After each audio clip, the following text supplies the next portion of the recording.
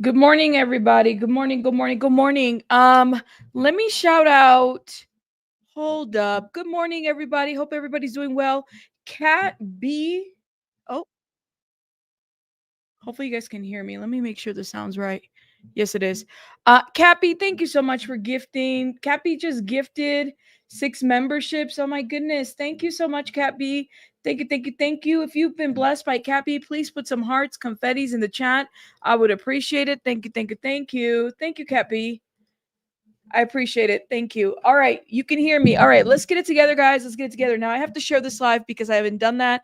I also have to inform the people of the Discord that we are live. We live now. Come on over. Oh my goodness. And we definitely got to get started because yesterday I didn't do a recap. First of all, I was really tired. We did do a pre-recorded video because just given the opening statements. Hopefully everybody here watch. If you didn't, that's okay. It's still there. If you don't have any understanding of this case and you really want to get into it, I would suggest you guys watch the recap. That's where you watch the opening statements and watch some of the recaps. That's kind of where you would go. We still have so much recording to do with the transcripts, like Cassie Ventura's testimony from the second day. We got to talk about that. We got to recap that. I started filming 25 minutes of it, and so I'm not done. There's no way I'm done. Matter of fact, the recap that I will say, because I didn't go live last night, I would say that what happened yesterday was, there's an issue of timing. Cassie still has to come back. She's still in the stand to testify and be cross-examined. So we're still there. There's that issue. And then also Don Richard, who, for those that don't know, Don Richard was a group member of Diddy Dirty Money. Don Richard had sued Diddy last year and had made some disclosures of really horrific situations, work environment type of conditions, being assaulted. And if I remember correctly, I believe she was locked into a car that didn't have any openings on the side. So she was literally locked in this car. So the thing about Diddy and just the Diddy verse in terms of everything is you have the civil lawsuit sides and then you have the criminal. Luckily, our channel, we've covered a good portion of the civil, lawsuits.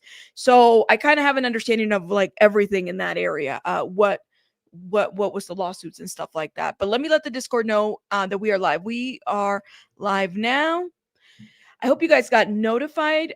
Shout out to everybody, guys. Everybody. And let me just say this, because like I said, I've been reviewing the transcripts.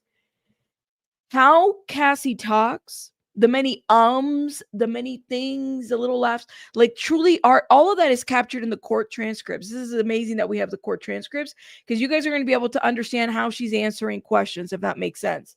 We live now. Hold up. Okay.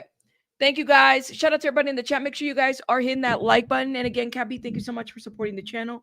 I appreciate you so much. Okay. We'll start with Inner City Press and get that going. Good morning, good morning, good morning, guys. All right. So Inner City Press gets us started this morning. Make sure I'm situated. I got to remember to look this way. This is where the camera's at, not here. Okay. Kiva, thank you, Kiva. $5, $5. Thank you, thank you. Justice, thank you, Kiva. I appreciate you. All right, get that off my head.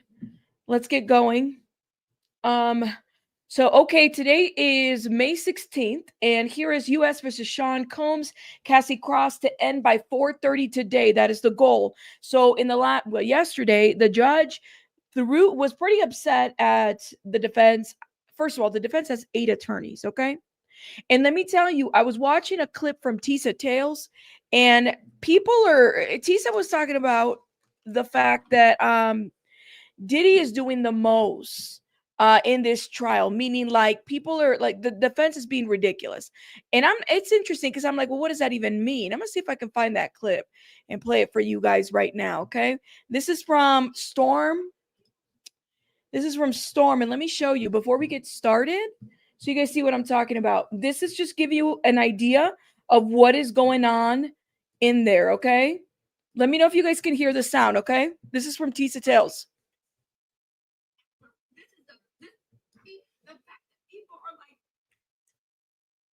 This is Cassie's first, second, third day of testifying, and we are having an 8 or 10 week trial, and y'all say, like, it's ridiculous. It's ridiculous. Also, Diddy's nonsensical arguments. The fact that when I say that Diddy was telling his team what to say, after that happened, the team was not allowed to talk without Diddy's permission. They were questioning. Diddy was like this, moving it. It was like a chain, and they were like, "Sir, Mr. Combs." The lady doing a You said the sound is low?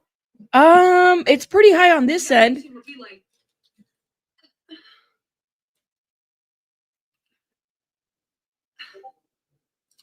so when you were with Kid Cudi, he also went and flew with you to Christmas to see your family. And you said no other man besides Sean would meet your family. It was goddamn ridiculous. And even the defense was like, this is stupid. But again, he did what he thought he needed to do. He got the blogs talking. Now everybody's talking about, no, this changed everything. It didn't change anything legally. It didn't. And the fact that now everybody's changing their tune. All of a sudden, there's all the support. No, it's unclear.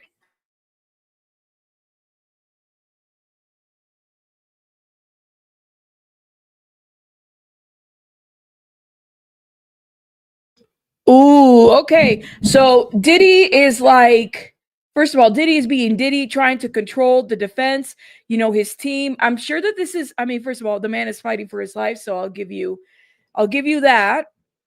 But I mean, this is getting pretty intense, and that is what Tisa is saying. Am I muted now? Let me know. Tootsie Tootsie Roll Gate. Oh my god, y'all are crazy. Jen, thank you for being a member for 4 months. Thank you, thank you, thank you. Appreciate it. Is the sound low? Let me know. And let me know if you guys heard that. You said it was muted. Okay. Beats Tim, thank you for the for the 199 again. Thank you. All right, we got to get it together, guys. We got to get started. But I wanted to show you what people are saying right now as it pertains to how Diddy's acting in the court with the lawyers and, wanting to get his 2 cents and the questioning and the tearing up a paper. Yeah. Okay, so here we go. May 16th, here we have Cassie, who should be done by 4:30 today, Eastern Standard Time. Okay. And the judge then starts the openings, at least saying the following. Okay. The government has said the defense cross-examination can go until 4:30 p.m. today, and they'll limit themselves to 30 minutes of redirect. Combs' lawyer, Maria Estavo, responds, "We have evidentiary issues." The judge responds, "Tell me about them. Should have been in writing." We don't understand why they're taking time objecting to our exhibits. They are proposing to use a video of Mr. Combs walking in nature, talking about God. It is improper. Invite jury nullification. All right. So when the defense is talking about, listen, they're like objecting to everything that we're proposing, the government's saying, this is what we're objecting to. We're objecting to a video of Mr. Combs walking in nature, talking about God. It's improper, invited by jury nullification. And then the judge says, let's hear it. Combs speaking about God. So I guess there's a video that's playing where Diddy is talking or speaking about God or talking to God. I mean, you guys know how this goes. You know what I mean? You're fighting for your life and you're going to start talking to God. This is what the people do. I'm just saying, okay? Okay. Then it keeps going. The attorney defense says this was about him being in rehab, which Miss Ventura didn't remember. So we want to refresh her recollection with this. That's the defense. This was about him being in rehab, which Miss Ventura didn't remember. So we want to refresh her recollection with this. Okay, the government is like, it cannot be played for her in front of the jury. Okay, so then defense is like, we have headphones. The judge then says, our jury is ready. Any more issues? Okay, defense. if the rape is after the charge conducted, it shouldn't have come in. It's a huge issue for us. It's not a huge issue. You didn't raise it at the time. This is what the judge says. Government, we thought we could cross on it. Excuse me, defense, we thought we could cross on it. All right, let me time out. Our jury is ready. Any more issues? This is what the judge is asking. Any more issues? Defense, if the rape is after the charge conduct, it shouldn't have come in. It's a huge issue for us. Judge, it's not a huge issue. You didn't raise it at the time. We thought we could cross on it. Judge says, all rise. Good morning. We are still under oath, Ms. Ventura. All right, defense picks up.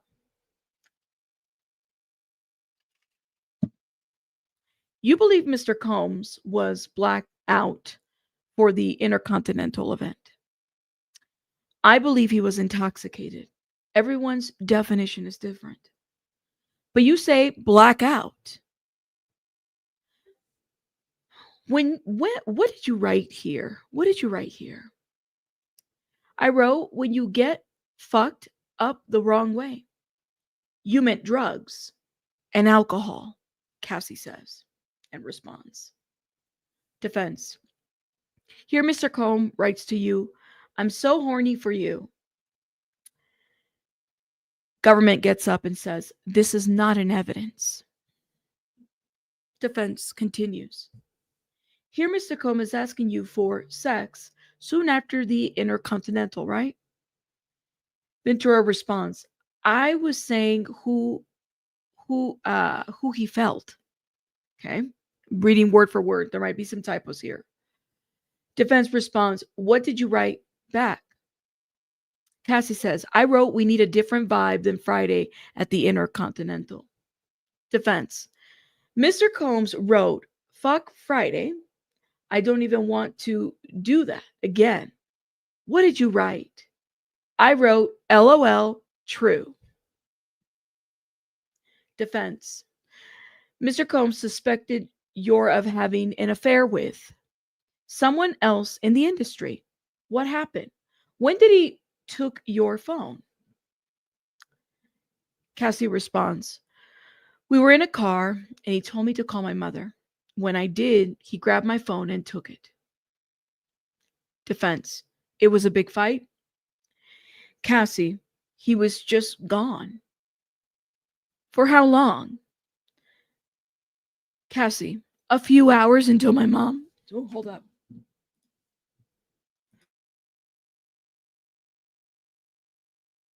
Have to clear my throat, guys. Give me 1 second. Okay, hold up. He was just gone, Cassie says. Defense, for how long? A few hours until my mother called the police. Did Mr. Combs go through your phone? Cassie responds, I think so. And he called someone on it. Defense, the person you had an affair with, an NFL player? Cassie responds, I don't know if he's playing anymore. Defense, but he was an NFL player and he was jealous? Defense continues. Wasn't there a time he found out you were dancing with another person in the entertainment industry and took your phone, right? Cassie responds, I don't remember. It was Chris Brown. Oh, shit. Enter Chris Brown in the chat. Somebody put in the chat, enter Chris Brown. We got a name drop in the chat. Somebody put Chris Brown in the chat, please, and thank you. Enter Chris Brown, okay? Let's see. Hold up. Let me know if the sound is okay for those that are in the, and I'll acknowledge some super chats here in a little bit. Give me 1 second, but let me know if the sound is okay. Just want to make sure the sound is good. Chris Brown is in the chat. Okay, you guys hear me clearly. Okay. I don't remember. Defense. It was Chris Brown. I was not dancing with him. Defense. Look at this time. It was from 2013. Now I see it. What else did Mr. Combs take?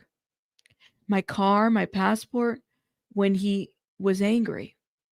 Let's refresh you about Mr. Combs being in rehab. Cassie responds, I vaguely remember. Okay. Defense. Why did you go to Sedona? Cassie responds, I went to Arizona to get away from the drugs. Defense. I'm going to, excuse me, I'm going to go to a new topic. Mr. Combs told you to go get the video you'd heard about. What did you write? Cassie responds, I wrote, you keep putting me down. Okay. Let's see. We're catching up. Defense, I'm going to play you some audio. Ventura saying, if you saw a video of someone fucking me, who was fucking me? You have it. Why didn't you show me? Because I'm not disrespectful, bro. So there's an audio that's playing, and the audio says, it's Cassie's voice, and it says, if you saw a video of someone effing me, who was effing me? You have it. Why didn't you show me? Because I'm not disrespectful, bro. Cassie then says, if you don't show me, I will kill you, cut you up. Huh. The audio is still playing, okay? For the jury. I will fucking kill you. So this is Cassie in the audio. I will effing kill you. I've never killed anyone in my life. I'm going to F you up. It's not going to be blood on my hands. Someone else is going to do it. I'm not playing with you. Such, tell me. Okay. Defense is playing this audio and then says, that was you, right? Yes. Defense, did Mr. Combe express concerns about these videos being released? When? Ever? Cassie's asking when. Defense says ever? Yes. Cassie responds. The escort Jonathan. Oh, enter the name Jonathan in the chat. Escort. Could this be Jonathan Nadi? That is the question. The escort Jonathan. You thought he took a video. Cassie responds, yes. Defense. Mr. Combs spent a lot of money to make sure the video did not get released. Cassie responds, I don't know. Defense. You had a conversation with Jonathan Adi. Jonathan Adi. Named all in display. Jonathan Adi's name is there, guys. Y'all can't see the highlight that I just highlighted? No, you can't. It's here. Jonathan Adi is here. His name is in there. Enter Jonathan Adi. It's Jonathan Adi. Boom. That's it. Okay. This is insane. Defense, let's go back a little bit. Defense says, you had a conversation with Jonathan Adi that was transcribed. Cassie says, I'm not sure. Defense, he was volatile? Cassie says, I didn't trust him. Defense, what did Mr. Combs say when you told him you thought Mr. Adi was recording? Cassie responds, he said he'd take care of it. Are you aware of an escort leaving comments on Mr. Combs' Instagram page? Cassie says, I'm not. Defense, now let's talk about rehab. Do you still Suboxone? I'm sure they probably meant to say, do you still use Suboxone? Cassie responds, something like that. Defense, what does it treat? Opioid addiction. Objection. Objection. Judge says overruled.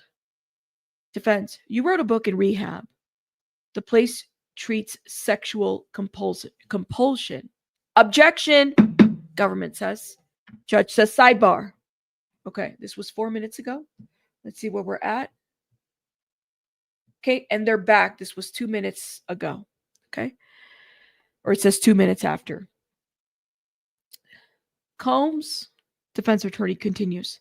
Did you get neurofeedback therapy? Yes, Cassie responds. What is it? Cassie then says, they hook something up to your head and show you things, see how you react. Were you told the effects of it? Help me with my trauma. Okay. Defense. Did you participate in EMDR? Yes. What does it do? Memories and processing them. Defense. The idea is you recall prior traumatic memories, like for PTSD. You were being treated for PTSD? Yes. Okay. And this is where we're at. We're waiting for an update on Inner City Press. Jonathan Oddie was all up in this thing. Okay. Sorry. Let me make sure my camera's right. Why do I see me blurry? Okay, that's better. It was so blurry. Okay. Oh man. All right. So it's getting pretty intense now. I think we're getting to like some interesting things. People thought Jonathan Oddie was crazy back in what 2018, 2019 when he shot up the Trump Hotel. And then now they're mentioning Jonathan Oddie, and not just Jonathan, the escort, Jonathan Oddie in last name gets mentioned. Okay. Now, the New York Times, let's start with the New York Times. This is what the first update of the morning. In a letter early Friday morning, prosecutors in the Sean Combs case asked the judge to ensure that Cassandra Ventura cross-examination concludes by the end of the day. The prosecutors noted that Ventura, who is 8.5 months pregnant, had been cross-examined for 2 full days already, multiple hours longer than her direct examination lasted. Okay, hold up. Do we have an update? No update yet. The prosecutor suggests if her time on the witness stand extends into next week, there was the risk of a mistrial if she went into labor. The inefficiencies of cross-examination yesterday, the government wrote, raises the interference with the defendant's hopes to accomplish precisely that outcome. Cassandra Ventura said on the stand that she attended a 45-day inpatient treatment center in 2023. The Willow House, the center is in Arizona, where she stayed, describes itself online as a program for women that focuses on healing from intimacy and relationship issues, love and sex addiction, emotional trauma, and dual diagnosis. The defense asked if she was treated for sex or love addiction. Ventura responded, nope. Okay, now let's see. And then about a minute ago, Cassandra Ventura said that she was treated at the Willow House, the rehab center that she attended in 2023, with neurofeedback about once a week while she was there to help me with my trauma. They hook your brain into a machine, which is true, and you watch something and it kind of regulates your brain waves. Ventura's adding, and she could not explain the medical specifics. Another treatment known as EMDR, which is very well known, helps you recount memories as part of trauma therapy. Yes. All very much familiar. Believe it or not, social worker for 10 years, very much familiar with all that. Okay. Let's see. We have an update. Welcome everybody. Please hit the like button. I would appreciate it. Ventura says, I was still physically developing. Defense says you were 22.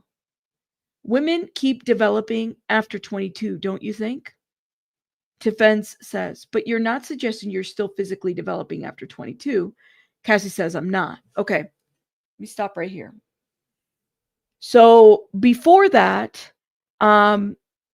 Cassie's telling the defense about EMDR and what she was doing and post-traumatic memories and trying to kind of, deal with that. Defense says the idea is that you recall prior traumatic memories like PTSD for you were being treated for PTSD. Okay, that's why she was doing EMDR and neurofeedback and all that other stuff. Cassie responded, yes. And Cassie further said, I was still physically developing. Defense says you were 22. Women keep developing after 22, don't you think? But you're not suggesting you were still physically developing after 22. I'm not. This is what Cassie's saying. I'm not. And maybe she's talking about mental development. Physically, I don't know about that. Like, but we're talking about like emotional development. is a little bit different for women, and we're still developing.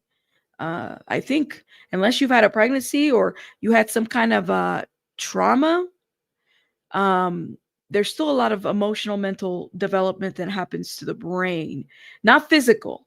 Physical, like that's different. I'm talking about like prefrontal cortex type of situation. That's what she means. She doesn't know the medical terms, but I understand what she's saying. I understand what Cass is saying here, if that makes sense. Yes, Dazzler, exactly that. Hold up. Now let me shout out some people because my voice was going in and out. Jen Hack, thank you so much for this. I appreciate it. Storm, thank you for renewing your membership. Shout out to you, Storm. Thank you, thank you, thank you. I played your clip earlier, actually, love. And Jen, thank you. Y'all are amazing. Thank you. And B Tim again, thank you for this 199 Tootsie Gate. Tootsie Gate. That's something else. Did y'all hear about that lawsuit? Okay. Yeah, she's talking about the prefrontal cortex. That's what she's talking about. But she doesn't know the terms. Like, and I wouldn't expect her to know the terms if you've never gone to grad school or worked at a facility or anything like that. Physically, you're done developing, y'all. Like all of that. Mentally, you're not. And the thing is about the brain is that one thing that you have to understand about trauma. So, like for her, she might have had trauma before Diddy. We don't know. Anything is possible. Maybe in childhood, we don't know. But trauma is like a fingerprint in the brain, right? Like it's literally like a fingerprint in the brain, and it's like the thing that's there. But it can be wiped away. It can be there's certain things that you can do to address those things. So what she's saying, I understand. Like somebody over here, developing at 22 is crazy. Like some people don't get it. Let me write something here. She means prefrontal cortex. Did I even spell that right? Like she don't like people. Thank you. Yes, trauma rewires right, and then keep in mind that if you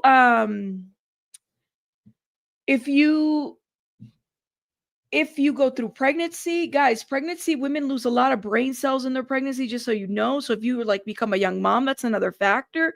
Like everybody takes, a different way in which to develop, right? Not physically. So let's not be idiots well, not you guys, but not the Twitter. Yeah. I'm going to put that. Let's see.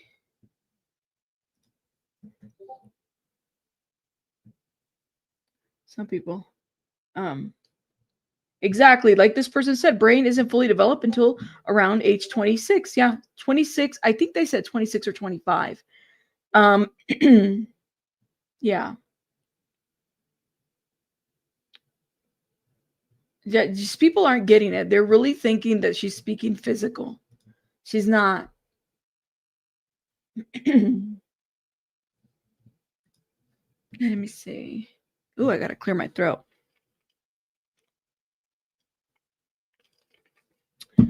Born King. Wow. So Cassie threatened to kill and cut up Diddy is not important enough to be discussed. We'll talk about it.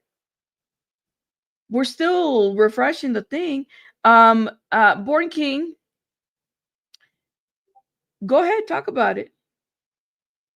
For those in the chat, she said this. It's in a recording. I don't think anybody's disputing that. Do you want me to say that makes her a dangerous person? Yeah, okay. It's a recording. They're talking about it. Let me know. Some people don't understand what trauma can do to the brain. Yes. Now, let's go ahead. I want us to talk about this recording for a little bit because she did say that, right? Anybody? I mean, let me know. Simmer down. That it is a very much violent thing to say. I would, but she said she wasn't going to do it. She's going to get somebody else to do it. I get that. But we're talking about the prefrontal cortex. We weren't even there yet. But let me know what you guys think.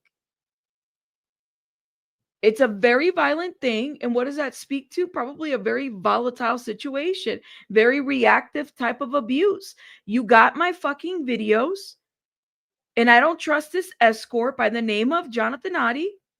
and I'm gonna effing do X, Y, and Z, and I'm gonna make him go. I'm gonna have somebody do it to you.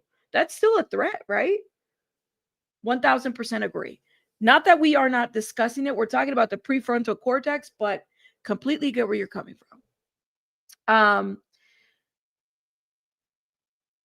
Okay. Let's see. Hold up. I think it speaks to the fact that shit just got so toxic between them too, right? And I mean, Diddy didn't file a police report on this. What did he do? What did he say?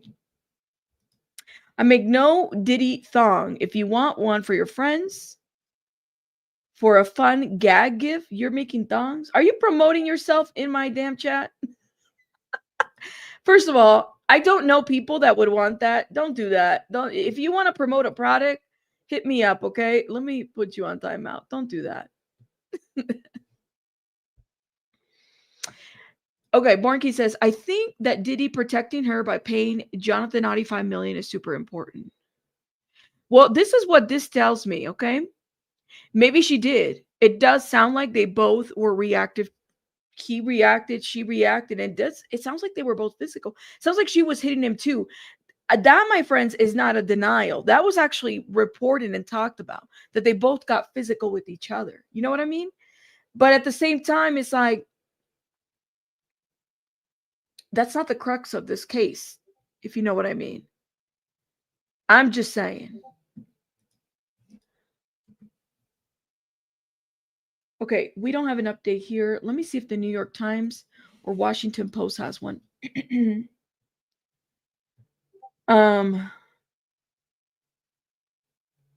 So Cassie is normally unflappable on the stand, but you can hear her voice shrink as the defense asked her about her mental health and drug abuse.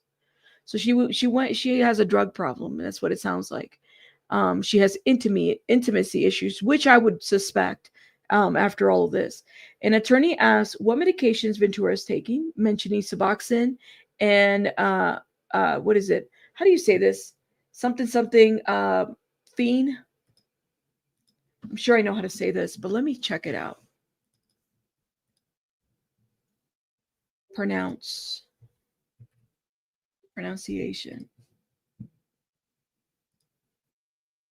Buprenorphine. That's how you say that. So she was taking Suboxone and buprenorphine, drugs for opioid treatment. The rehab center Cassie went to has services for sex addiction and sexual compulsion. The lawyer noted it also treats something called love addiction, where you treat to any of these things. She was not. There's a typo there. Prosecutors have objected twice during this sensitive line of questioning, while the judge allowed the defense to carry on. But he has now called for a brief sidebar. That's why they're taking forever. They're on a sidebar. Okay, here we go. We got an update.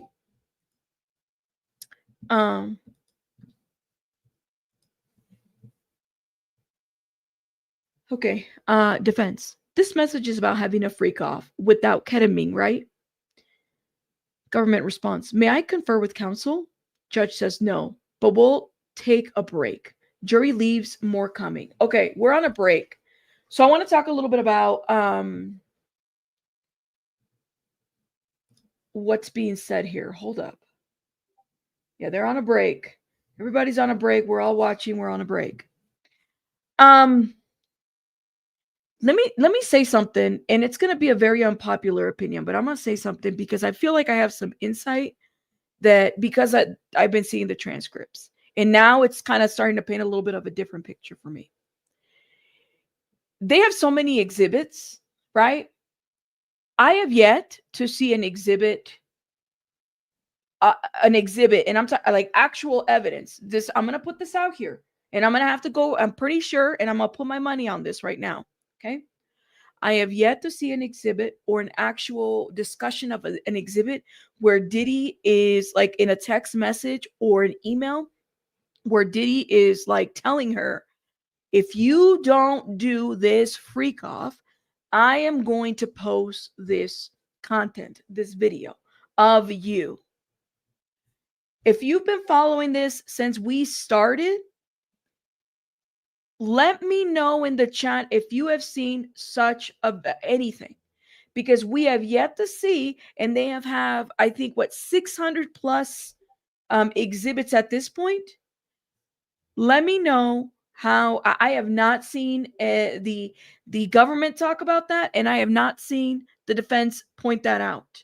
Okay, if you have seen, if you have heard, I've not heard that there's been a message or an email where Diddy literally tells her, if you don't do X, Y, and Z, I'm going to post these videos.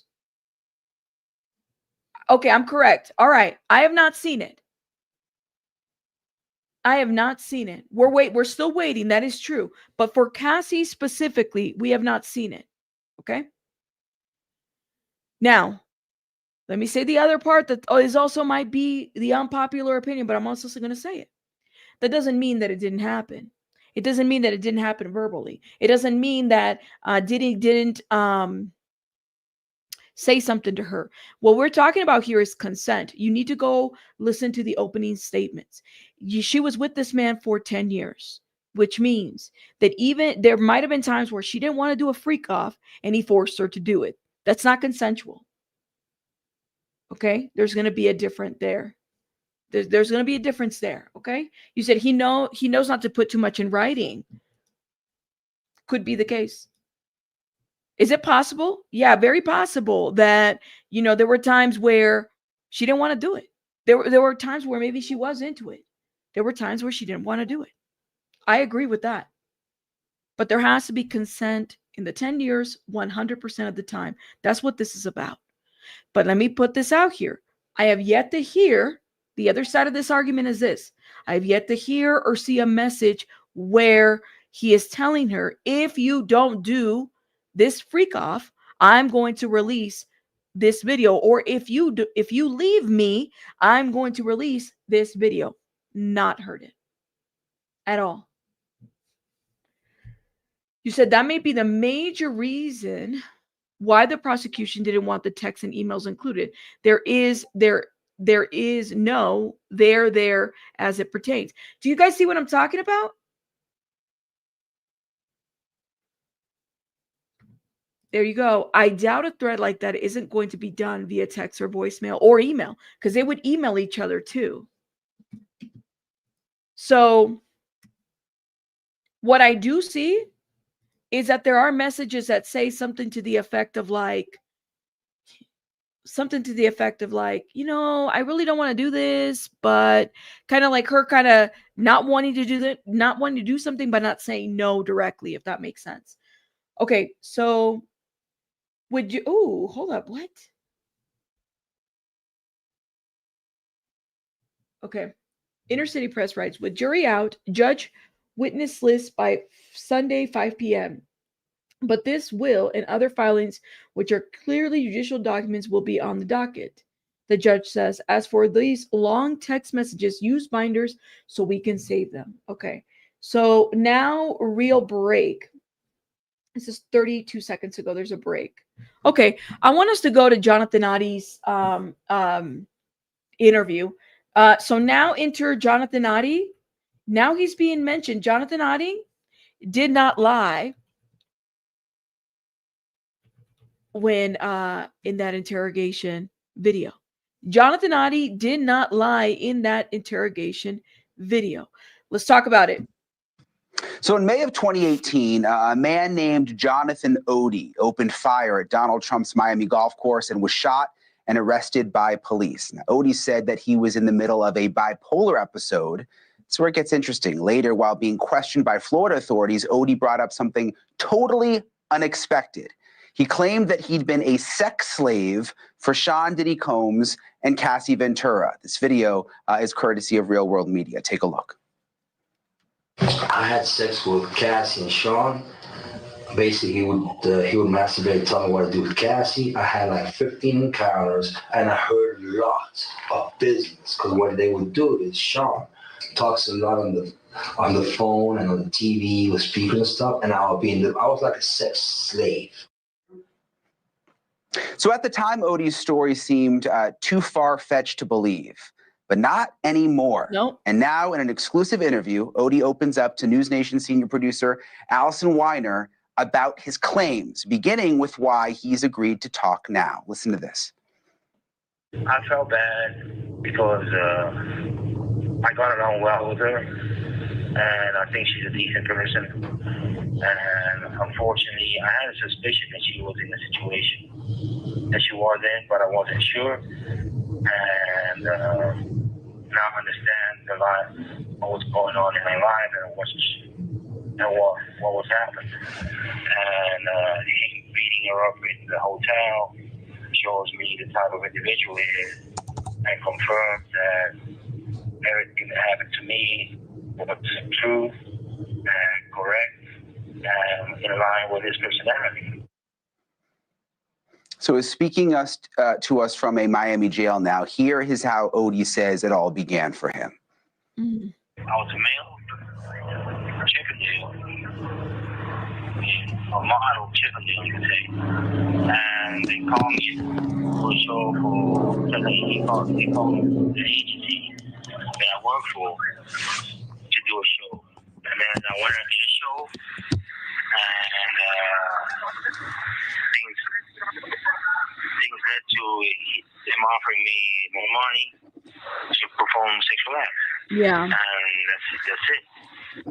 That's how I basically got started. I get dressed like a police officer, I do a show. He said he got dressed as a police officer and do a show and strip down. Strip down. And then, they offer me. The person that's interviewing him is writing, and they're trying to write everything really fast. It's like really annoying. Some more money. They offered me some more money to do some extra stuff. So Odie did get specific about the extra stuff that he says Diddy wanted from him. And these specifics were consistent with what he told law enforcement during the 2014 interrogation. Here is how he describes the atmosphere and how frequently it happened. Candles, sensual atmosphere, lights off. He would sit in a corner in a sofa, watch and masturbate. And he'd say, he'd tell her, give her instructions what to do to me. Perform oral sex, rub baby oil. Then he'd tell me to rub baby on her, perform oral sex, and then have sex. How many times did you have sex with Cassie? Probably like 15 sessions. And what did you get? Hold up. Listen to what he said. 15 sessions. If you go back to what Cassie was saying, she refers to the freak offs as in sessions. He said sessions. She said sessions. It's a very, very interesting, same vocabulary, same thing. Sessions. Okay? That's interesting. Something to keep in mind, okay? Paid. How much? It would be like 800 each time. Each act. But sometimes they'll call me twice. I'll leave, and then 3 hours later, they will call me, come back. So Odie claimed that the sessions were drug-fueled and that his concern for both Cassie and himself led him to get one of their sessions on video. Listen to what he says about that. Or why did you decide to record or video? Because after she passed out, I decided to record that. So in the event anything worse happened, like if she died, or anybody died, It's crazy. it will be on camera, it will be on video, what happened. So I wouldn't be responsible for any of that. So you were beginning to worry about her doing drugs. I mean, like about her dying or him dying or somebody dying from the drugs, and that you would be held responsible. So you brought a video. You brought your phone? No, I had a USB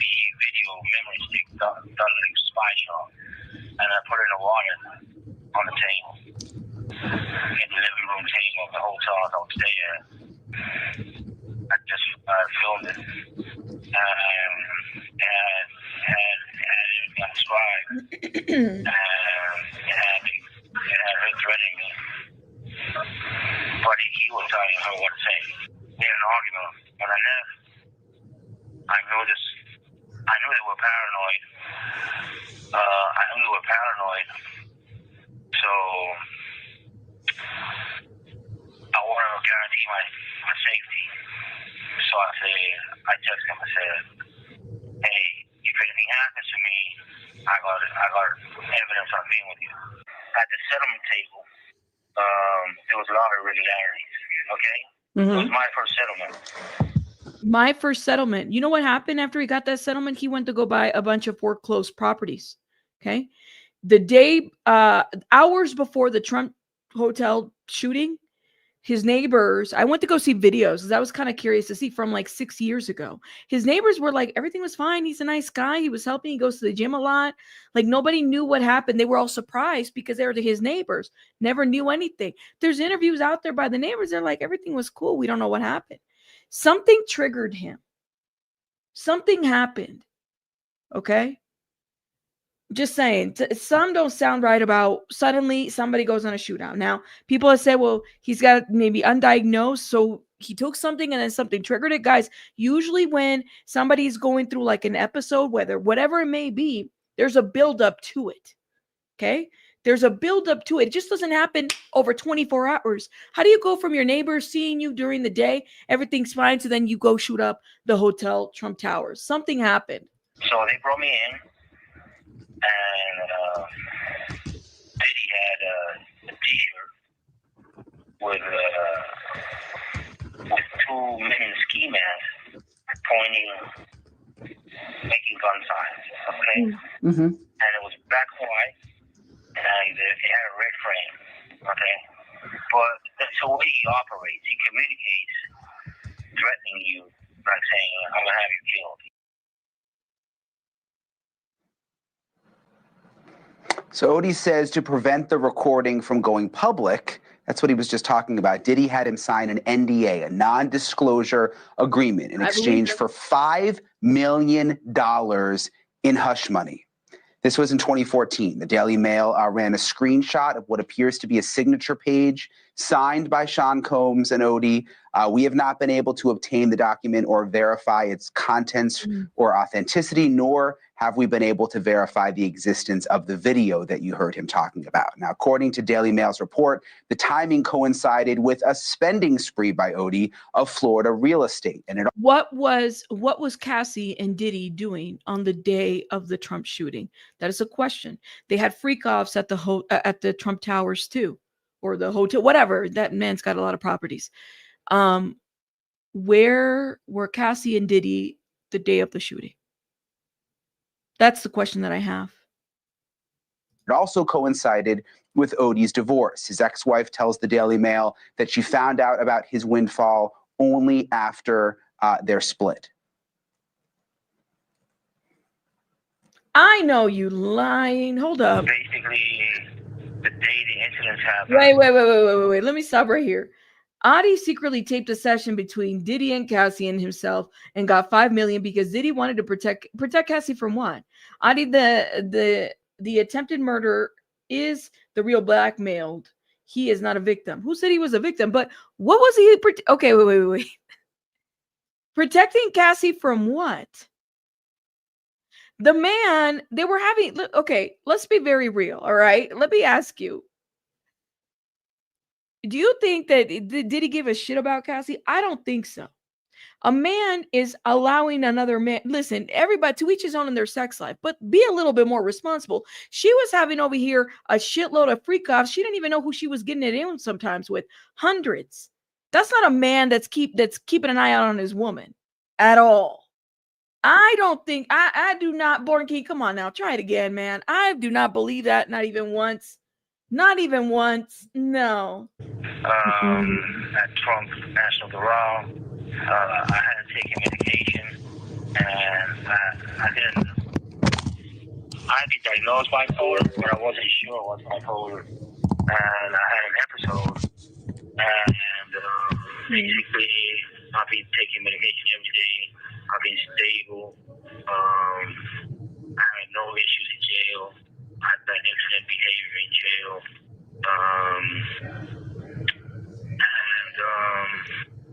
Yeah, I'm ready to come out to society and be a productive member of society.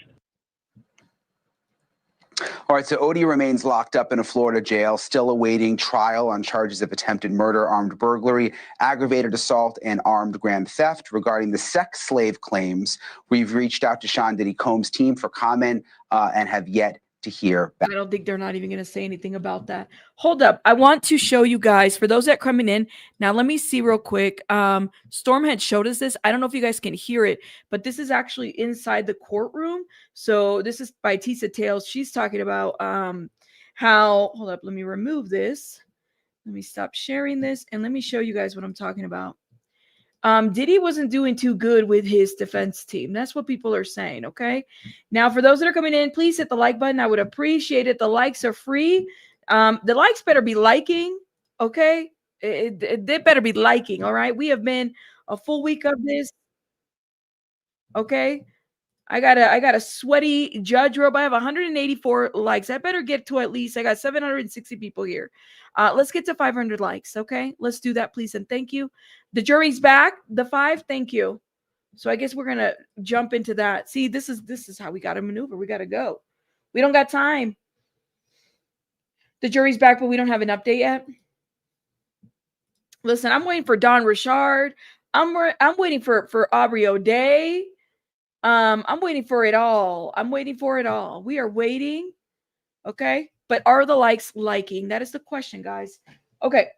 The likes are very important because it puts the video in the algorithm. So please take a minute to hit the like. Okay.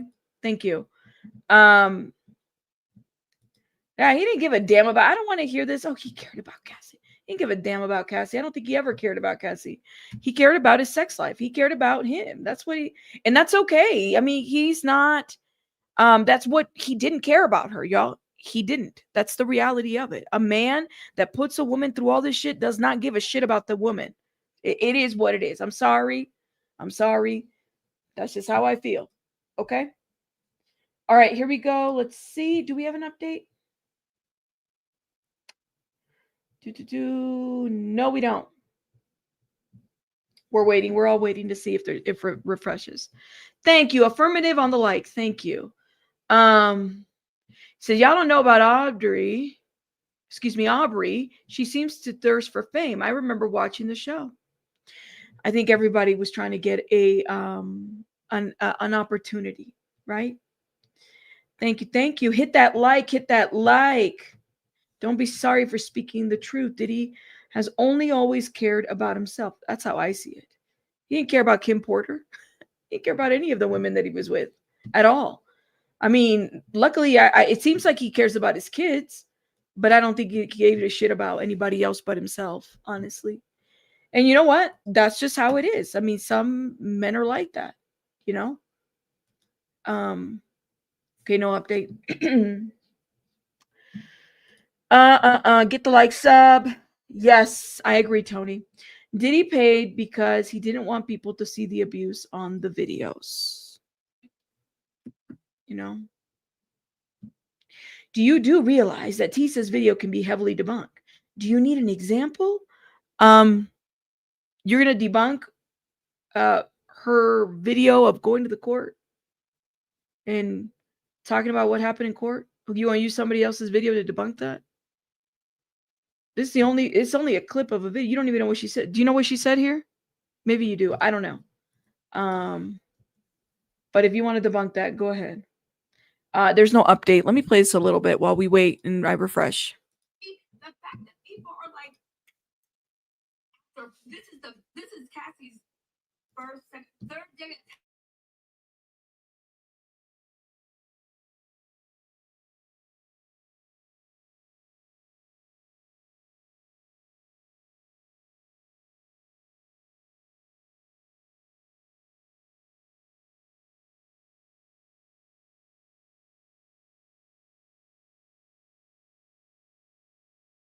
You said no sound? Multiple Oh. times, the lady doing the cross-examination. I don't want to download this video. Hold up. I might have to download this video. We'll download it. Okay. That's fine. Let me see if we have an update on, I think we do, on the inner city press side. No updates yet. Did I just, oh, that's so annoying when there's no sound. Okay. Okay. Let me see if I can pull it up. I just downloaded it. Give me 1 second, guys. Let me see. Okay. Let me know if you guys hear it now, okay? The fact that people are like, this is Cassie's first, second, third day of testifying, and we are having an 8 or 10 week trial, and y'all, it's ridiculous. It's ridiculous. Also, Diddy's nonsensical argument. The fact that when I say that Diddy was telling his team what to say, after that happened, the team was not allowed to talk. Oh, man. This is... Okay.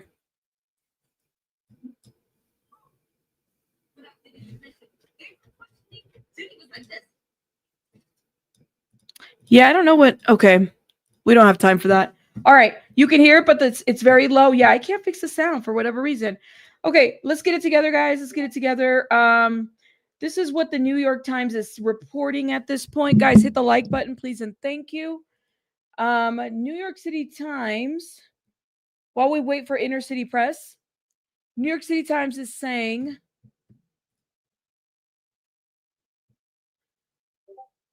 Starting new second day of examination. It was 2 minutes ago. Cassie Ventura was asked to read another text exchange about freak-offs, this time from 2010.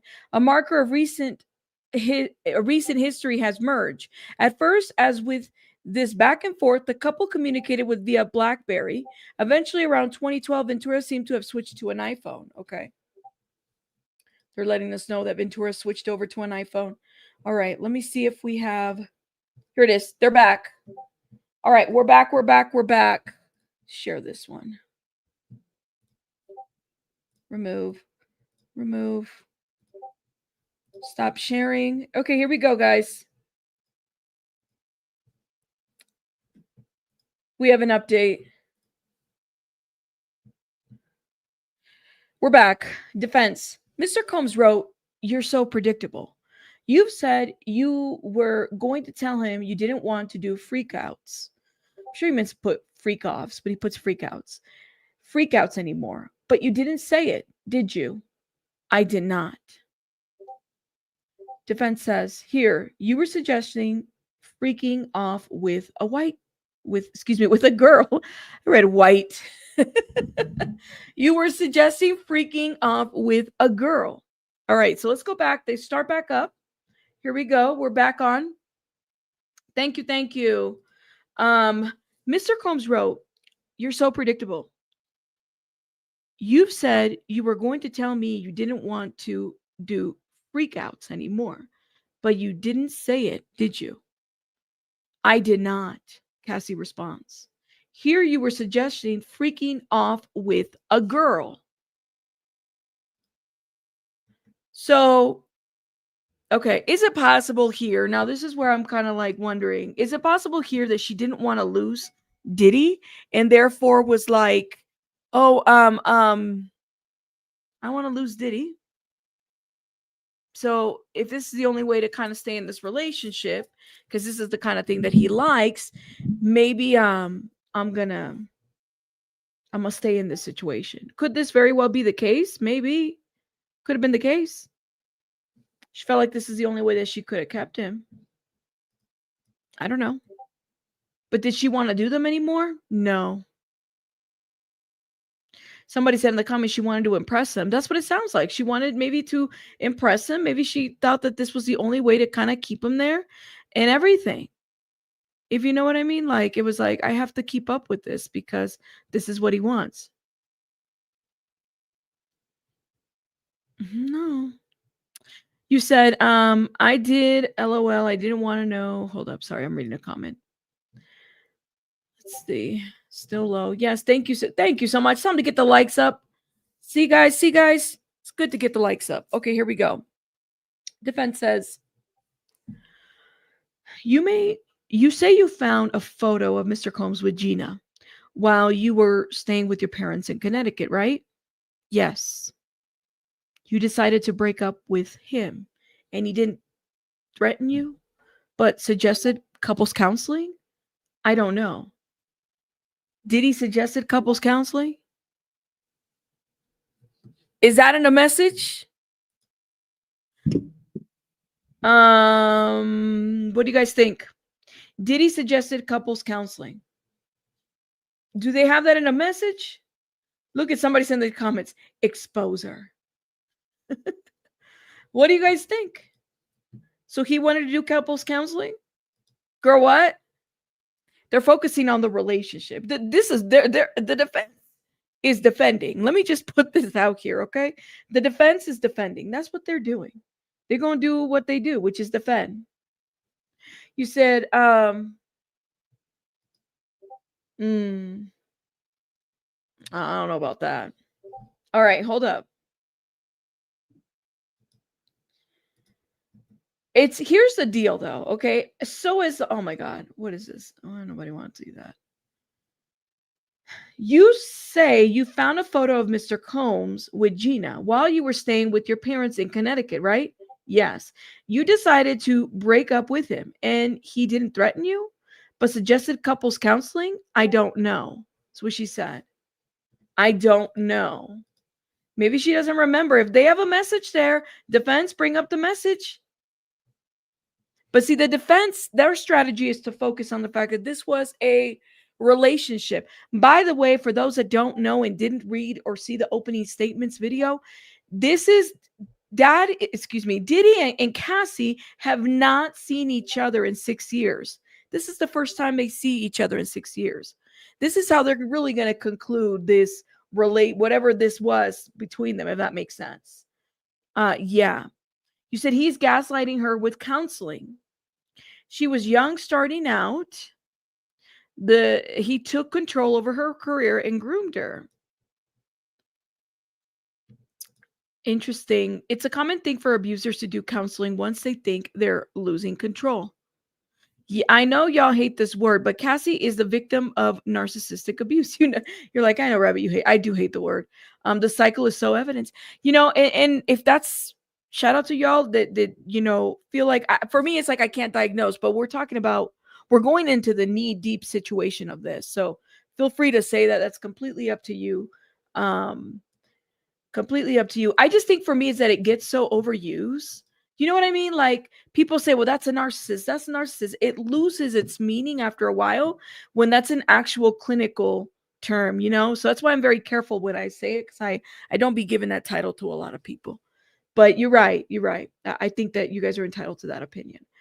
Thank you. By the Rabbit, thank you for reading tons of texts. Oh, I'm not even done, y'all. So this weekend, I won't be doing any lives, but I'm going to do a lot of pre-recordeds because we have a lot of transcripts to get through. I need to get me something for my throat so I don't lose my voice. That's for sure. Okay, I think we have an update. No. Okay, New York Times has an update for us. The defense asked Cassie about a time in 2010 when she suggested a freak off with a girl, not long after the couple was discussing problems in their relationships. What makes you want to do that? Combs messaged her back. They did not linger on the exchange. Okay. That was 2 minutes ago. Inner City Press, do we have an update? I'm also going to go to see. I didn't even pull CNN. Let me pull CNN updates. Did or didn't I? CNN Diddy updates. Here it is. CNN says defense brings up text messages from 2010 between Combs and Ventura. Defense attorney brought up a text exchange.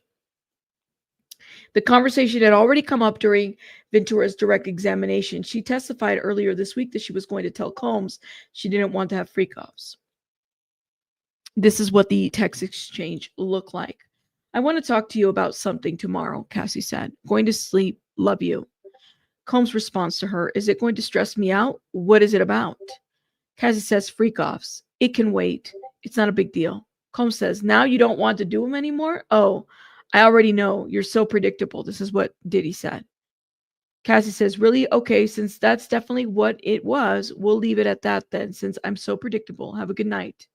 Combs' response, whatever, baby. I'm not going to play no games with you. You ain't gonna keep shutting me down. Cassie says, I'm not shutting you down. I never do. If anything, it's always the other way around. I wasn't going to say I didn't want to do it anymore. So this was here, yeah. Okay, so hold up. Let me see Inner City Press. Do they have an update? We have a clearer version of the text messages on CNN. Let me show you guys, but while we wait, okay? Let me make myself small. So here, she wanted to talk to him about it. She probably didn't want to do them anymore, right? I'm assuming, right? Hold up. Let me turn this camera thing around. She didn't want to do them anymore. And then he's telling her, like, you're not going to keep me down. I'm not shutting you down. I never do. If anything, it's always the other way around. I wasn't going to say anything. I didn't want to do it anymore. She tells him there that she doesn't want to do it anymore.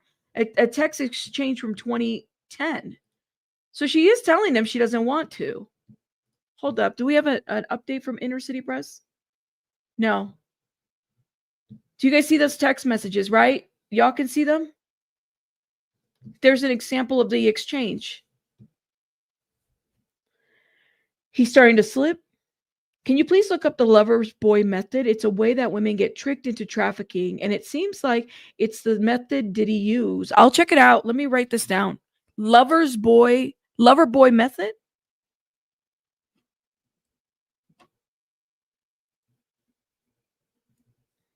Okay.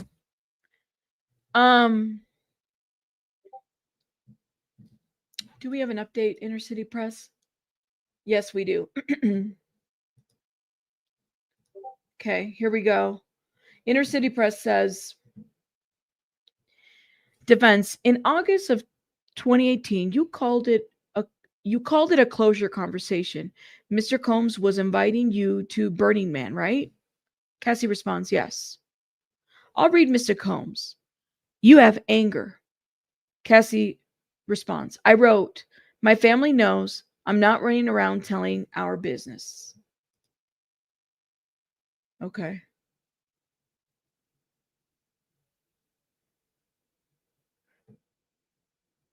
So Burning Man, isn't that festival in California? Because I think I reported on it where people got stuck in Burning Man or something. And they have like a bunch of things. So he was supposed to, in August of 2018, you called it a closure conversation. Mr. Combs was inviting you to Burning Man, right? Cassie says, yes. I'll read Mr. Combs. You have anger. Cassie wrote, she says, I wrote, my family knows I'm not running around telling our business. Family knows. So people were starting to find out things here.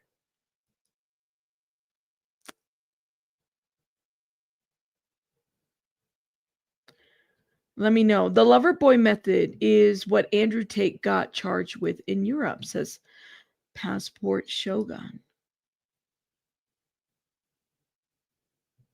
She said, I wasn't going to say I didn't want to do it anymore, right? The 5? That's what she said. Okay, let's see if we have an update. Yes, we do. Cassie says, I wrote, I don't need you to be take of Kim and Gina. I need you to put me first. Defense, please read these. I wrote, you lied to me, and she never went away. It was the nail in the coffin. Defense, you meant Gina, the photo? Yes. Okay.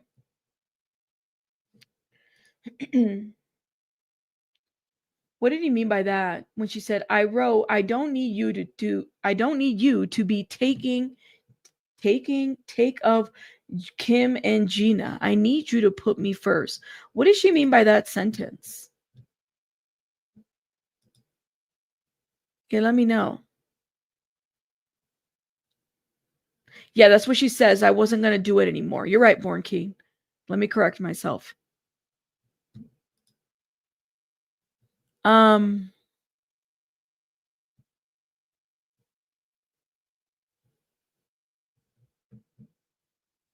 Taking care. That's what you guys think? Sorry, we're trying to decode this message, y'all. So I wrote, I don't need you to be taking care of Kim and Gina. I needed you to put me first. That makes sense if it says taking care. I can't. By the way, we got the transfer. We have the transcripts from yesterday already, by the way. But this, I'm like, I can't wait for the transcripts. Because then we're going to be really into this. Somebody's in the chat. I see abuse and violence, but no clear signs of RICO or sex trafficking. Hopefully, SDNY has a stronger witness because so far they haven't shown any solid evidence for those messages. I don't think that the messages really. I mean, Don Richard is gonna be. Listen, if that lawsuit, if you guys read the lawsuit from Don Richard, that gave me more clear of a RICO situation than what is going on with Cassie here. I mean, I'm just saying, like, this is their only first witness, so we definitely have to be patient. That's true. Don Richard is. She got locked in. This is what she said. She got locked in the car. The car, she couldn't even open the car from the inside because they had those things. She was trying to call her dad. Kalina Harper saw a lot of shit too. This is why Kalina Harper is acting kind of funny.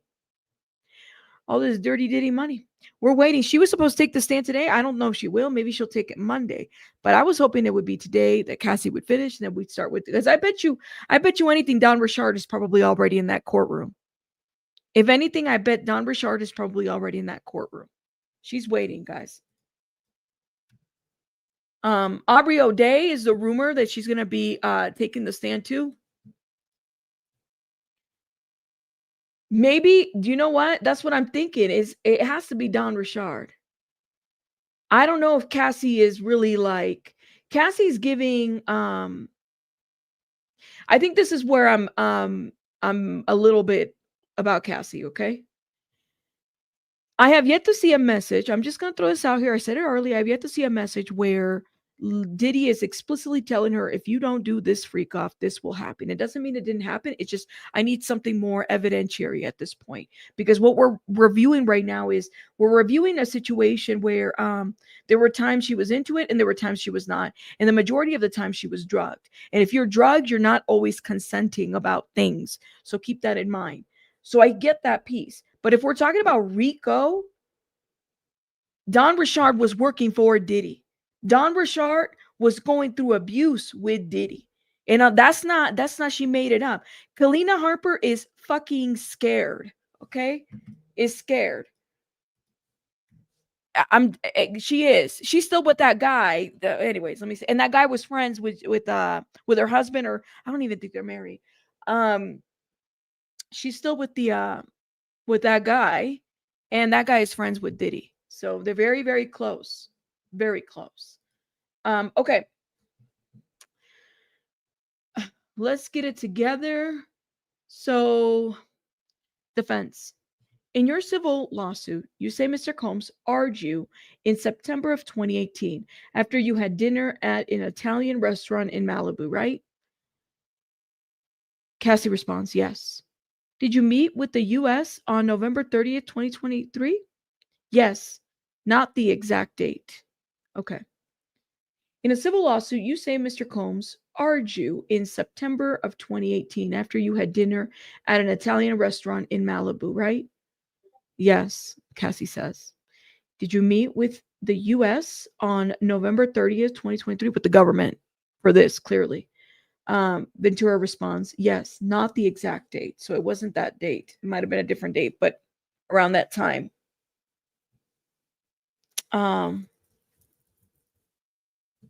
Somebody said got the wrong date. No, I mean, it's fucking 2 years ago, almost 2 years ago, that they met.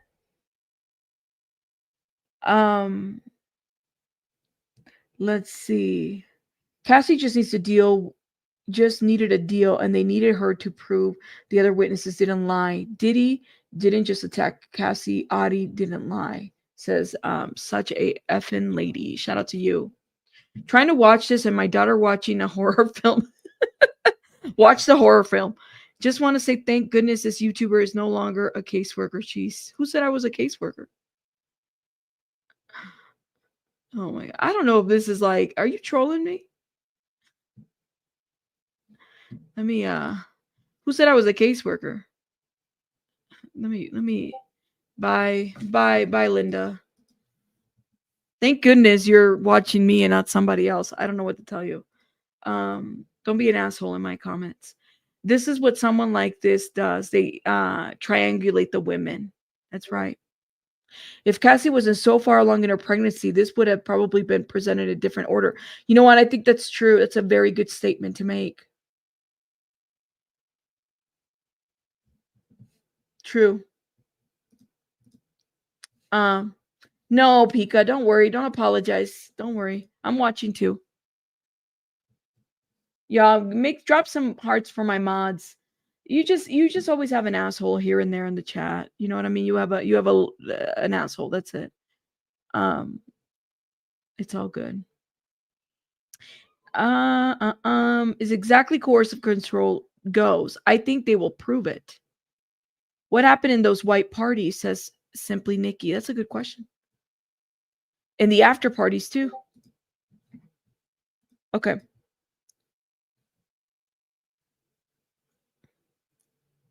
No update. Let me see what the New York Times has some updates, okay? Let me see. 4 minutes ago, I cannot get a chance to make things right. Sean Combs texted Cassandra in 2018 around their final breakup. I haven't taken care of you. You took care of me materialistically, not where I needed it. Ventura replied, I needed you to love me and put me first. So that whole taking care, you guys were right on the care part, okay?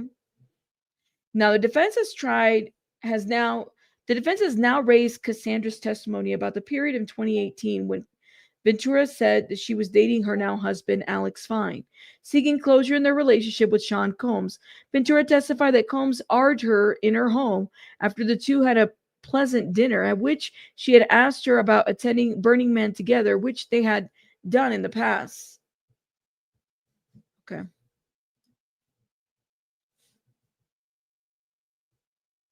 I'm sure this is why they didn't want him in the courtroom.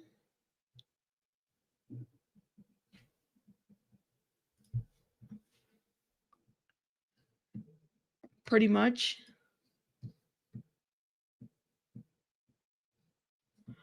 Hold up. This is nuts. Guys, do me a favor, hit the like button. Sunset Salty Sage. Yes, hearts for the mods. Shout out to my wonderful, beautiful mods, y'all. Being a mod is not easy, especially when you got assholes that have nothing better to do. But thank you, Pika. Thank you. And I don't know if Cheeks is in there. All my Chico's been in there. Everybody that's been in the chat. I appreciate you guys. Thank you. Thank you. Tinkle Tits as well. We do have the best mods. We do. Okay. Here we have an update. So when Ventura says, yes, not the exact date. Defense. In this meeting, you said the rape took place after Mr. Combs returned from Burning Man. You said he was acting strangely at dinner. I don't remember exactly that word. Do you meet with the U.S. on April 8th, 2025? Answer, Cassie, around then. Why are we jumping all over the place? I'm trying to understand. Defense, where's my freaking gavel? Defense, Defense, where are you going? It's either that or it's being typed all over the place, okay? I'm just saying. But you're going from Burning Man to the rape, and now you're talking about when they met with the government. Like, I'm going to need something a little bit more linear, or what is it? Something a little bit more down the across the line, because they're all over the place. They're all over the place. Dang. Like, can we get right to where we need to go? Like, I need it. You see what I'm saying? The questioning is so, like, there's a question about this, and then there's a question about something else. I can't keep up. Okay, hold up. New York Times, I have renewed my membership, but I still don't like you, but I'm still going to check the updates. But F you, New York Times, I don't like you. Okay,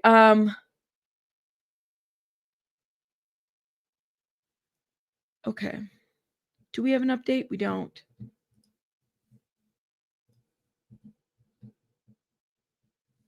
No update yet.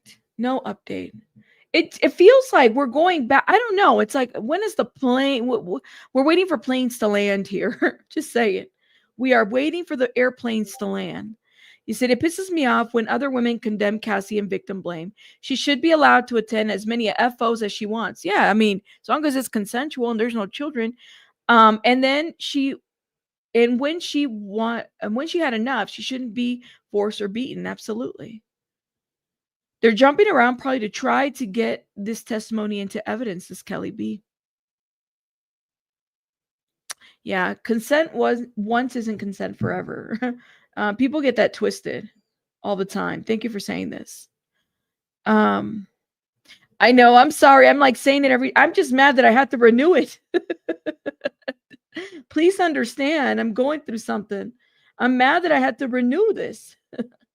But I do have a hate for New York City Times, the New York Times. I do want to remind people, though. Let me remind people a couple things to consider. The only celebrity mentioned so far on Diddy tapes is Cassie.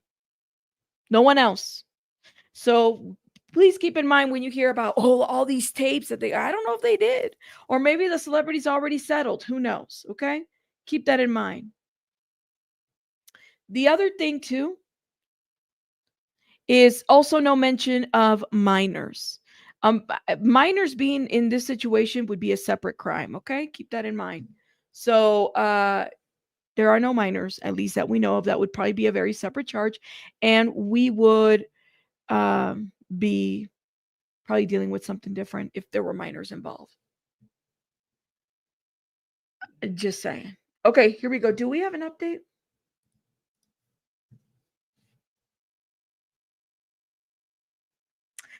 So people that need context, Burning Man, which we've talked about before, actually. I think I did a video on Burning Man. Like, there were people that were in this festival and they got there was not a mudslide, but there was something to do with the muds. It's like in the desert and they bring all these lightings, right? For those that have gone to Burning Man. It's between August to September. So like the last week of August to the first week of September is when Burning Man happens, for those that are wondering. Let's see. Do we have an update yet? Inner City Press. Let me see what the Washington Post is saying. We have returned to court and are picking up with exchanges of text messages between Sean and Cassie from 2010. Previously on direct, Ventura testified that in the text messages, she wanted to tell Combs that she didn't want to participate in freak-offs, but was afraid he'd be upset. In the defense is bringing up text messages from around that period when Ventura asked to freak off with a girl. They are most likely hoping to paint her as complicit in organizing freak-offs and not coerce. No, these messages are from a BlackBerry phone. I would agree that that's probably what they're trying to do, which we don't know. Like I said, she could have consented to freak-offs. There might have been a period of time where she was okay with them, and then there might have been a period of time where she was not, where she was like, I don't want to do this anymore. Which then leads me to when Diddy said that she was so predictable, I kind of wonder if she had tried to talk to him in person. And so then this is why he used the word predictable. Like, you're so predictable. You don't want to do it anymore. Okay. Okay, hold up. No update. No update. CNN. Do we have an update? Okay, there's a tense, okay, CNN, this is what CNN is saying. There's a tense atmosphere outside the courtroom where crowds of media and onlookers have gathered. A tense scene has been unfolding this week outside the downtown Manhattan courthouse where Sean Diddy Combs is standing on trial for sex trafficking and racketeering. So, do y'all know that people have been fighting outside the courthouse? You have people yelling and fighting and doing the most. People have said they are very passionate and very loud. Nothing that a supporter of Combs and someone from the other side of the aisle were loudly arguing nearby, as a report aired today. That's what's been happening at this courthouse, because it really is a madhouse, both from the public and from the outside media. There are people that have been fighting. They have been getting the hands in the streets. I think I saw a video. Hold up. While we wait, we're waiting for updates. But I did see that Armand Wiggins, he actually captured something of them fighting. Did we get it? Oh my God. Let me show you while we wait. Hold up. Oh God. Oh, Look at that. he was here earlier doing this morning. I don't know. Oh my God. Leave. Oh my God. Go to whatever. Oh, they was over there throwing blows.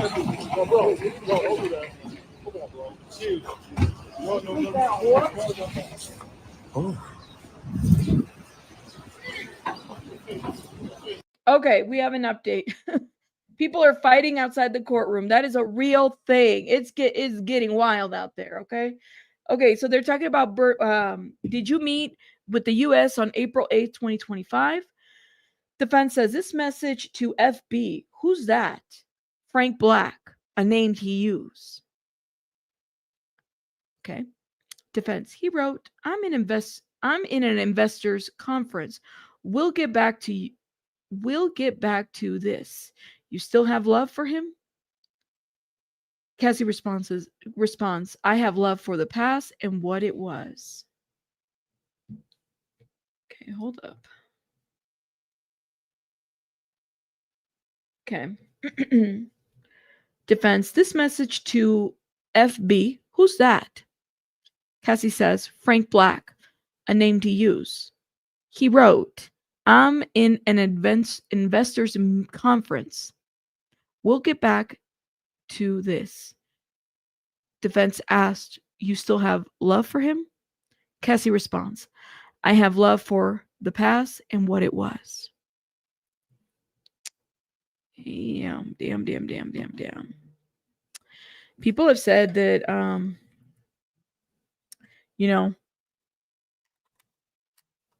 that there's, well, I mean, I don't know. I don't want to speak and say that, but people have speculated about this because people have said, she probably still in love with him now, that could very well be the case. What does that mean? LOL. Yeah.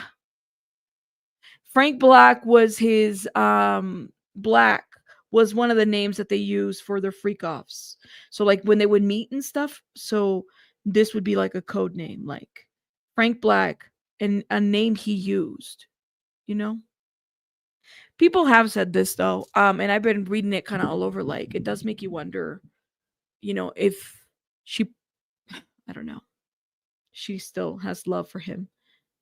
This message to FB, that Gordon says this message to FB, not Facebook. This message to FB, meaning Frank Black. It's just an alias. Who's that? Cassie responds, Frank Black, not Facebook. I can understand where people would say that, but it's an alias.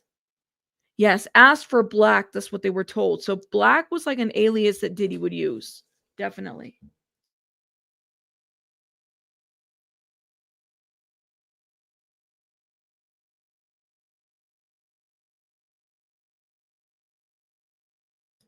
Somebody, my wonderful kid came in here and got me additional breakfast because he knows that I'm working. Oh, that just made me feel special.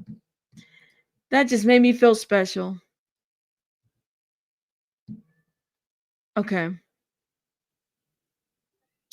No update. All right. CNN. Let me see what CNN is saying. What I've noticed, guys, is that before, like they used to be really quick with the updates, and now they're kind of slowing down. Why are you guys slowing down for us?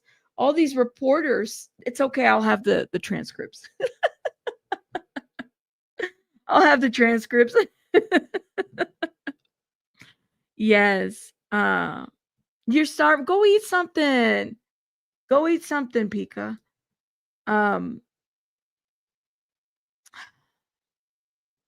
Yeah, she may have loved him for the good times, but it wasn't all bad. That's right.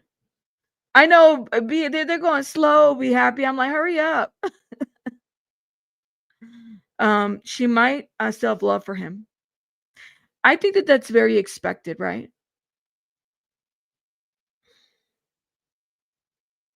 Yes, I agree with you on that, Abraham. Somebody said, "Who's Frank Black?" Frank Black is the code name. You guys must have not remembered. That's what was said in opening statements, or not opening statements. The first day. So that was a name that they would use. It was like Frank Black or something. They had code names. Thank you, Gordon. I appreciate it. Did you guys hit the like button, please? And thank you. Let me see where we're at. Are the likes liking? Okay, we're gonna need more likes. We're gonna need more likes. Can we get to like 500 likes, please? I would appreciate it. Please and thank you.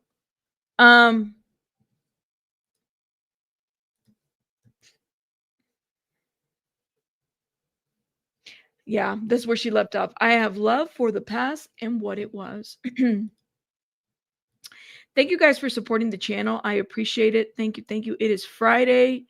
Thank you. Thank you. Thank you. I have appreciated everything that you guys have done. You know, super chats, likes, cash apps, and all that other stuff. That's great. Thank you again. I really do appreciate it. A lot of this is very time consuming, so thank you guys. Apparently there's more chaos outside the courtroom. Is the chaos going to interfere with us getting the news? Okay, we have an update from CNN. Ventura says she doesn't hate Combs now. I have love for the past. Defense attorney asks if Cassie hated Sean Combs now. I don't hate him. Do you still have love for him? I have love for the past and what it was. Wow. I have love for the past and for what it was. She was definitely holding on to a lot of stuff, I think.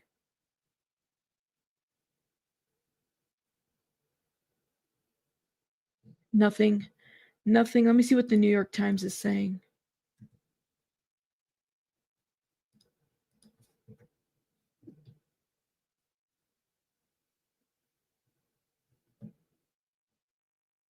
Nothing. Okay. Somebody said, "What? Who's Frank? I can't. I need a drink." See, some of these people that don't know who Frank, the name Black. I know Frank Black is a separate name, but these are code names, guys. These are code names that they were using for meetups. Be Happy. Thank you so much for becoming a member. Shout out to you, Be Happy. Thank you. Thank you. Thank you. I appreciate it. Thank you, Be Happy. She had good times with him. Like, you know, sometimes that happens. Like, I can understand that, what she meant by that. That even with the abuse that she alleges happened, right? Even with all of that she could still remember there were good times. I think that that's mainly the main thing that she means by that. You know what I mean? You said other channels are yelling. Other channels, a lot of yelling. I'm not yelling. Maybe listen, I don't want to lose my voice. You know what I mean? You said if she loves the past, that means she misses him. Not always. I don't know if I agree with that. For sure. Danny, Rabbit, Boo Boo. We love Danny's channel members joining. They're joining us over here. Shout out to them. Shout out to Danny Robertson, my boo. She made it happen for us. Shout out to her. Don't yell.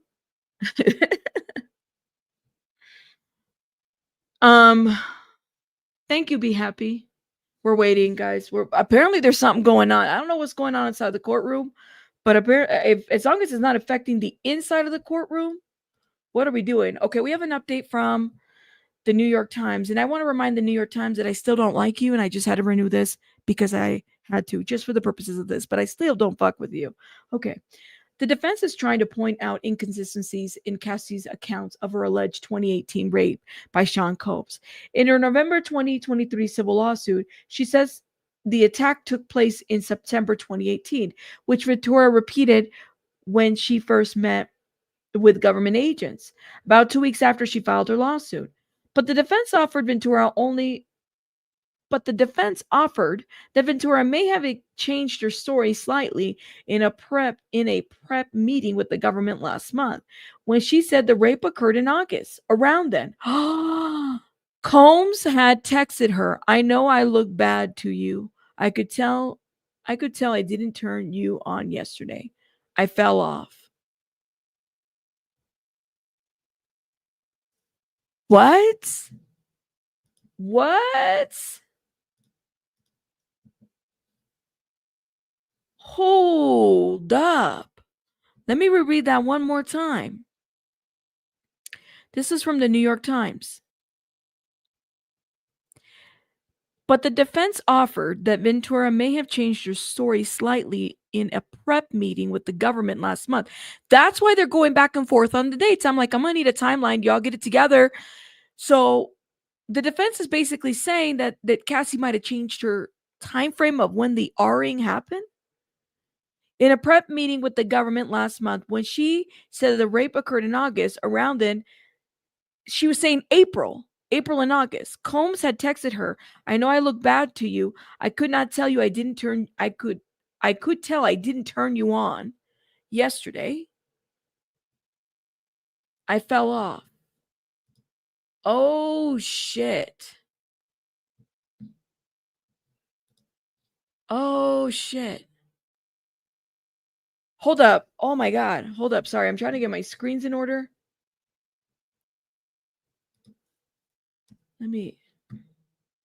Okay, 11 seconds. After yet another sidebar. Defense, you wrote, "I didn't mean to be a bitch. I just don't get the time," he writes. "Just need you to be positive, correct?" Ventura responds, "Yes." Defense, DX1309. "This is about a yoga instructor?" "Yep." Oh man, I'm gonna need listen. Did she lie about the R-ing? Is that what they're trying to say? Did she change her date and her month? Oh my God, Chico just gifted some memberships, guys. Make sure you guys put some hearts in the chat. Thank you, Chico. Put some hearts in the chat, guys. Confettis, hearts. Sorry, I was just looking at the chat. Thank you, Chico. I appreciate you. Thank you. Thank you. Uh-oh. Yeah, that's not good.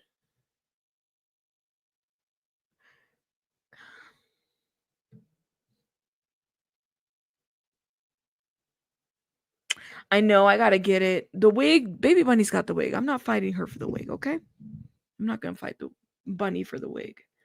We're not doing that. Thank you. Oh my God, Chico, you gifted 1, 2, 3, 4. Thank you. Appreciate it. You think there's going to be a mistrial? You know what? I was talking to another attorney. I do have attorney friends. And they were saying the same thing to me too.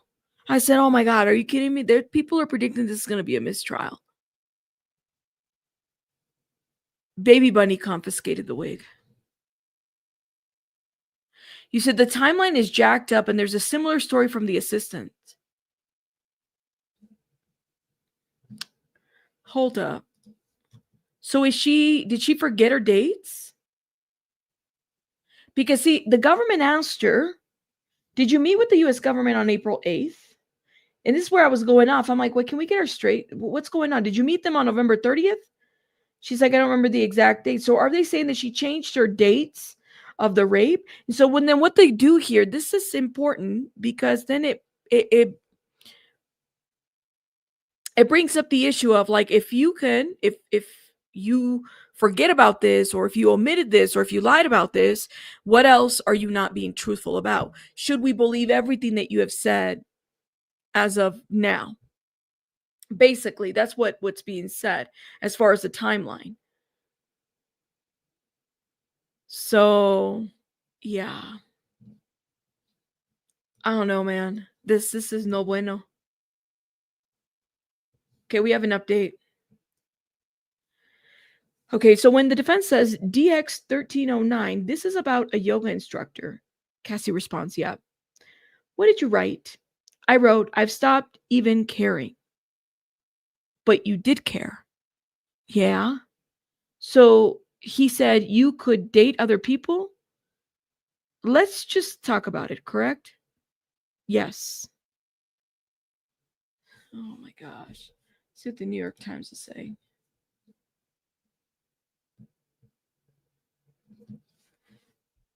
Oh, wow.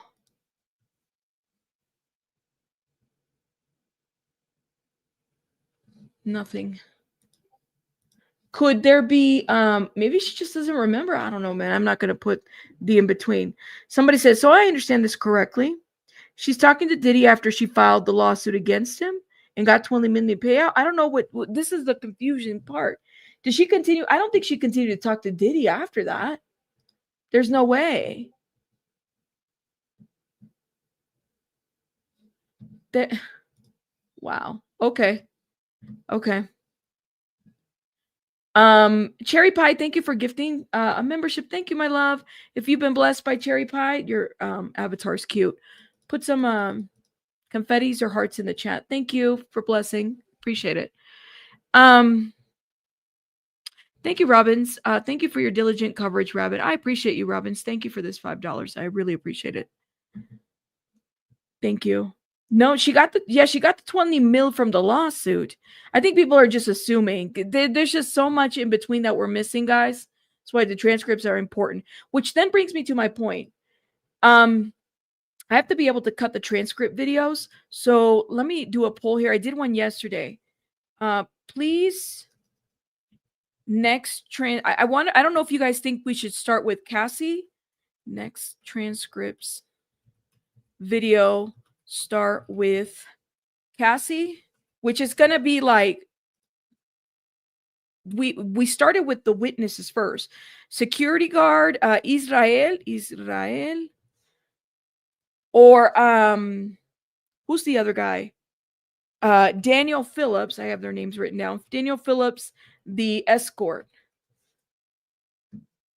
And I am not doing commentary. I'm literally just reading the transcripts so you guys can figure out. I'm doing different. I get into character. I do. Okay. So we can tell the difference in the voices and stuff like that. Okay. Wait till Dawn testifies. That's what I think we're all waiting. You think that they're jumping on the dates to disorient, to basically give her different dates? I don't know, man. I'm not there. I wish I was there. You guys don't even know. If I was there, I'd be like, you know, coming out and letting you know every detail that happened. Everything.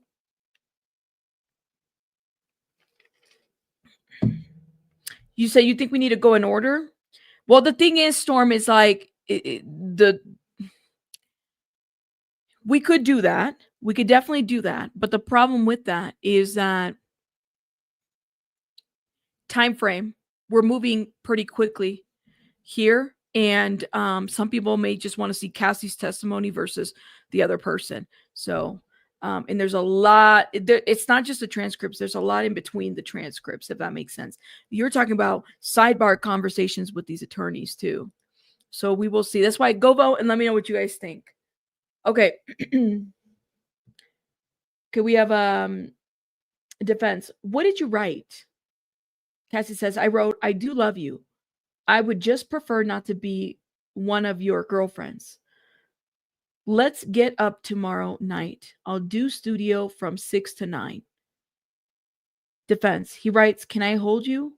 Or are you just going to break up with me?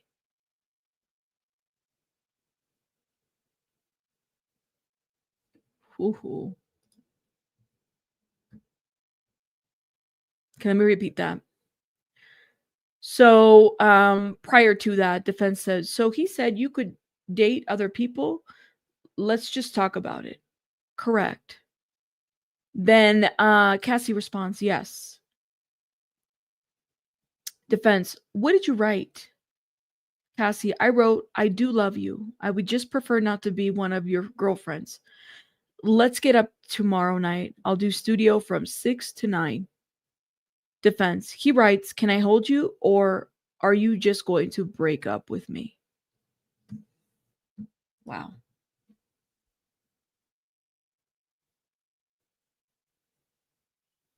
Somebody says in the comments, all of this, but apparently she was trapped. Ooh, people are coming in heavy. Somebody said he was cool with her dating the instructor. He doesn't seem angry. He's also asking for permission again.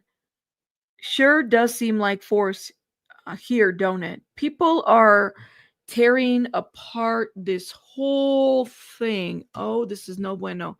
Okay, let me tell you what New York Times said. "I don't hate him," Cassie Ventura said on the stand of Sean Combs in one of my a few sides from her current feelings during this cross-examination. "I have a lot of love for the past. It is what it is and what it was."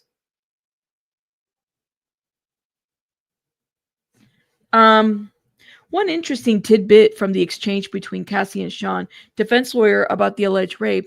The lawyer, Anna, raised the fact that Ventura told investigators initially that Combs was acting strangely at the dinner before the incident. According to the lawyer, Ventura wondered if the attack was linked to Combs' bipolar disorder because he had been acting strangely. Has he been formally diagnosed bipolar?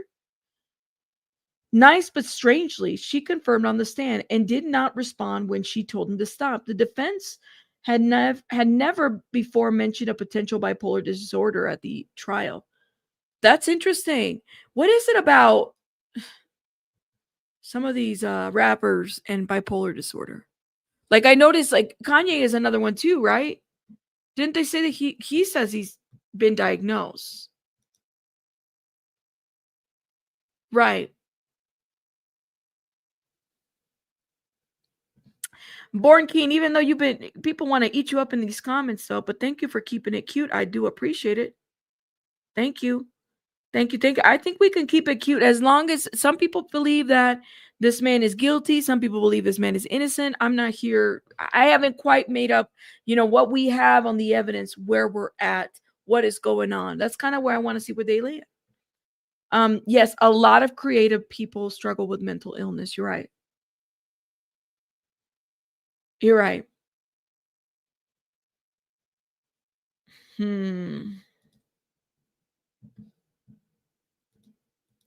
I think it's fair to say that she wanted to be with him, but she didn't want to do everything that he like sexually, right? And she also wanted to be number one. And there were times where she consented to things, and there are times where she didn't. At least that's what it seems like. At least that's what we're being told, okay? From all of this, what comes out of this is she's had a lot of issues, and a lot of substance abuse as well. There's a lot of choices that were made, I think, overall. You said, as a person that's crazy as hell, mental health is not an excuse to be a shitty person, bottom line. I agree. You got to get that shit together. You know what I mean? Drug induced, Lindell, is that what you're saying? Like drug induced? Could be. Withdrawals could do that too. I think he knew how to manipulate her to stay. He knew she wanted a regular relationship. That's what she wanted. Well, and that's the thing, is like this thing about time. And going back to the opening statements, the defense kept saying that it wasn't just Cassie. There was a Jane Doe who was also like in a relationship with him, right? And she just wanted to spend time. There was this timepiece, and Diddy didn't have time for that. Hell, I don't even know how he had time for his own children. Like, and he's got 7 children, right? How did he have time for all these things? Yeah, we don't know. We don't know. And it got pretty, toxic.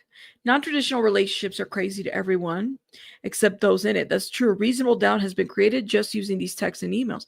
I think it's so early to tell at this point. You know what I mean? It's too early to tell what is going on. Because when I asked you guys yesterday, do you guys think that the government has made their case for the what's the word for a RICO, and you guys have said some of you guys said yes, some of you guys said no. Now hold up, let me see. We're doing a poll. Okay, so people are saying let's start with Cassie. Yes, it's going to be out of order, but I'll make sure I put the date on top of the video of when they testified so people know kind of what to reference. We'll figure it out how to get it in order. Okay, I'm going to end that poll. Now let me ask you guys another question. Did the government, or is so far, has the government made their case of RICO charges? In your opinion, think about everything that if since the beginning. Yes, no. I'm gonna put in here. No, not. Let me see. Let's put unsure. Unsure. I know some of you guys are gonna flood that one. Let's go. All right, let me see. Do we have an update? Yes, we do. Do we? Yep, 7 seconds. So defense, he writes, can I hold you or are you just going to break up with me? Defense, and you write back, we can embrace, LOL, and you wanted to hug him, right? That's what I said. Cassie responds, did you have sexual intercourse with Mr. Combs that night? I did. And during that, your now husband FaceTimed you? Yes. Oh.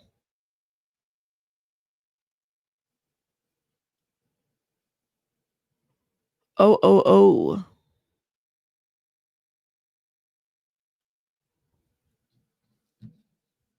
Hold up. This shit got messy. This got messy.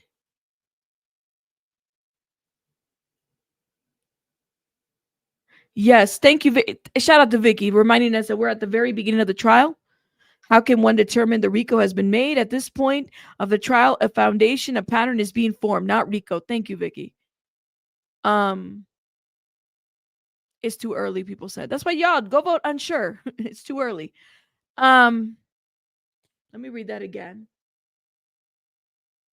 Defense, and you write back, we can embrace, LOL, and you wanted to hug him, right? Cassie responds, that's what I said. Defense, did you have sexual intercourse with Mr. Combs that night?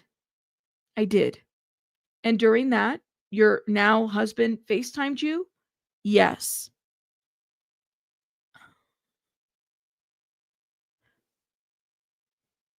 But she's not saying that she was AR'd. She asked, did you have sexual intercourse with him? She says, I did. Doesn't say she was AR'd. Some of you guys are saying, well, he forced her. We don't know that. It doesn't say that. She just said she did. That's all. This message, okay, this is a text message. We're just reading. We don't know. We don't know. That's interesting. Okay, here we go. 11 seconds in. Defense. Your now husband didn't know you were with Mr. Combs at that time. Cassie responds, I don't know what he knew. Later he discovered. Objection. Oh, we got an objection. You don't know your husband. Excuse me. You don't, your husband, you were raped. There's a typo here. So I'm thinking he probably meant to write, you didn't tell your husband you were raped. Ventura responds, not that evening. Okay. Let's go back a little bit. Your now husband didn't know you were with Mr. Combs at that time. I don't know what he knew. Later he discovered it. Objection. Judge says overruled. Your husband, you were raped. You didn't tell your husband you were raped. Not that evening. I'm going to put in a word there. That's what that says. Okay, now hold up. New York. Okay, New York Times says, while going through emotional breakup texts between Sean and Cassie from late September 2018 after the alleged rape. The defense lawyer Anna noted that Ventura did not bring up the attack to Combs when they discussed the last time they had seen each other. Ventura agreed that she did not mention it. There's another typo here. To her husband. She didn't bring up the attack to her husband when they discussed the last time they had seen each other. Ventura agreed that she did not mention it.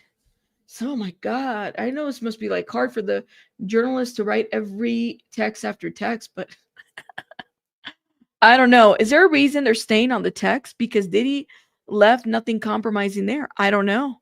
Well, did he or did he not? So she didn't call it rape, though. She said that they had sex. Unless I cannot wait to get these transcripts. We definitely have to start with Cassie, guys, because there could be the way in which I'm telling you, when I was reading the first day that she was testifying, there's this tone about her that isn't really well conveyed. You know what I mean? Well, she was dating a husband right there. Or were they already married? They were just dating, or she was just seeing them. I don't know if they were exclusive or what. So the day they broke up, she still had sex with him while her husband was on the phone with her. I think she called him, if I'm understanding that correctly.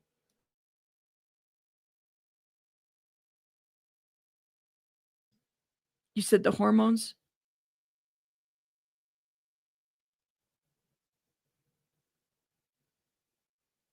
Interesting. Wow, Angel, that's a good point.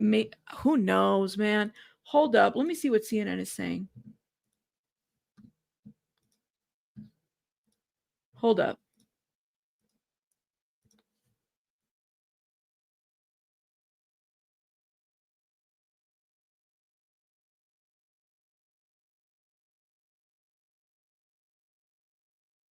All right, CNN has a better breakdown. Ventura and Combs texted about dating other people in September 2018. Defense attorney is now going through text messages Ventura and Sean Diddy Combs exchange in September of 2018 about rumors she heard about him dating yoga instructor. I hear you're dating. I didn't know. This is what Cassie wrote. Combs denied it, saying, I'm not dating. Dating who? I'm not dating. Ventura responded, maybe you've been going on dates all along. She later said, I actually need to stop even caring. Combs asked her, do you want to start dating? If you are, let's just talk about it. At this point, Ventura was already dating her now husband.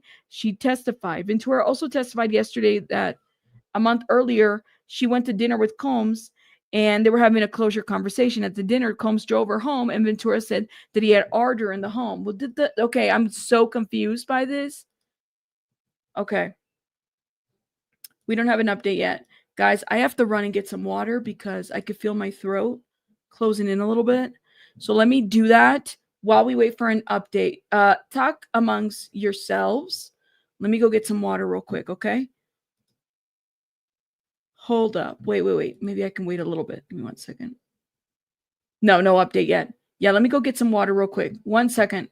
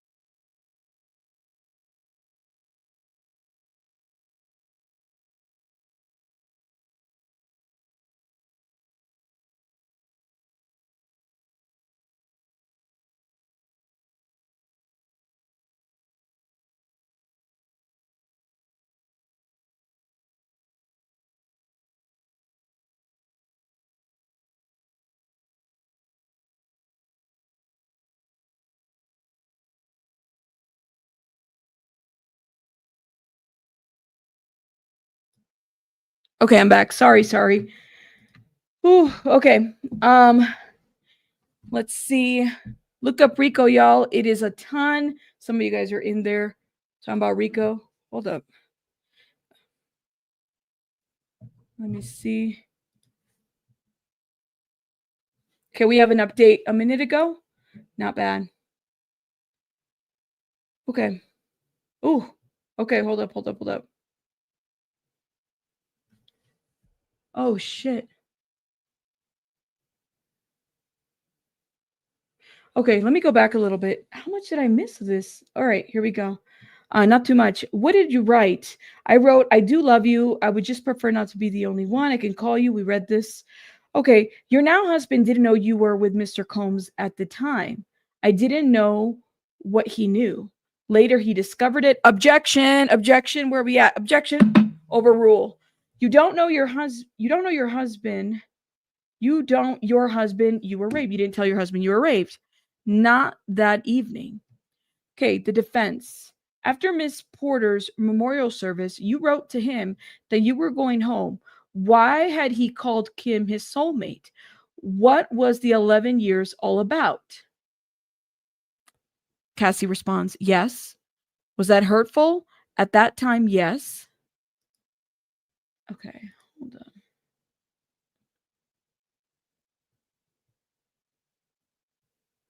So she didn't tell her husband that she had been AR'd by Diddy. Okay. And then defense says, after Miss Porter's memorial service, you wrote to him that you were going home. Why had he called Kim his soulmate? What was the 11 years all about? Yes. That was hurtful at that time. Yes. Defense. And after that memorial service, you never saw Mr. Combs again, right? I did not. He let you go? Right. I never saw him again. I don't know about letting me go. You got married to the love of your life, right? Who? Break. Oh my God. This is where they break? Judge says break. Okay. This is where they break? It must be a little break though. It's not lunch. Okay. So this is where they stopped? I that's a great question. I think he's tweeting on the computer, which I'm thinking that's how he's typing everything and getting everything in there. I don't think he's doing it through the phone.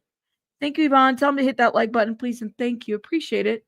Cassie is being uncooperative with her answers now. Diddy's lawyer used a soft touch to get the hard truth out of her. We're watching it unfold in real time. I mean, they're really, really digging into some things, and maybe she's not really ready for that. When the route of the flower is bad, the flower is also bad. The bad route is the indictment, if you know what I mean. She sounds pretty truthful. They are not catching her up in any lies. I think she's just being direct with what she's saying. Now, it does there's some things that I'm wondering about, especially with the rape, because I'm just going to tell you, as a person who's like, all right, like time and frame, did she give a different answer to the government or anything like that? Let me go back a little bit. So after Miss Porter's memorial service, you wrote to him that you were going home. Why had he called Kim his soulmate? Okay, like the defense is asking multiple questions. I don't know if she's answered yes or anything, but it's like all these questions into a group makes it kind of hard to really understand what's going on. Why had he called Kim his soulmate? What was the 11 years all about? Yes, that was truthful, defense said at that time. And after the memorial service, you never saw Mr. Combs again? Right, I did not. He let you go? Right. I never saw him again. I don't know about letting me go. What does she mean by that? This right here would have been something I would have asked. What do you mean? Because she never saw him again after the memorial service. They have not seen each other in like 6 years. Okay. What does she mean by this? I don't know about letting me go. You got married to the love of your life? Right. Then there was a break. Okay. I don't think it's lunch. Well, 10, 11, 12. It's 12:30. What is it? 12:37 Eastern. Hold up. Let me see what CNN is saying, okay? Oh, they are taking a lunch break. Really? Already? Ventura texted Combs, "I'm lost without you," in October 2018. In a message from early October 2018, Sean Diddy Combs told Cassie he was going to fall back and call him when she needed him. Ventura responded that she wasn't sure about how to handle things and said, in part, "I'm lost without you," according to the messages.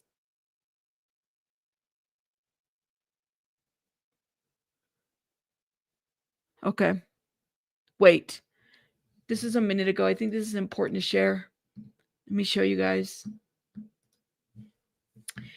Jury hears more messages about the relationship. The jury heard further messages from September 2018. Okay. "I do love you. I would just prefer not being one of your girlfriends anymore." Okay. And Ventura responded. In the message, they both said that they can't wait to see each other. The next day, she and Combs saw each other and had sex. Her now husband called her on FaceTime while she was with Combs. Okay. Defense attorney, but I thought that he raped her. I can't wait to the transcripts, because this is the piece that I'm like, I have so many questions. Hold up. Let me see if I can pull the transcripts. I do have them. This is day 1. This is where I left off reading. That's the security guy, day 1. Where's the other transcript? Day 2.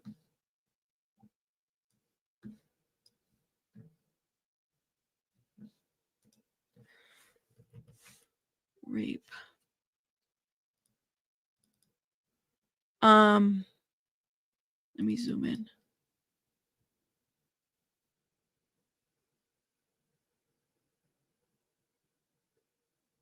Oh shit. Let me show you guys what I found. Hold up. Let me show you guys, okay? So this is day 2 transcripts, right? And these are the attorneys. They're arguing with each other, okay? And Miss Estavio, who is Diddy's attorney, says, "Your Honor, her husband, Miss Ventura, began her relationship with her husband while she was still in a relationship with Mr. Combs. And there is an overlap between the two of the relationships. It also relates to our cross-examination related to her accusations about rape during the course of both of the relationships." Okay.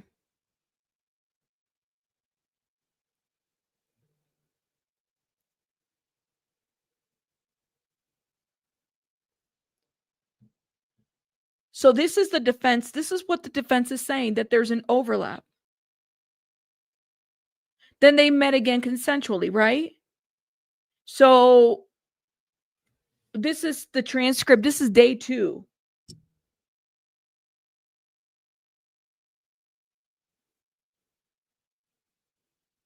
Yes, I can remove the court picture. I'm sorry. I know I got Diddy right there.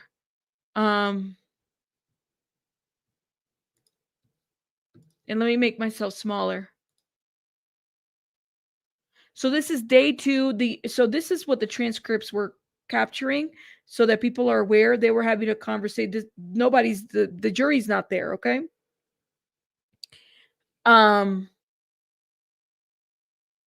That's interesting. "Your Honor, her husband, Miss Ventura, began a relationship with her husband while she was still in a relationship with Mr. Combs. And there's an overlap between the two relationships. It relates to our cross-examination related to her accusations about rape during the course of both of those relationships." The court: "It doesn't matter why you're seeking to call him as a witness. Okay? You're telling me that at this time you are calling him as a witness. Is that right?" This is Garagos. "If I could just elaborate, what we have given the government is a witness list of our case in chief. We do not know who the witnesses we need to call on our direct case would be for possible impeachment areas for witnesses that the government would call on theirs, that they call on their case chief. The reasons are important at this time. We can't really tell Your Honor how we know who we would call.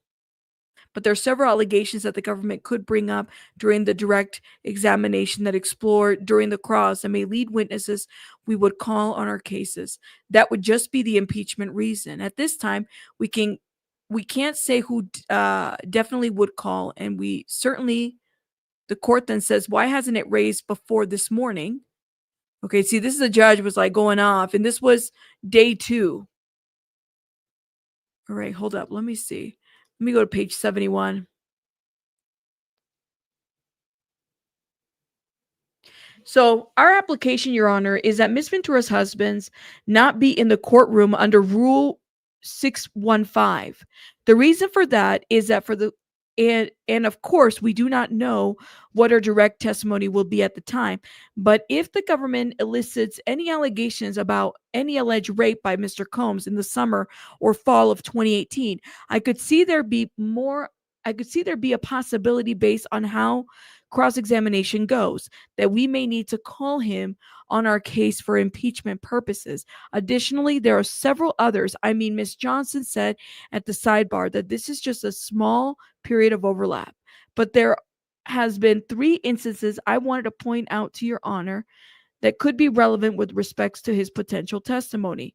So the first would be the alleged rape in the summer or fall of 2018. If they go into the direct examination, the second thing would be whether or not Ms. Ventura is going to testify on direct that Mr. Combs even threatened Mr. Fine when their breakup was, when they had broken up, when they weren't together anymore, and she was with him. And then the third is that after Ms. Ventura made the demand of the $30 million, began to make the demand of $30 million to Mr. Combs prior to Ms. Ventura's lawsuit against Mr. Combs. Mr. Fine sent several very threatening messages to our client. Oh shit. So Cassie's now husband was threatening Diddy too in text messages. This is the shit that is not said in court. Okay? So at some point there were threats that were happening between Mr. Fine was sending over to Mr. Combs. Okay? Mr. Fine sent several very interesting text messages to our client saying that he would like to beat the F word out of his old, just several words that I will not repeat on the record. They're on the record. Oh my God. Oh my God. There are several threatening messages that my client received that we got in discovery from the government. And again, we don't know what the direct will be. So I think this argument would be a little bit better if we did these 3 areas of possible testimony that we could have to call him on our direct case. And the reasons we didn't put him on our witness list, of course, was because a witness list is for the defense case in chief. But there are several potential witnesses that, depending on how the government comes in, we could have put on our case in chief. That's our application. We're certainly not looking to have her have support people in the court. That is not what we're looking to do. Okay. It's really with respects to her husband because of these 3 discrete issues. All right, hold up. Let me see.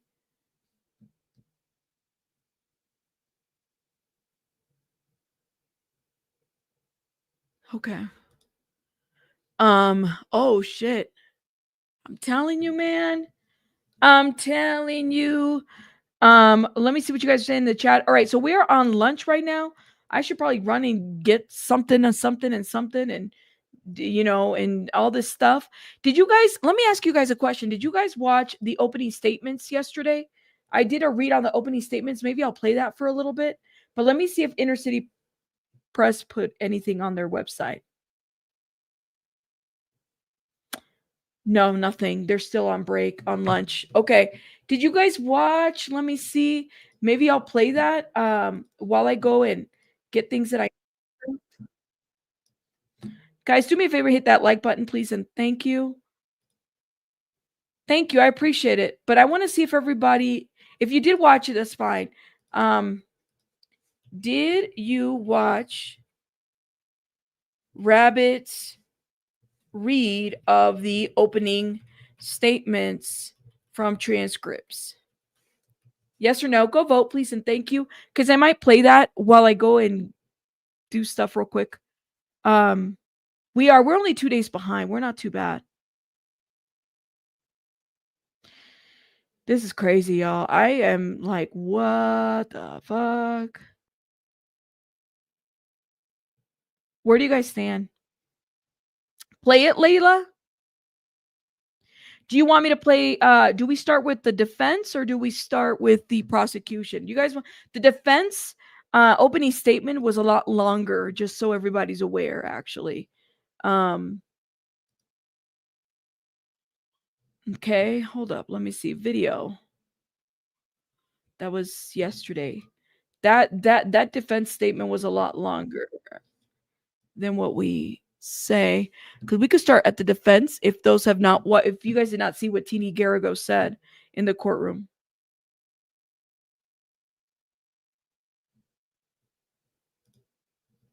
The defense. You want me to start with the defense? Do people know what S trafficking is? It's very violent and often involves DV, which the defense already admitted. They admitted to DV. They did. You said you were right about where Cassie. Well, where was Cassie and Diddy when Adi shot up the hotel? That's the question that I have. I don't know, man. That whole situation is crazy. You said, girl, we just need to act out. Let's just get a few folks together. Go ahead. Just keep it cute. Y'all know. That whole listen, Linda. Okay, hold up. That's not what I want.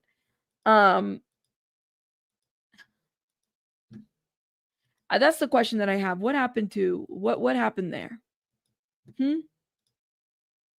The opening statement showed you a lot.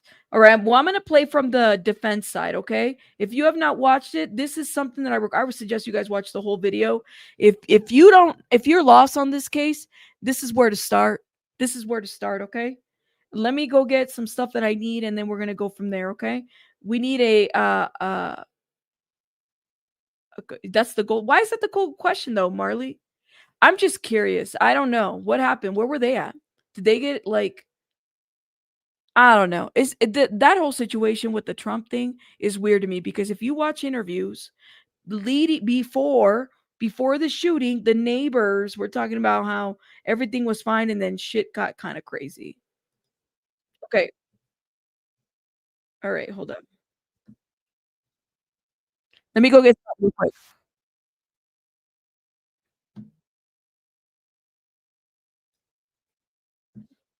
I like to speed myself up.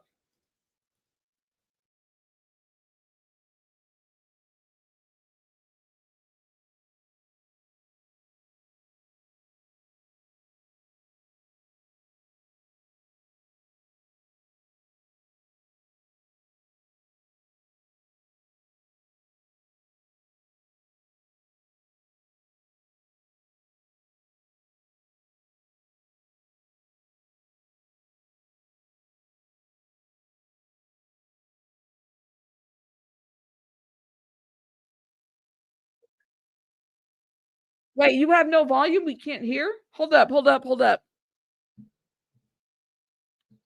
I have to mute myself? Give me a second, guys. Give me a second. Hold on.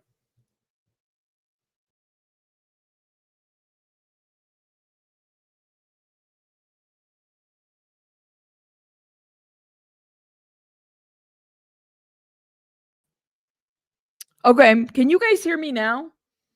Let me see. I don't know why it's doing that. Okay. Thank you. Let me see. Evaluate them one by one. And finally, the story about this case can finally come out. Why do I say that? I say that because this case is not about what you've heard on the news or read in the news or have seen on social media for the past year and a half. This case is not about what civil attorneys looking for a payday are trying to make my client out to be. There There's been a tremendous amount of noise around this case for the past year, and it is time to cancel that noise and hear and see the evidence that will be presented in this courtroom. And it will be crystal clear. The story of Sean Combs is a fascinating one, but it is a human one. We are going to tell you his story over the next 2 months in this courtroom, and you will learn that he is a man who grew up here in New York City, in Harlem, who came from little but built groundbreaking lawful businesses. You will hear that he is a wealthy individual, but know that the evidence will show that nobody gave him his money. He worked for it, and no one gave him a dime. It will show that he made every single dollar, recreate a culture, and produce music that I believe you will hear will change the generation. And I believe that the evidence is going to show that this ingenuity is what drew people to Mr. Combs. Witness will share with you that Mr. Combs is a fascinating person and that the people are drawn to him. Yes, he is famous. Yes, he is wealthy. And that's certainly part of it. But he was charismatic and magnetic and a larger than life figure. If you had any interest in climbing the social ladder at the time and being involved in the music industry, the apparel industry, the spirits industry, attending his legendary parties, you wanted to be around Sean Combs. You also wanted to be around him because of the benefits that came along with being with him. As you listen to the evidence in this case, try to remember why that matters. Try to remember why people stay around him and why it matters. I expect it will matter to you as the jury because he gave people opportunities. He gave people chances to work at his companies. They believed he had a vision that few others had. And for the most part, I believe the evidence will show you that they loved him.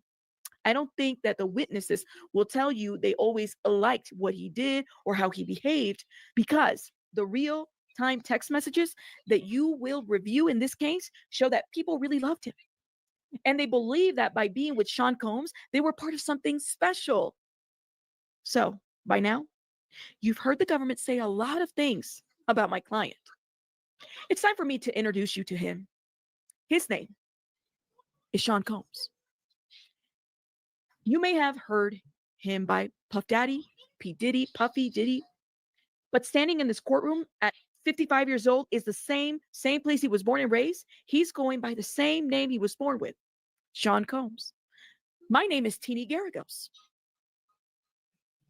and I'm one of the attorneys honored to represent him. The government started their opening statements by telling you this is about a 20-year racketeering influence corruption organization act enterprise that he committed with his apparent trusted circle. The only people in this courtroom who will tell you that they participated in, knew about, or came to an agreement to participate in a racketeering enterprise are the prosecutors. Not one witness will get into this courtroom and will take that witness stand and tell you that they were part of any racketeering influence corrupt organization act enterprise. And the reason is simple. There was not one. You heard what the government tried to say, the enterprises. That he used his lawful businesses to feed every desire, including sexual ones. This case is about Sean Combs' private, personal sex life, which has nothing to do with his lawful businesses. The government has no place here in this man's private bedrooms. The government can say, all right, hold up. So did you guys hear about this whole little Tootsie Roll situation that's happening? Tyrone Blackburn filed a new lawsuit, and he's using pictures, kind of like, I don't know, like it's like weird. Like you're filing lots of... Oh my God, Tyrone Blackburn does way too much. I don't get it, man. Yeah, the main point of the case, I just want to make sure I read the opening statements from both sides. But Tyrone Blackburn, I guess, I don't know what he was thinking or what. So CNN is saying, here's what we have heard so far from Cassie Ventura. Okay, this is what we have so far. Let me see if I can share this. Okay. In what the judge has urged lawyers to make the final days of Cassie Ventura's testimony, the prosecutor's star witness has continued to detail her relationship with Sean Combs and its effects on her. Ventura's ex-girlfriend, or excuse me, Ventura, Combs' ex-girlfriend, and one of the accusers in his federal criminal trial is heavily pregnant. And the defense is trying to wrap up cross-examination on her fourth day of testimony to keep it from extending into next week. Here's what we heard so far from Ventura as the court takes a break. Physical abuse. Ventura says she believed Combs was intoxicated, but she couldn't objectively define whether he was in a blackout when he dragged her and kicked her in a March 2016 assault captured by hotel surveillance cameras. I'm not a rag doll. I'm someone else's child, Ventura wrote a few days later in a text to Combs that was shown to the jury today. Ventura also accused Combs of other controlling behavior, testifying that he would take her phone or passport when he was angry with her. More on the freak-offs. The jury saw text exchange in which Ventura said that she was going to tell Combs she didn't want to participate in his drug-fueled sex performances anymore, but ultimately didn't say so because of how he reacted. They also heard a recording of Ventura threatening a man. Now, it says here she was threatening a man in March 2014 after he said he'd seen a sexually explicit video of her. Hold up. They also heard a recording of Ventura threatening a man. It doesn't say that she was threatening Sean Combs. She was threatening a man. You guys remember the threats? You guys remember the threats that we were talking about? So was she threatening Sean or was she threatening a man? Huh. Okay.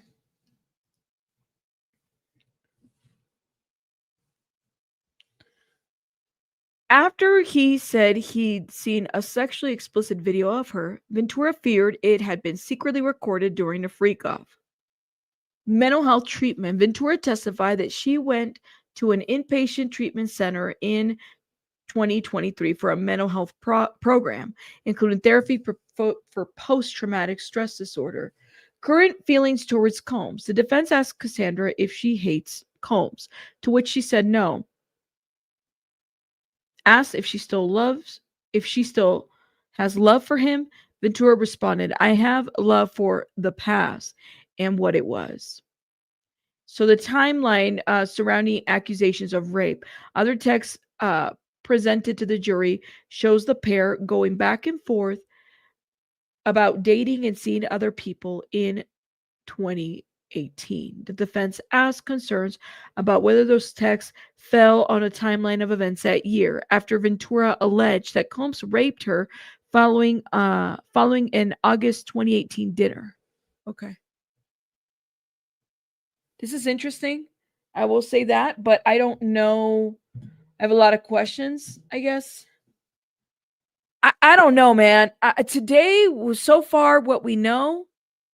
You thought she was threatening a man or Sean? I thought she was threatening Sean. Who said in the chat that she was threatening Sean? Because I felt that he was. I picked that up too. Hold up. Let's go back to that a little bit. To that recording. I thought she was threatening Diddy. I thought that's what she was doing.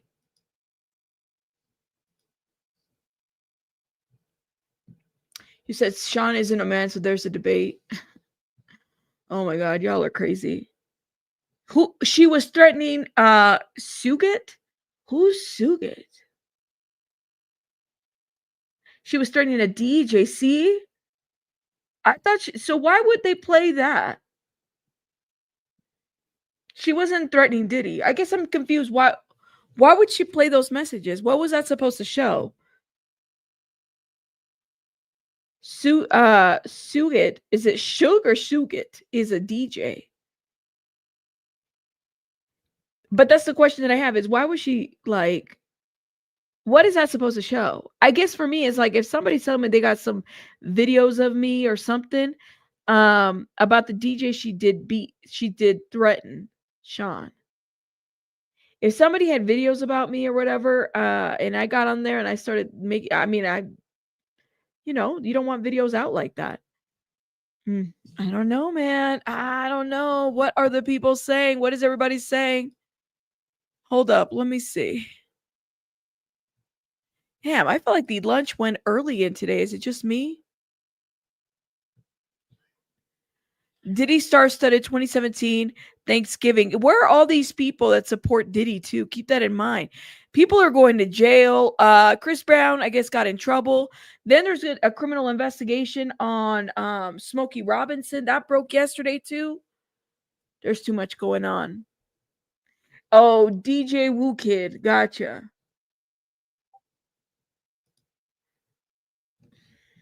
So a lot of people knew about these freak offs.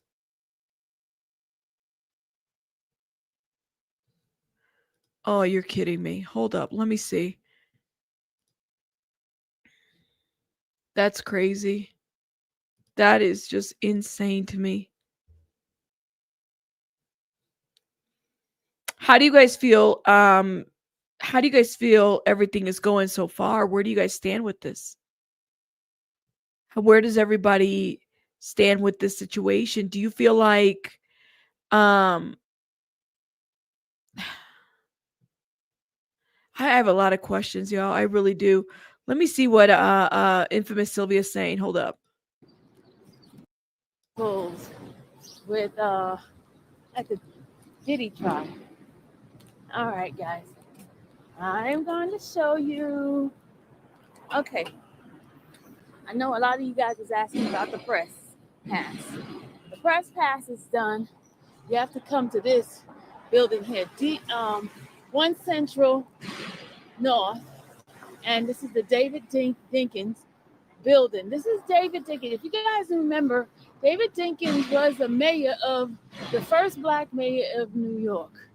Okay, first black mayor was Dave Dinkins. Very nice man. He passed away a couple of years ago. But this is where you get your press pass. You fill out the application online, and you do it there. So then we're gonna walk down the street, and I'm gonna show you where Harvey Weinstein, is having his trial. Okay, we said we was gonna go do that. You remember him? Okay. Harvey Weinstein. All right. So we're gonna Hold do up. that. Let's see. This is the courthouse where Harvey Weinstein, is here. Oh my gosh. Doing his second. You need Wi-Fi? Why I need Wi-Fi? If the thing is bad? Oh yes, Chris Why Brown I need too. Wi-Fi?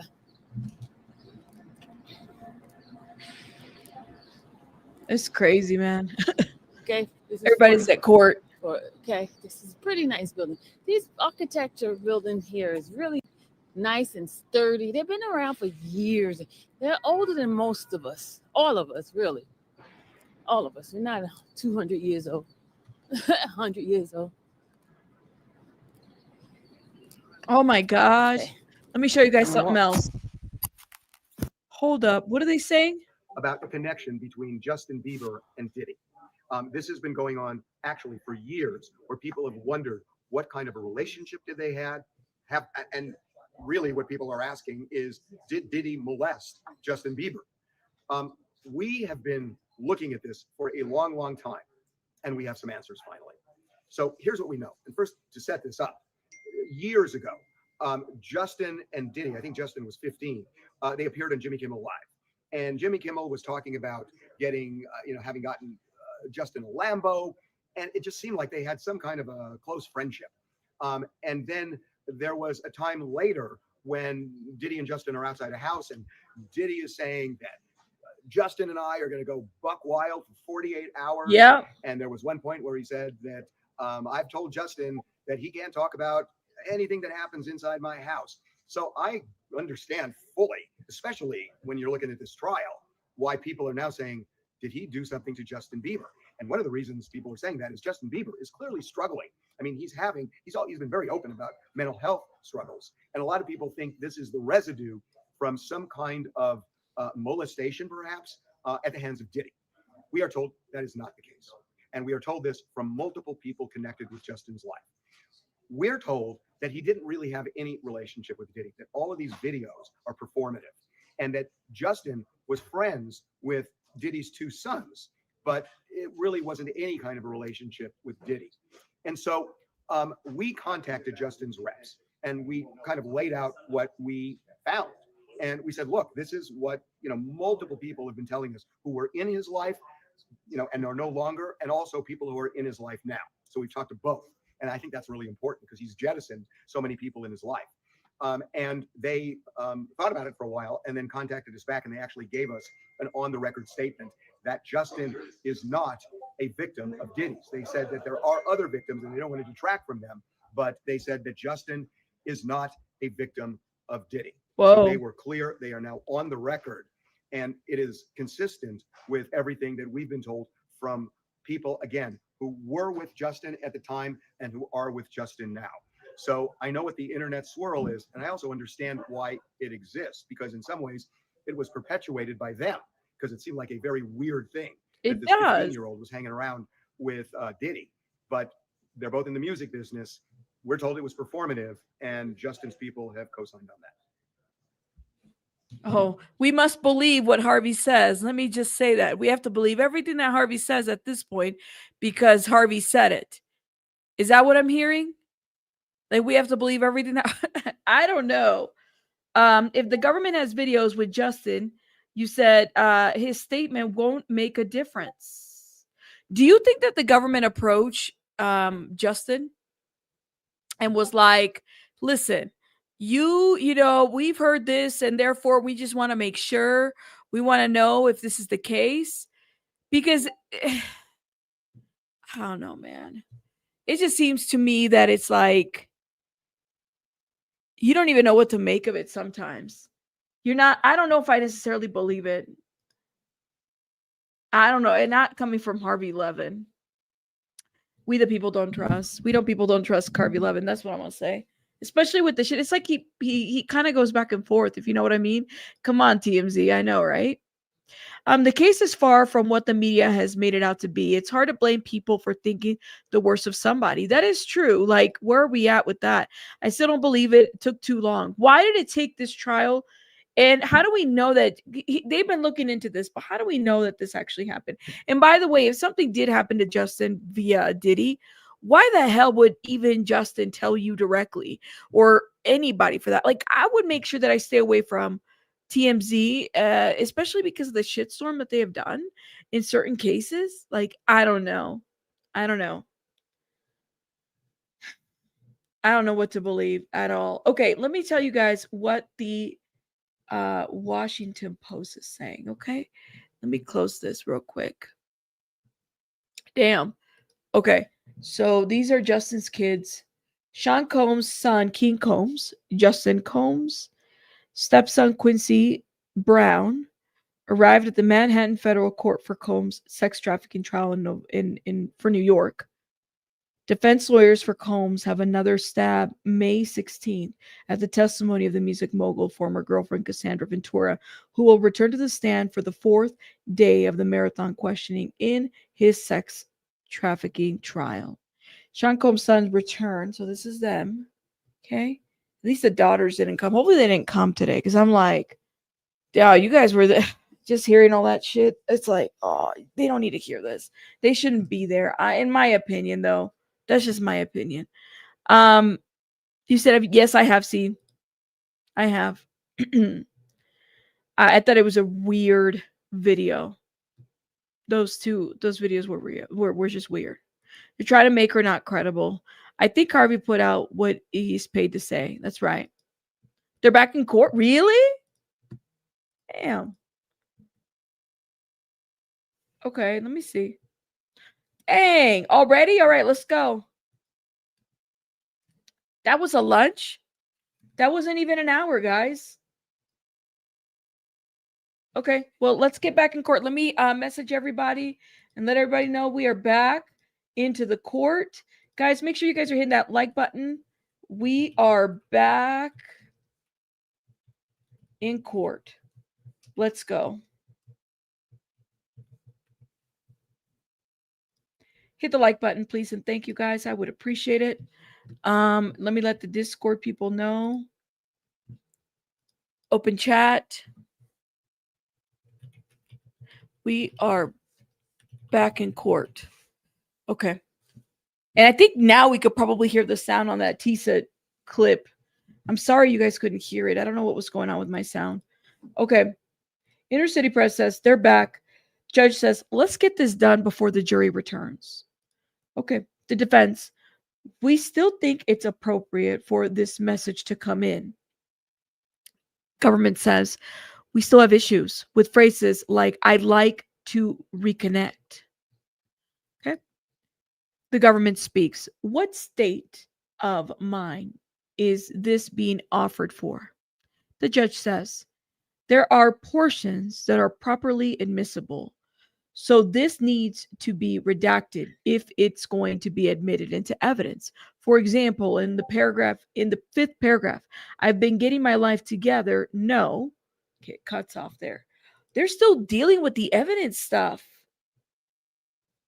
For example, in the 5th paragraph, I've been getting my life together. No. Okay, so then defense comes up and says, we can get that in though. We can get that in through other exhibits. Judge says, you can retract it right now. Defense response, I will do it right now. There's more text messages. I don't. Oh. Yeah, the judge, I want to see the exhibits too, honestly. Okay, New York Times says, thank you, beautiful messy ball, for letting me know that we were back. I appreciate it. Thank you. Hold up.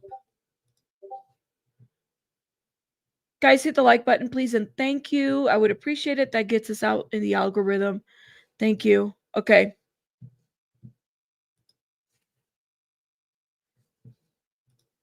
New York Times. 4 new updates. In continuing the cross-examination of Cassandra Ventura Friday, a lawyer for Sean Combs turned to the singer's accusations that Combs argued her in 2018 after their breakup, challenging Ventura's timeline. The defense note that in her civil lawsuit, filed in late 2023, Ventura said the incident took place in September of that year, but that has changed her story in meetings with the government in preparation for trial. Now, saying it had happened in August, around that time, Combs had texted her, I know I look bad to you. I could tell I didn't turn you on yesterday. I fell off. Ventura testified that not long after that incident, she had consensual sex with Combs one more time and received a FaceTime call from the man she is now married to, Alex Fine. He did not know she was with Combs, but later found out about the two encounters. Combs' lawyer said that in response, Fine had punched a wall. Ventura was asked whether she still loved Combs. I don't hate him, she answered. I have love for the past and what it was. Okay. Sean Combs has seemed restless during this cross-examination, bobbing his head at times as the defense questioned Cassie Ventura about the attack in 2018 in which she said Combs argued her. I think everybody's getting restless. We're all restless. We're young and the restless. Okay. There's nothing else. There's nothing else. No update yet. What do you guys think so far? Trauma causes memory issues? Yes, I would agree. Guys, make sure you take care of you while we're reviewing this case and talking about things. We have a difference of opinion. I am here for it. I invite it. We may not agree on everything, and that's okay. That's okay. That is okay. And it's okay to walk away when we don't agree. Okay. Nothing from CNN yet. All right. Let me see if you guys can hear the video now. Hold up. I think we shouldn't have any more sound issues. That does happen, though. Shout out to Vic. Vic had posted on the Discord. I'm really hoping that they bring out Tupac as a surprise witness at the Diddy trial. I'm sorry. I don't know why that made me laugh. I don't know why that made me laugh. Hold up. Do we have an update yet? Tupac would solve the case. Okay. Let me see if hold up, let me remove this real quick. And let me share something else.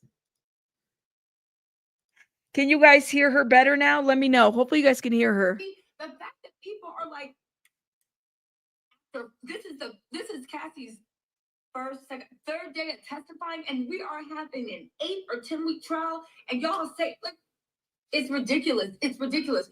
Also, Diddy's nonsensical arguments. The fact that when I say that Diddy was telling his team what to say, after that happened, the team was not allowed to talk without Diddy's permission. They were questioning. Diddy was like this.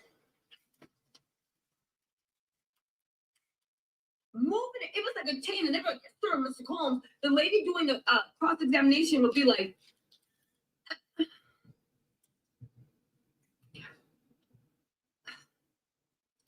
so when you were with Kid Cudi, he also went and flew with you to Christmas to see your family. And you said no other man besides Sean would meet your family. It was goddamn ridiculous. And even the defense was like, this is stupid. But again, he did what he thought he needed to do. He got the blogs talking. Now everybody's talking about, I don't know, this changed everything. It didn't change anything legally.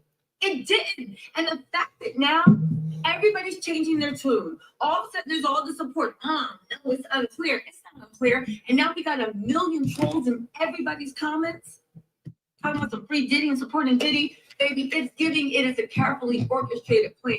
Oh, shit. All right. So let's see what Inner City Press has to say. Okay. Welcome back for those that are coming through. Yeah, we are back. Let's start. Do me a favor, guys. Hit the like button, please, and thank you. Hold up. Let's see. No update yet. All right. So what do you guys think about what Tisa said? Suddenly people are free Diddy. Diddy's having like a bit of a, writing notes to the lawyer to get these questions asked to try to, I guess, throw Cassie off a bit. I don't agree that he beat her and had her on drugs. However, after listening to everything, my conclusion is that she's a flipper. She was the best flipper and that's what that was. A flipper of what, Kayla? You talking about Cassie? You think that she flipped? Flip to, I guess I'm confused. So what do you mean a flipper? Explain that a little bit more to me. Guys, what is the association with Diddy and his Frank alias? And Cassie's daughter name is Frank. You would think that she would never want to associate with that name. I don't know. It's a great question. I don't know. Opening statement says that Cassie was the one who gave government the evidence of everything. So yeah, there's that too. I think it only shows that the jury how demanding Diddy is. I mean, she got 8 lawyers, and he's like, what she said? She said that he got on the paper and he was like, and then giving it to her. Look at my notebook, and then going like this, and then she's having to figure out how to phrase the question. I'm like, I wish I was there just to get an idea of what this was like. I'm just saying, I think that would be interesting. Says, I'll do it right now. There's no update. You have to remember all that happened in front of the jury. That's right. So the jury's watching all of this kind of go down too. Hold up. Let's see what is going on with the Washington. Okay. Much of the defense cross-examination of Cassie Ventura the past 2 days has used text messages to try to suggest that she was more sexual mature and enthusiastic than she expressed in her testimony, and to cast doubt on her recollection of her ex, Sean Combs. But in the big moment of the morning was actually an audio recording in which Ventura threatened to kill a DJ. Thank you guys. You guys said this too. So it wasn't Diddy. It was a DJ who said he had seen a lured video of her having sex with Combs on the stand. Ventura appeared to be taken back by the recording, but also amused. She occasionally smiled at the defense when answering their questions. I would imagine this be like, damn, what did I walk back into? I walked back into this recording. Like, what is going on? Like, this happened in this year. I forgot about that. You forget about shit like that, maybe. I don't know. Thank you. Vic is in the chat, says, how you know Cassie didn't like that name first? Just like he made her call him Pop Pop, which she'd been using all her life before she met him. That's true. That was weird. I have to, yeah, y'all have to admit that was weird. Calling you're having, oh, that's just weird. It's weird. Maybe he wanted to give this illusion that he was just mentoring her and he was just this Pop Pop. I don't like Pop Pop anymore. I don't think I've ever used Pop Pop. It's a big gross, right? I don't know. Yeah, I was thinking maybe Frank of some sort was her grandfather's name. I don't know, man. It's cringe. It's definitely cringe. Yo, imagine if the surprise witness is Wendy Williams. Oh. That, my friends, Wendy Williams. Suddenly everything is good. She comes out of there. Diddy would be scared if it's Wendy Williams. Let me just say that much. He would be scared. Just saying. So cringe. That's why I'm trying to hold hope for Cassie. You said she was sick too at that time. Hold up. Nothing. No update yet. Oh man, they're going back and forth. This is the when I get nervous. I'm just gonna say I get nervous. I don't know. I'm not even there and I get nervous. I know it's weird, but I do get nervous. No update yet. CNN? Are you CNN? Come on, CNN. 28 minutes ago. They have to sit in these little pews and then they have these computers all over them. Can you imagine? I wonder how the jury has to sit there. You said, oh my God, I wish Wendy wasn't under lock. I know. Can you imagine if Wendy comes in? Anyways. Well, that's what it seems like. The church pews. If I don't know how they would, I'm gonna need I would need something like I'm gonna need some ibuprofen for my back or something if I'm sitting on a church pew for more than an hour. Like, that's just hard. You're sitting there for 8 hours, occasional break, they go to the bathroom. But see, for me, knowing me, I wouldn't even want to leave for a break. I'd be eating my lunch so quickly and hurrying up and sitting down right away because I don't want anybody taking my seat. That's how I see that. But this is interesting, beautiful, messy ball. I think that they are, they're doing what they have to do is to make certain people look a certain way who have any credibility. Thank you. Oh my God, Emmy, thank you. Thank you to all the beautiful, wonderful new followers. I appreciate it. Thank you, guys. This weekend for everybody, I'm not going to be doing lives because I'm going to be recording a lot of videos. So keep your notifications on. If you're wanting to hear more on the transcript side and not what, the journalists are saying, which is fine. I mean, whichever way you want to go. Keep in mind, I have the transcripts, but it takes hours to record. So, and edit. It's not just hours. I'm getting better at editing faster, which is amazing. But it does take time. It does take time.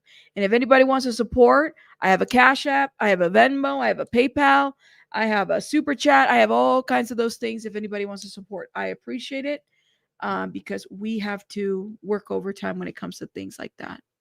Thank you. Yes, and keep in mind, keep it cute on the chat. Make sure if you got a bad word, misspell it. Keep it cute in the chat because it's not always the mods that block. It just automatically blocks certain words. Thank you. Shout out to my wonderful mods that are doing the work in the chat. Thank you, guys. Whew. Yeah, I was so tired last night. I'm waiting for an update. I was so tired last night. I went to bed and I was like, my eyelids are hurting me. I didn't even want to wake up. That's how tired I was. It's very tiring to kind of go through everything, I would say. All right. Let's see. Do we have an update? Come on, friends. It worries me that we don't have an update. Hold up. Let's see. Are we back from lunch? I thought we were. Let's see what CNN is saying. Nothing.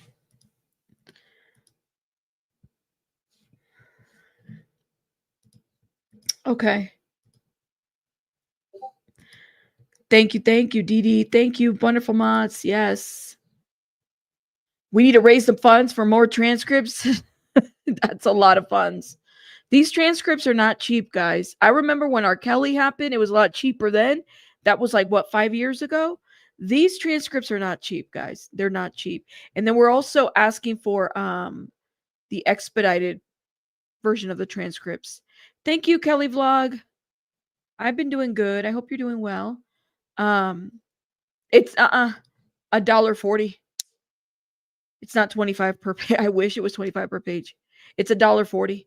$1.40 the page. Okay, the transcripts that we got were $1,312. Yeah, it's not no 25 cents a page.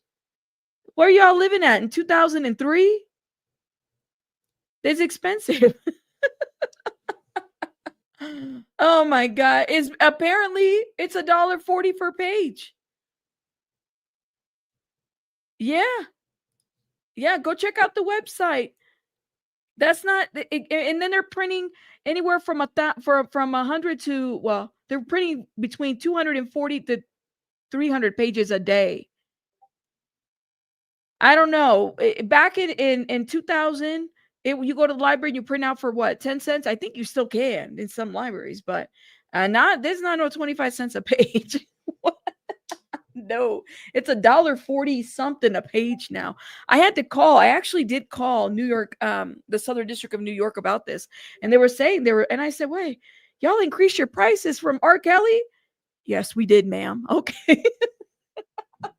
And then it costs you more to expedite them.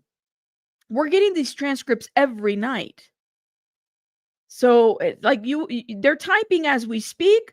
They're sending them off at night for us. So yeah. Thank you. You asked for what? Did you check your email? Because I have them.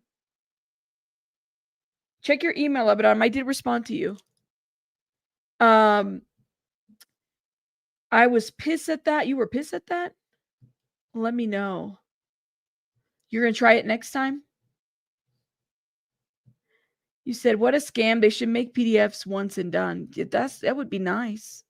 It's only that expensive because y'all are asking for the the expedited is why it's expensive. Yeah, check your email. Check your email. It's not $75 a day. It's actually, we got a deal. But it's not $75 a day at all. It's not that. But you're right. We got the expedited version. And so you remove the expedited charges. It shouldn't be that expensive. Yeah. But the thing is then we would get them what, like a week later, 2 weeks later, a month later, give or take. But I mean, this trial is progressing. That's kind of how it is. Okay. Let's see. Oh, I see. I'm trying to sweet talk the girl that I'm in contact with to see if she can get a discount or something. Abraham, if you can hook it up with that, that'd be great. Let me know. Be like, hey girl, can we get a little discount on the transcripts? That would be amazing. Okay. We can get that in through other exhibits.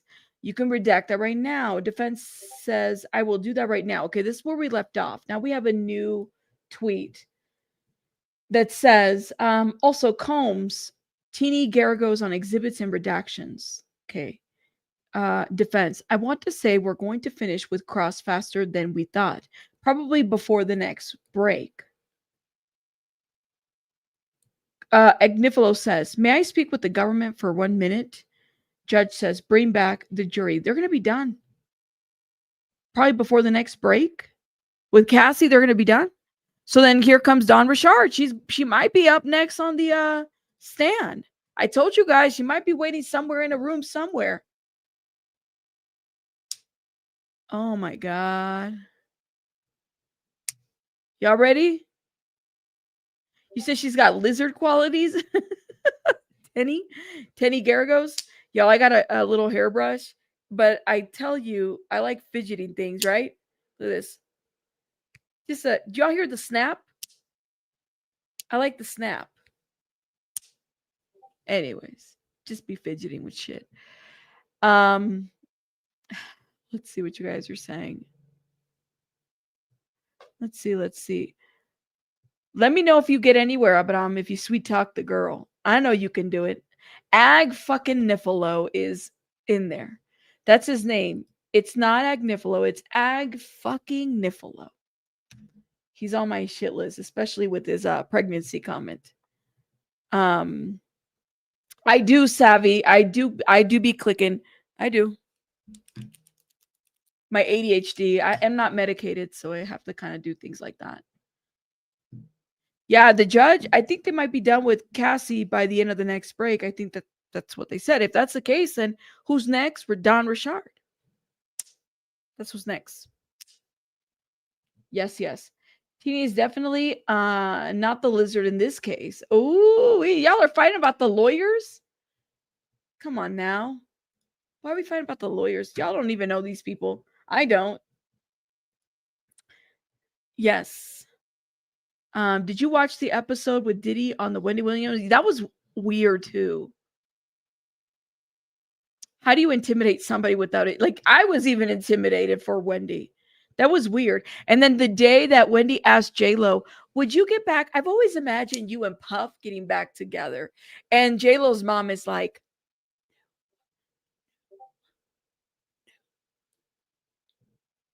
and then she's over here laughing. Yeah, I remember that. I'm like, nope.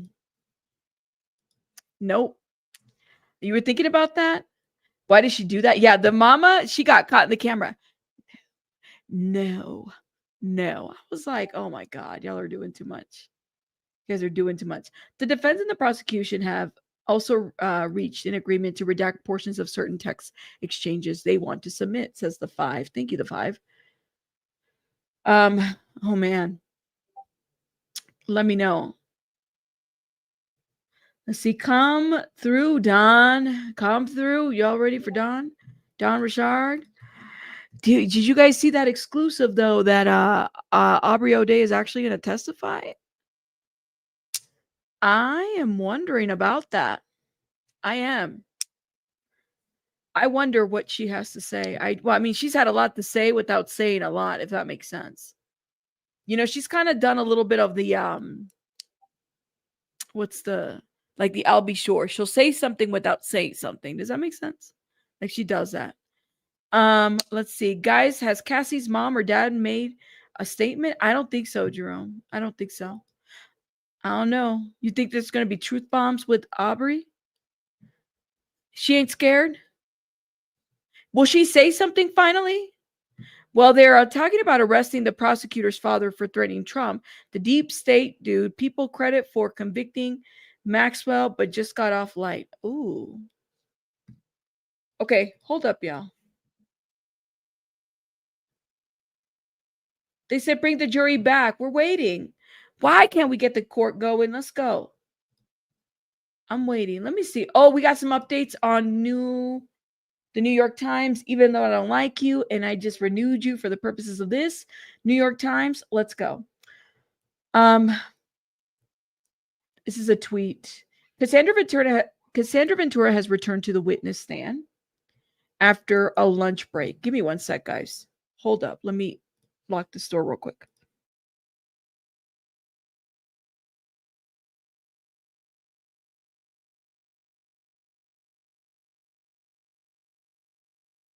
Okay, I'm back. All right, real quick. New York Times says Cassandra Ventura has returned to the witness stand after a lunch break.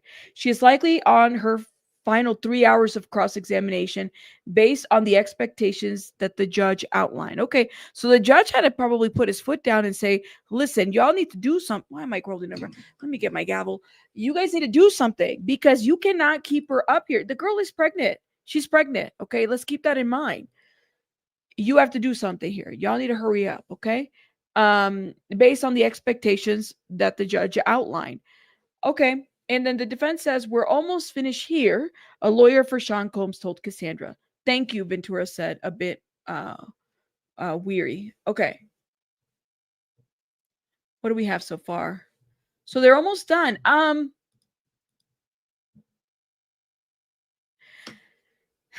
right.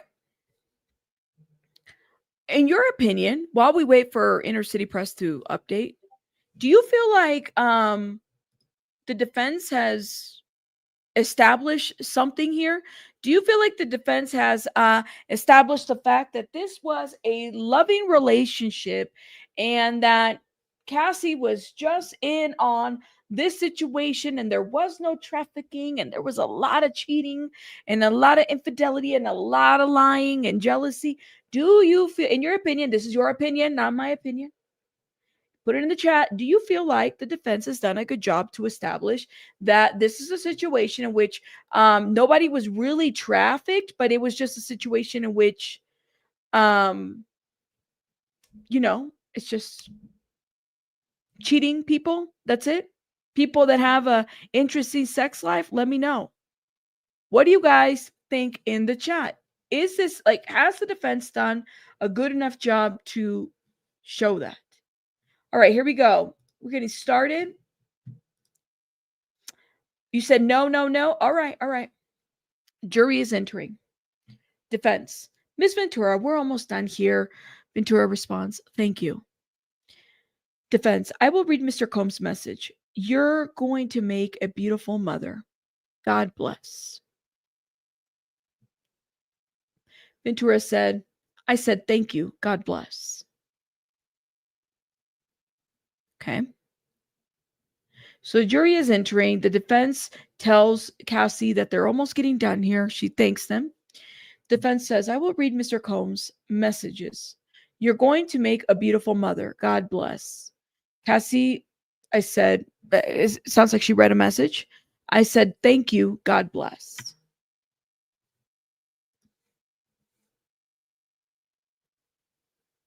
Okay. So this is where we're at. Now hold up. Defense tells Ventura that their cross-examination is nearly finished. Okay. So she might be done on the next break.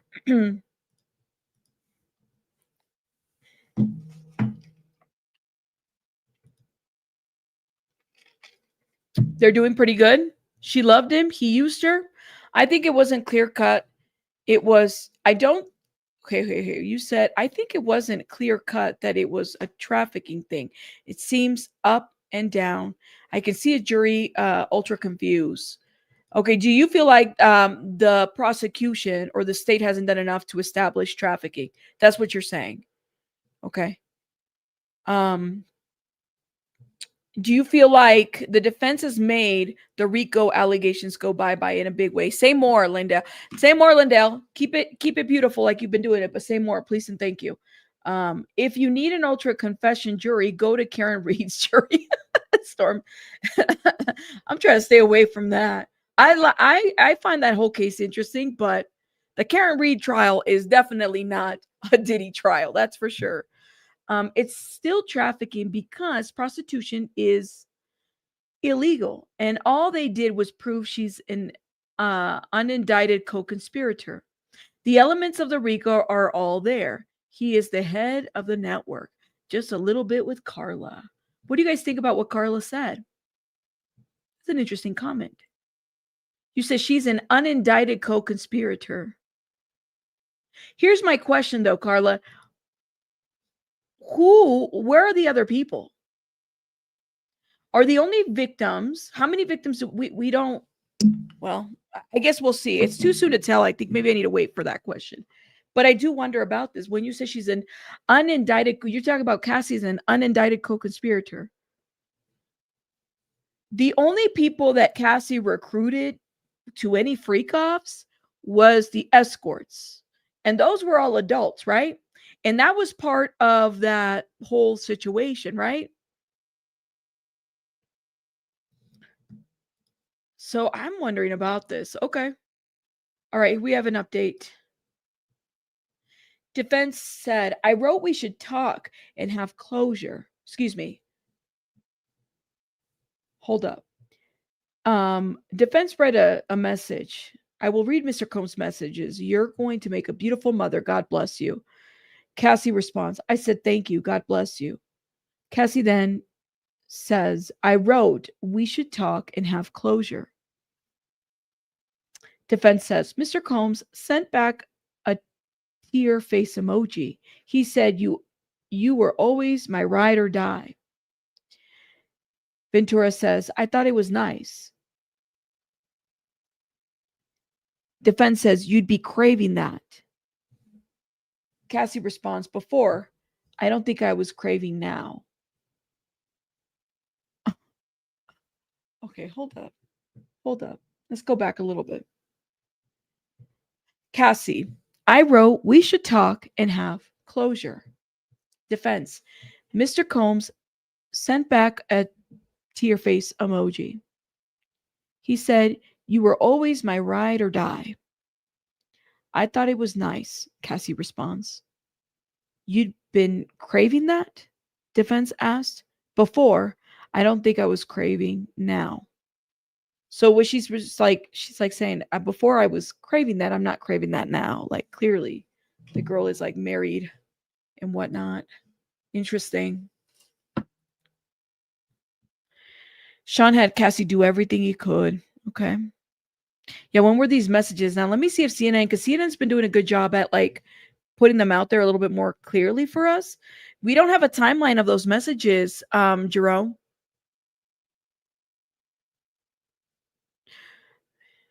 She was over it. She was. Did they really say this? That they got a proffer deal? That's interesting.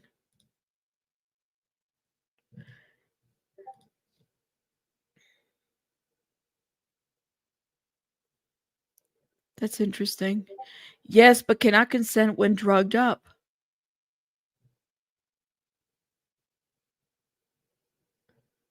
Some get used to abuse, and some even addicted to abuse, broken person. All right, I think we have an update. Give me one sec. Hold up. My phone is letting me know, I guess. No, we don't.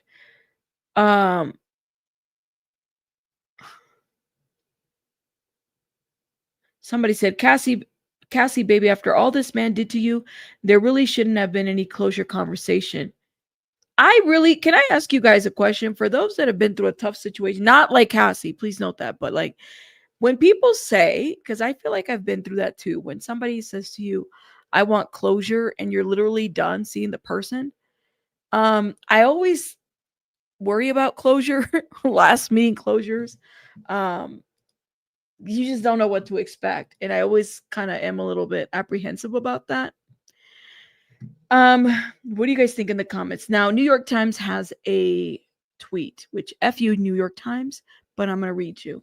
Cassandra testified that even after her final breakup with Sean Combs in 2018, he sometimes reached out to her. The jury is seen affectionate, even gushing texts that he sent over the past 6 years. He congratulated her on her first pregnancy, told her he had a dream about her. And in 2020, he said, you're one of the greatest women in the world, and don't ever forget that. Ventura agreed with Combs' lawyer that these were the kinds of sentiments that she wanted to hear from him when they were together. Oh, shit. Hold up. So they still were cordial to a certain degree, right? Okay, we have an update. When she says, before, I don't think I crave it now. Defense, you shaped you over 11 years? Silence. You shaped each other? Ventura responds, yes. Defense, your husband's a physical trainer? Yes. The house you grew up in Connecticut was relatively modest compared to mansions? Yes. What the fuck does the house in Connecticut have anything to do with this? So what? She lived with their parents. What are y'all trying to say? A lot of people live with their parents. Like, what is that? You know? I'm gonna need you to do a better job, please and thank you.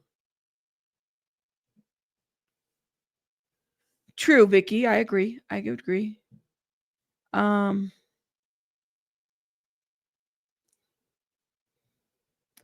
Let's see. Wanting closure is completely normal. I think where I'm coming from is like I never really if you're ending a relationship, this is just me, just my opinion, okay? Maybe it's just the way that I am, and it's clearly been many years since I'm married, so please note that. It's a little bit different now, but if I feel like it's like an uncomfortable thing, and typically I would never do closure, because what I would find is that the closure would be for the other person. And so it's kind of like, oh, like I would be worried that it might lead to other things. Does that make sense? Because the other person wasn't ready for closure. Typically closure, it seemed to me like it was always the open door for something else. Is that weird? And that's fine. Maybe she wanted the closure, he wanted the closure, but we never really knew like what. You just never know. Every situation is different, if that makes sense. Coco's mama, I'm kind of like that too. That's how I am. I've had situations similar where I was like, I put myself in this and it wasn't a safe situation. Does that make sense? So that's why I always worry about that. But this is kind of like Coco's mom. I am block, delete, and move on. That's how I am. But it's a little bit different, right? Like, yeah, you're married, and if your husband decided to go separate ways, your closure would be divorce. Closure comes in different ways. Yes, I'm saying I'm not disagreeing with that. I'm saying the closure piece is a very dangerous time in a situation where things were clearly very volatile. You don't know what could happen. And that's kind of what I'm saying. You're right. I'm not disagreeing with that. Yes, request to do closure talk is a temp check. You said closures for fools. No, it's not, Nikki. I just never know. Like I think I've had maybe bad situations, and maybe that's what it is, and that's where I'm coming from. Okay. Defense. You were preparing to tour with a Matt Testa. Is it Testa? Is that how you say his last name? Ventura responds, yes, he's an engineer. Once you settled your lawsuit, you canceled the tour, right? Yes. Because you no longer needed the money? That wasn't the reason. Oh, shit. Okay, hold up. So they get on the mansion. I'm like, who cares if she lived with her parents in a modest mansion or home? Who cares? The house you grew up in Connecticut was relatively modest compared to your mansions. Yes. Defense, you were preparing to tour with a Matt Testa. I think that's how you say that, or whatever. Cassie responds, yes, he's an engineer. Once you settled your lawsuit, you canceled the tour, right? Yes. Because you no longer needed the money? That wasn't the reason. Yeah, they're putting words in her mouth. I don't like that. Why does it matter? Like, I'm like, who cares if she lived with their parents? Like, there's a lot of people. Hello. They're building on the settlement. That's what it sounds like, right?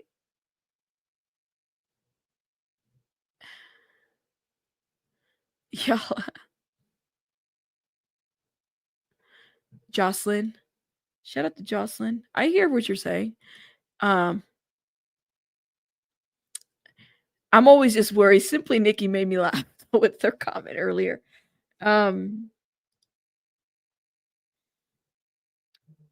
Let's see. Hold up. Do we have an update?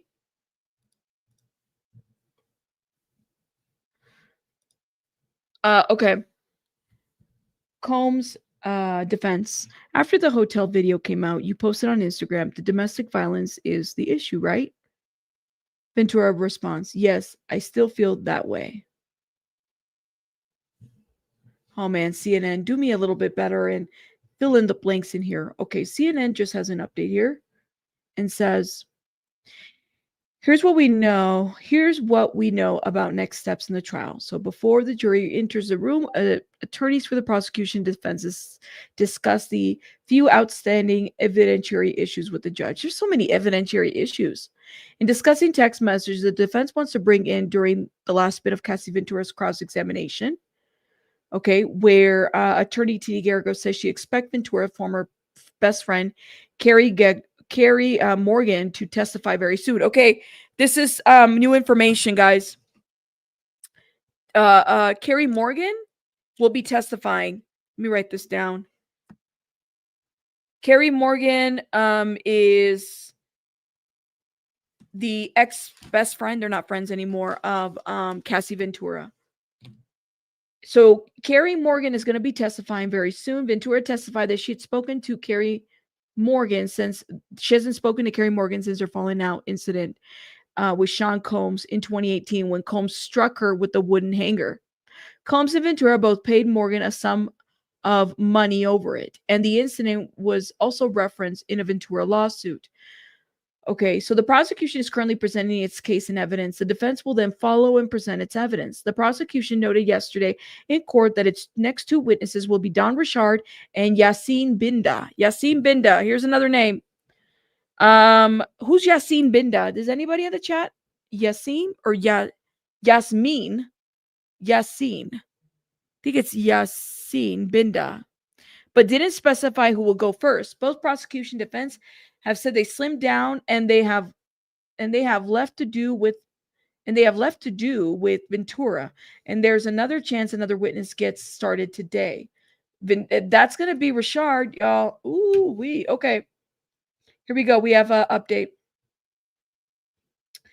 So when defense says, after the hotel video came out, you posted on Instagram that domestic violence is the issue, right? Yes, I feel that way. Okay. DX1015, Mr. Combs wrote, want to freak off one last time? What did you write? I don't want it to be the last time. I want freak off for the first time. Okay. Defense says no further questions. The judge, redirect. That's it? That's the last question? Defense? That's their last question?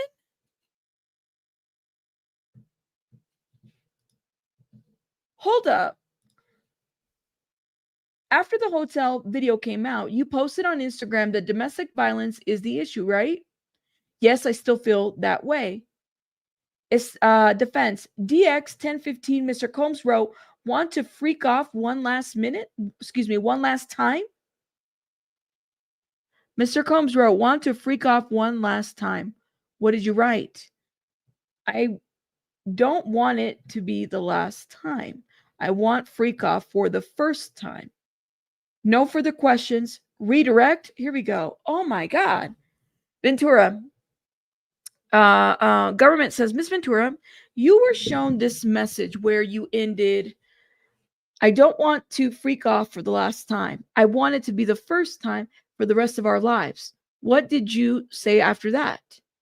Yes, I'm horny. Just got over a UTI. Oh, are they gonna ask her where she got the UTI from? Oh, don't go blurry. I'm back. Here we go. My God. Wow. Hold up. The wooden hanger, so Combs hit Carrie Morgan with the wooden hanger, and that like basically made them stop talking. Welcome. Thank you to the new subby. Shout out to you. They must want her to go into labor on the stand. That's what everybody's saying.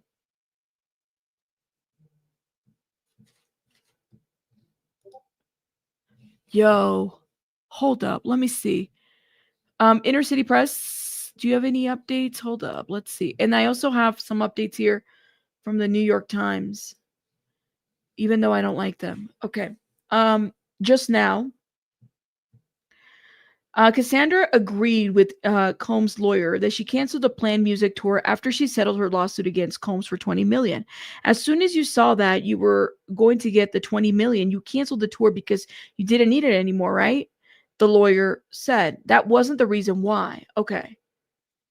Sean, Combs' lawyer, just abruptly ended her cross-examination after showing an exchange of messages between Cassie and Combs from 2012 in which he asked if she wanted to have a freak off for the last time.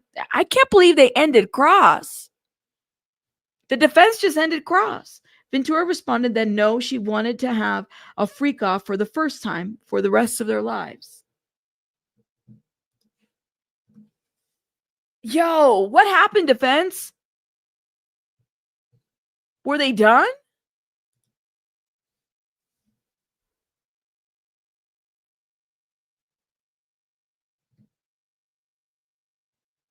Let me know. That's the explanation? And periods showing the FO were consensual even after that happened? Yeah, and stop speaking to Cassie, right? Her best friend jumped in the middle of Sean beating Cassie. There you go. She was then hit in the face with the hanger. She begged Cassie to leave. I would have stopped talking to Cassie too, guys. If that was my best, I'm sorry. And that's, I hate to put it that way, but like, yo, and then I get beat. I get hit trying to defend you. She begged Cassie to leave. Cassie wouldn't. Her best friend left, filed charges and a lawsuit. What would you guys do in that situation? And stop speaking as. I mean, I think I've had situations like that too, where it's like your friends are in horrible situations and this happens. I just can't believe defense is like done. Like, it's crazy that they're done. Hold up. Do we have an update?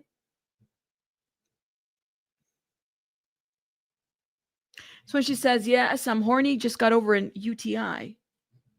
But again, this is all consensual. At this point, this is consensual. If she's having this this is where the consensual part. It's when it wasn't consensual. What I want to know is, do we have something that says that this was not consensual at this point or at that point? I don't know. After, yeah.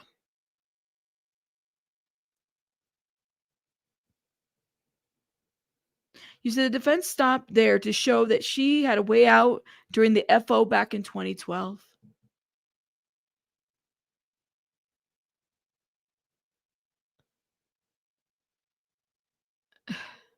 This is crazy, y'all. Like, it just keeps going.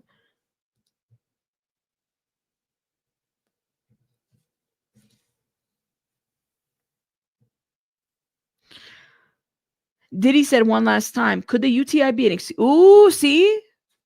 Could the UTI have been an excuse to get out of it? Yeah, that's a good point. Sometimes that's a very good point, actually. Think about it. Could the UTI have been a way to kind of say, like, yes, I'm horny? Like, she didn't want to just say, like, I'm done. Like, you know, because the thing about her, and you got to remember, actually, some of you guys wouldn't know this, but in the opening statements, Cassie admits that she's a people pleaser.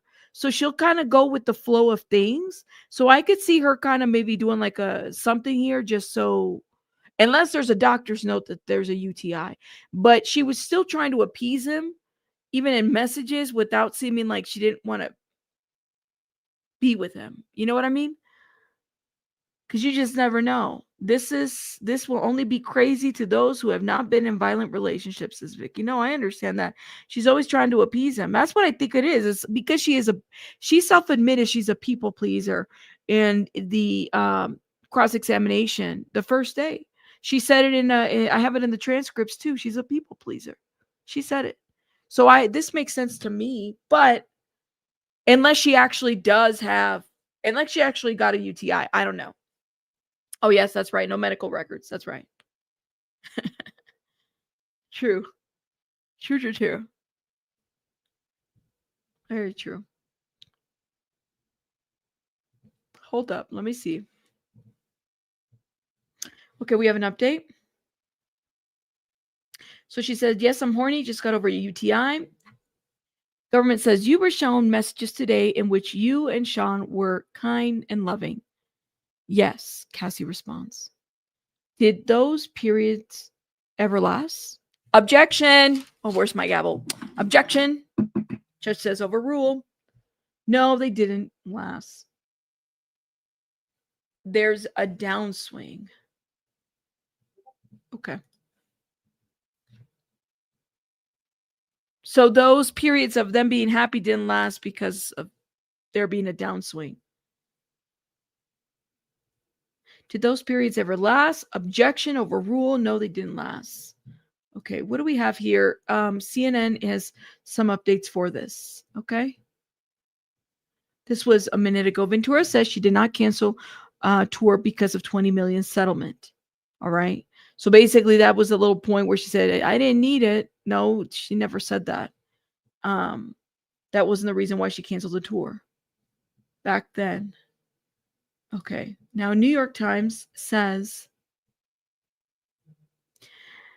okay, so the prosecutor, Emily A. Johnson, prosecutor is questioning Cassandra Ventura, asking her periods of time when Sean Combs was kind and loving, which the defense highlights multiple times through messages entered into evidence.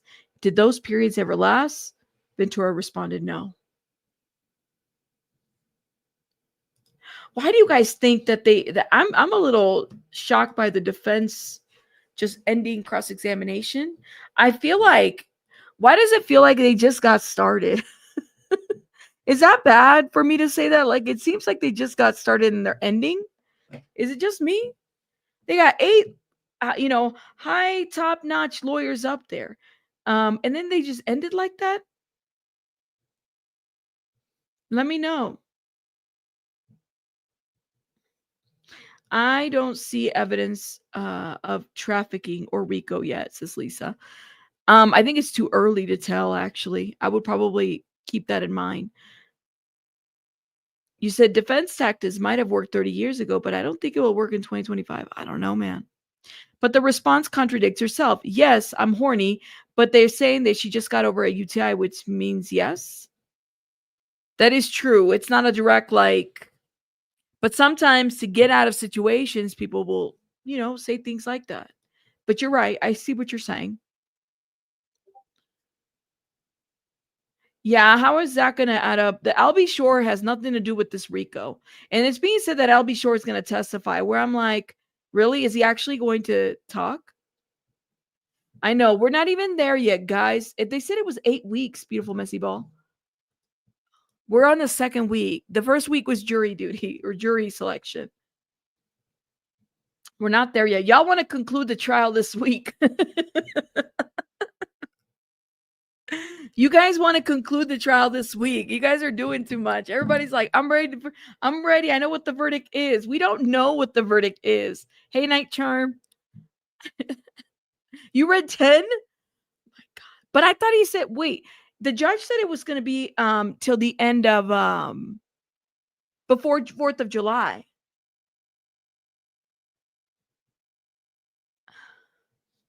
Before 4th of July, that's what the judge said. They're trying to get done before 4th of July, which would be what? 8 weeks, 6, 7 weeks from now?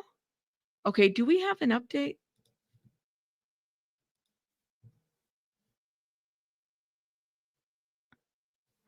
Oh man, nothing yet.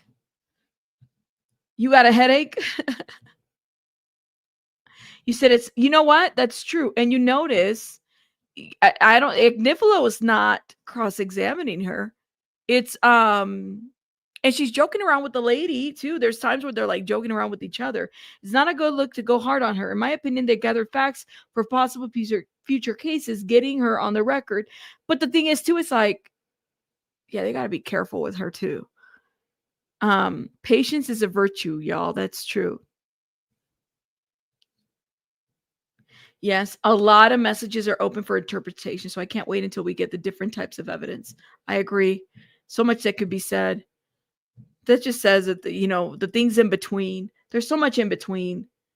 How do you put into context a relationship, good or bad, or whatever it was in 10 years, or 10 years of abuse, as she has alleged? We don't know. Welcome. Shout out to you. Thank you for being here. Robin Luen. Okay. Let's see. Guys, do me a favor, hit the like button, please, and thank you. I'd appreciate it. We don't have an update yet. Let me see what the New York Times have said, even though we don't like them. That was 6 minutes ago. Let me see what CNN is saying, even though I still don't like them too, but they're not too bad. Okay, wait. Washington Post. Okay. No updates yet, Washington Post. You're slacking. Hurry up. Okay, here we go. Inner City Press says, what world did Sean open up to you? Cassie responds, a world of chaos. In your 11-year relationship, who did you want to have sex with? Only him at that time. When Sean wrote, seduce me all day, what did you do? Write about FOs. Okay.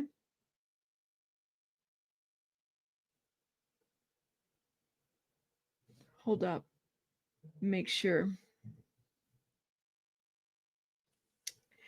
So before that, it was, you were shown messages today. This is the government asking Cassie. You were shown messages today in which you and Sean were kind and loving. Yes. Did those periods ever last? Objection. This is what the defense said. Overruled. No, they didn't last. There's a downswing. What world did Sean open up to you? A world of chaos, Cassie responds. In your 11-year relationship, who did you want to have sex with? Only him at that time. When Sean wrote, seduce me all day, what did you do? Write about FOs. I mean, is that the only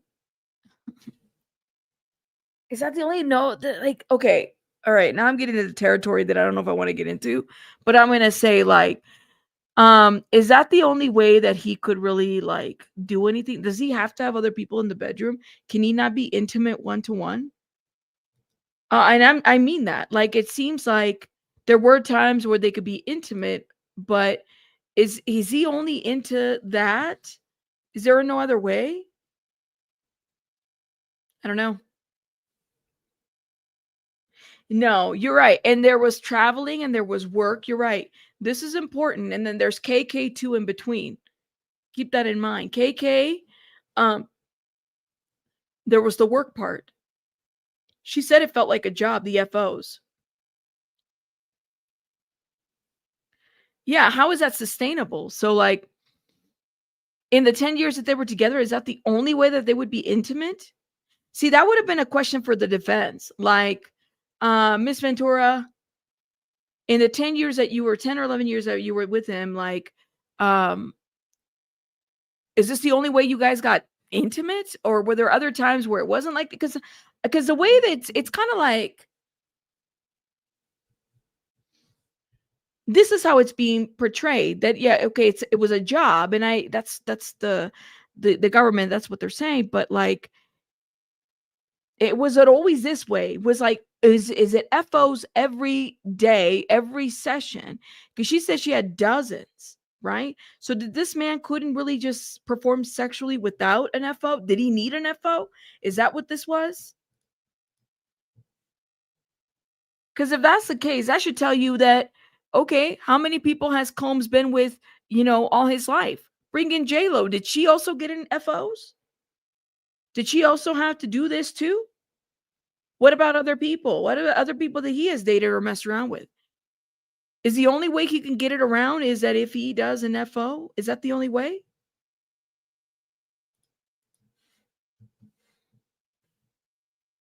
Somebody said, oh, y'all never did something your boss has told you. Okay. Oh, man. Hold up. I think my camera's about to die, so I might have to change the battery here pretty soon. Okay. What do you guys think in the comments? 20 minutes ago, CNN doesn't even have an update yet. Nothing. Oh, wait. The New York Times has one. Give me 1 second. After a day and a half of cross-examination in which the defense tried to establish that Sean Combs and Cassandra Ventura had a passionate and consensual, if tumultuous, sexual relationship, the prosecution is now reminding jurors of how Ventura sees it. Ventura testified that Combs' mood impacted my whole life, my career, and how I felt about myself, my self-worth. She said that she only wanted to have sex with him despite his request that she have sex with male escorts in front of him. And she testified that her music career was hindered by his sexual demands. If he was in the mood to have a freak off, my work would have to take a back seat. Oh, that's not good. This, ugh. That's what New York Times said. Yeah, he wasn't willing to commit. Then he should have just, I mean, honestly, he should have let her go. Thank you, Lenny B. Thank you. I appreciate it. Thank you.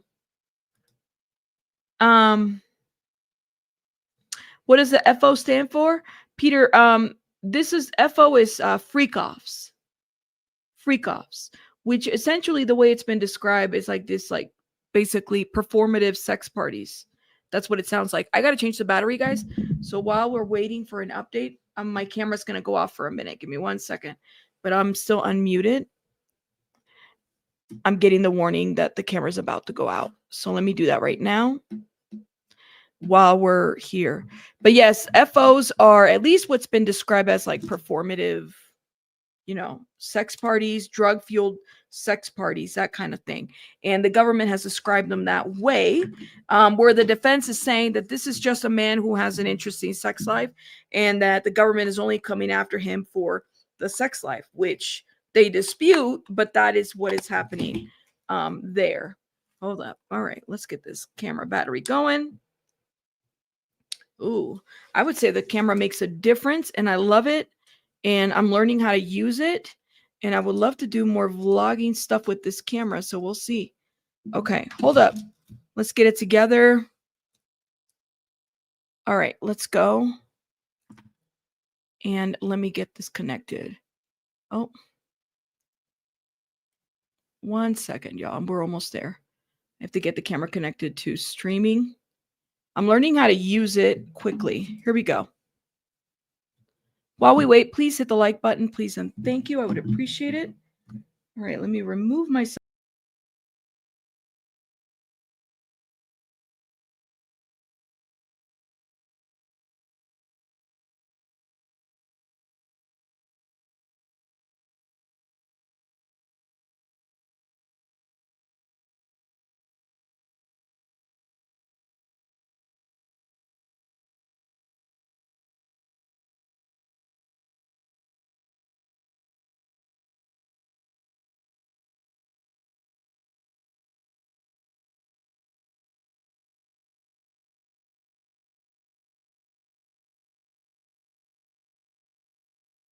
Ooh, it's not working. No, it's not. Okay. I couldn't get it hooked up, but that's okay. The battery's working though. That's what's more important. All right. So y'all see the green screen? That was our courtroom. Let's see what do we have an update, Inner City Press? No, we don't have an update. So we're good. Okay. CNN does have an update and they're saying, okay, Ventura testifies there were times when Combs was kind, but those periods didn't last. So prosecutor Emily Johnson is asking Ventura about messages the jurors saw when she was with Sean Diddy Combs expressed love for her. Were there periods during which Sean was kind and loving? Ventura testified. Did those periods last? No. When Sean wasn't happy anymore, it affected everyone around him.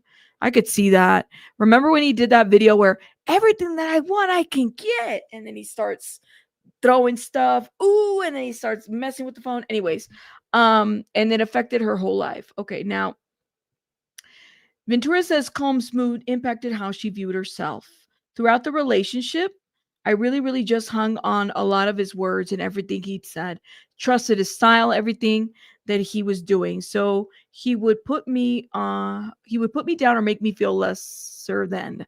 I was extra hard on myself. I was already on myself as it was, she said. That was good, but there was a lot of negative too.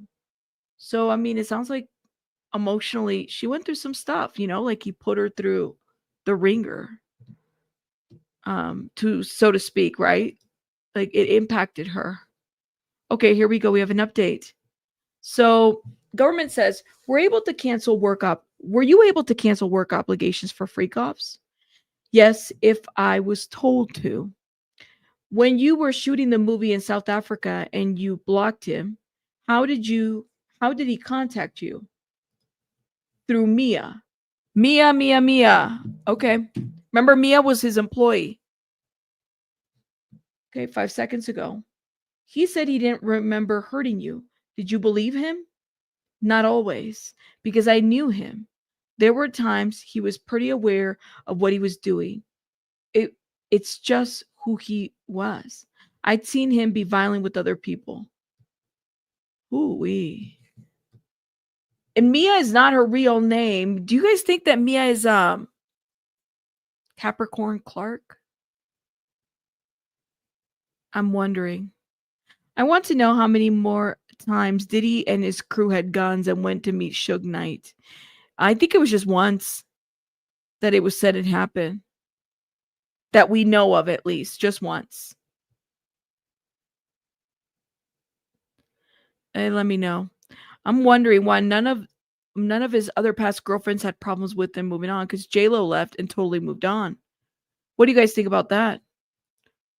Who's to say that J-Lo didn't do freak offs? I mean, I don't know. I wasn't there. But that's a good point. It's like, did he only target? I mean, what did he do this to J-Lo too? Because I have to kind of wonder. And I know people are going to say, well, she talked about it in a movie. No, she didn't. She talked about abuse that she went through, but she never talked about physical. I remember she did an interview where she said it was at a magazine or something. This was like in the early 2000s when her and Diddy broke up, right?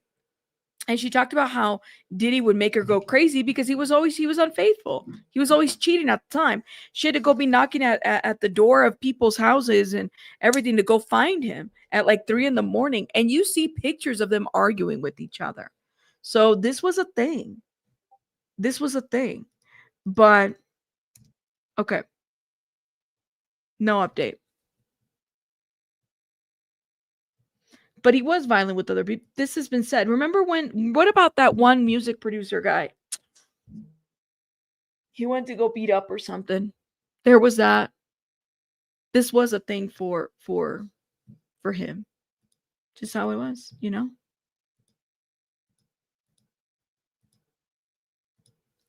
Okay, let me see if I can fix something on my camera. Let's see if I can fix it. Give me 1 second. What do you guys think so far? What's to say that J-Lo didn't FO until Diddy arrested? You never know. That's true. That's a good point too. We don't know. I agree. We don't know what would have happened. Okay, it's working now. Is it? Okay, my camera. Come on now, camera. Okay. Okay, the camera's on the computer facing that way. I don't know what's going on. Okay. I guess the camera's gonna. Oh well.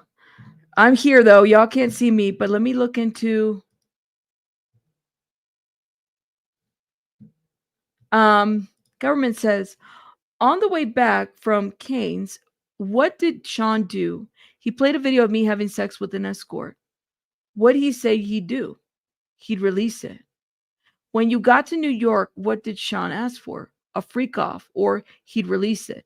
Okay, this is the piece that I'm like, I would love to have seen communication of this, because right now it is her statement, right?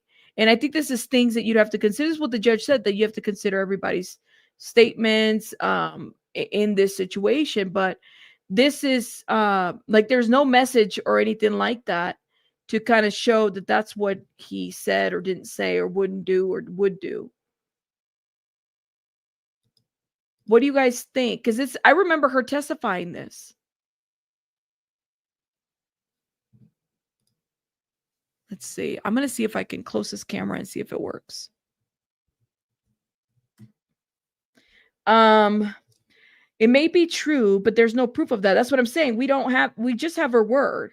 That's all. And I was thinking about this last night. I said, I don't want to I don't think anybody, we're talking about evidence here, right? Like, we want to make sure we have all the information that we have.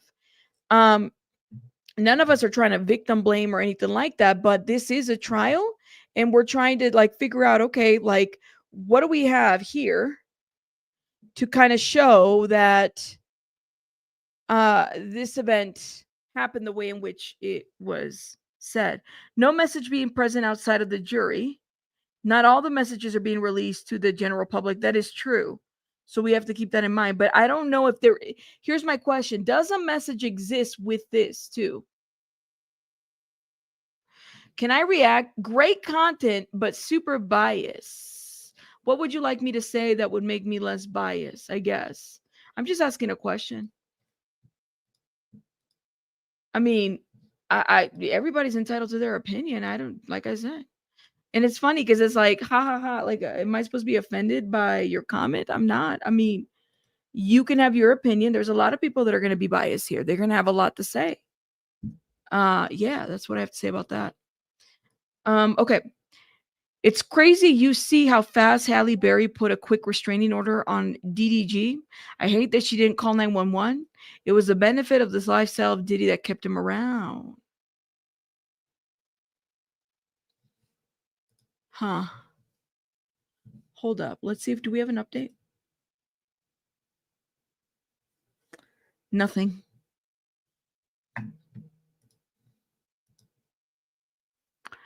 Let's see. My camera's working. Well, it is, but I was trying to get the green screen set up and I couldn't get it. I don't know what's going on. But y'all can see me though. That's what's important. And this is making me itchy, y'all. The judge is taking a robe off. I think if the text messages were there, prosecution would show them. That's what I'm saying. Not show them to the general public, but show them, or at least say, exhibit 3, 4, 5, 6. You said here it was this. What did you say here? Oh, Lord have mercy. You clean up everything for Cassie. Not mad to you. Like I said, great content, but you sound like the sisterhood coming to rescue. What am I cleaning up for Cassie? How do I clean up for Cassie? I just have a lot of questions. I haven't decided where I'm at. I'm trying to figure out. The defense just ended abruptly. I'm trying to figure out why the hell they did that. But how am I cleaning up for Cass? How do I clean up for a situation when I'm not even there? That's giving me like trollish a bit. How do I clean up a situation that I'm not even there for? That's what I want to know. Make that make sense. I don't know these people. How am I there? I don't know them. Okay. Moving on. All right. Let's see. Hold up, y'all. Let's see. You're doing too much. Okay. Moving on. I know. I tried to be, and I have a lot of questions. Okay. You reading tweets is clearly offending some people. Apparently, I'm cleaning up the people. I don't know how. Apparently, I'm cleaning, and I'm like, I'm reading tweets, y'all. Get it together. Okay. We have an update here.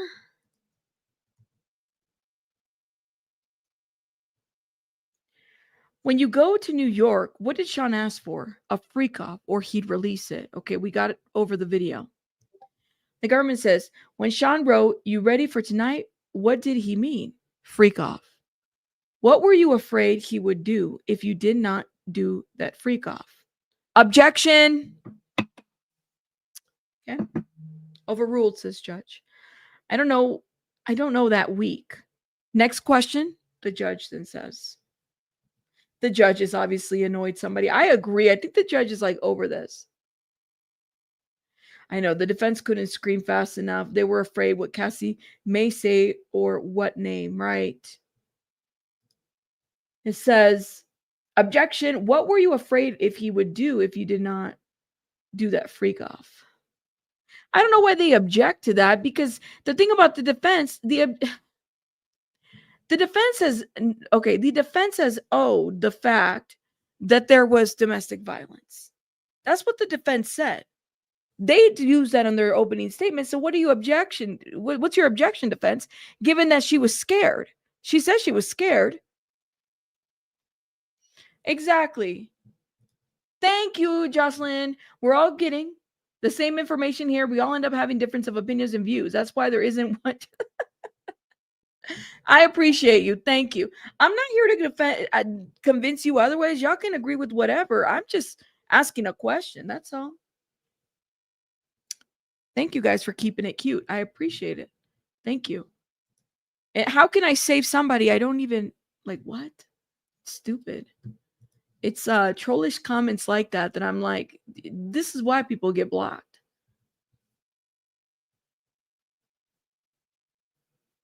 There's no new updates from CNN. Let me see what Washington Post is saying. Okay, the defense had a brief exchange with Cassie, an R&B artist, about a tour she recently canceled. Sean's attorney asked Ventura if she canceled the tour when she received the $20 million settlement. We read this. That was 6 minutes ago. Cassie Ventura smiled as she answered that wasn't the reason. Thank you, Britt. Thank. I appreciate it. Thank you.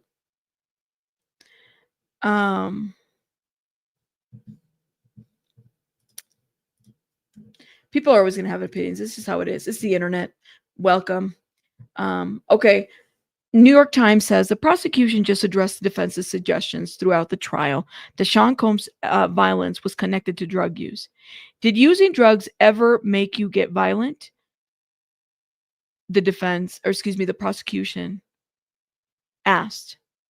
I feel like drinking more so, can't even read. I feel like drinking more so than drugs. Okay, so the prosecution just addressed the defense suggestion throughout the trial that Sean Combs' violence was connected to drug use. Did using drugs ever make you get violent? I feel like drinking more so than drugs. So she wasn't big into the drugs. She says she was into the drinking.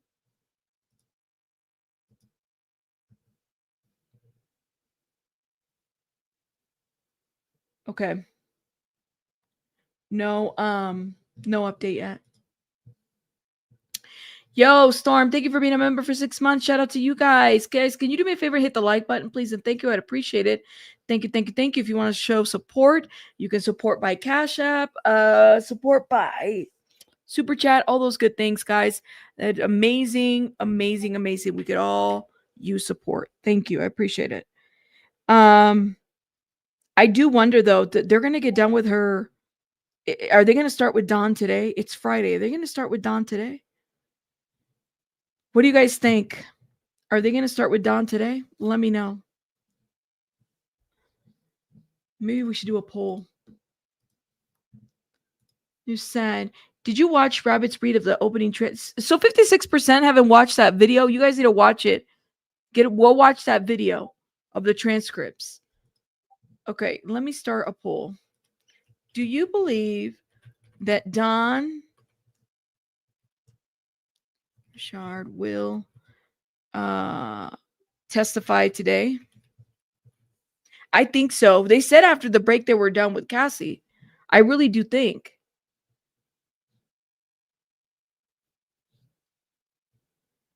Yeah. Hold up. Let's see. Do we have an update?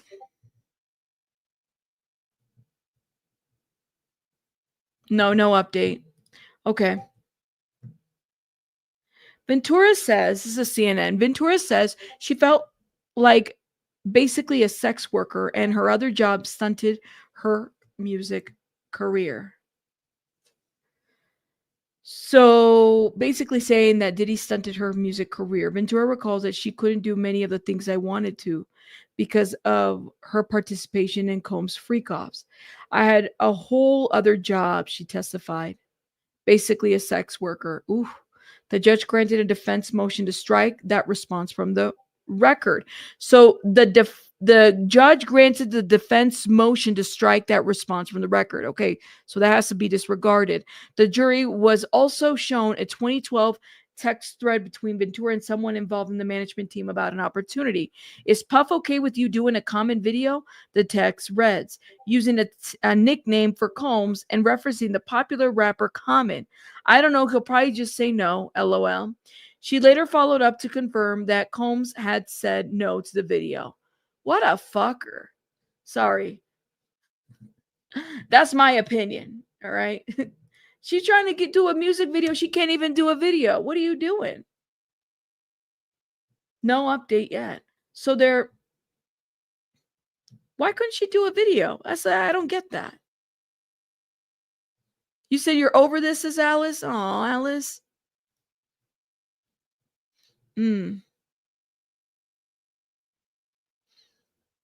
Oh my gosh. I gotta control myself, my mouth. Sorry, y'all. Objection. Gotta get my mouth together. Gotta get my mouth together. My bad. Yes, they did it. That I will give you that, Born King. They did admit to that. That's why I'm like, don't deny what happened in that video. The defense doesn't deny it in their opening statements. So this is why I'm like, why are you denying any conversation about DV? You guys aren't denying it. So like, why can't they ask questions about the DV stuff? But it's not what he's being charged with. You think she'll start her testimony today? She has to start, right, Vicky? Don Richard has to start today. Let me see. If she doesn't start today, they're going to be off schedule. I would think. I don't know.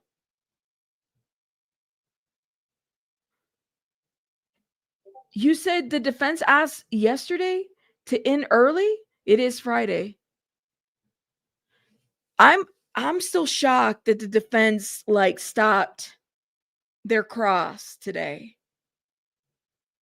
I thought so. They said they were ready for her today, yesterday. Do you feel me?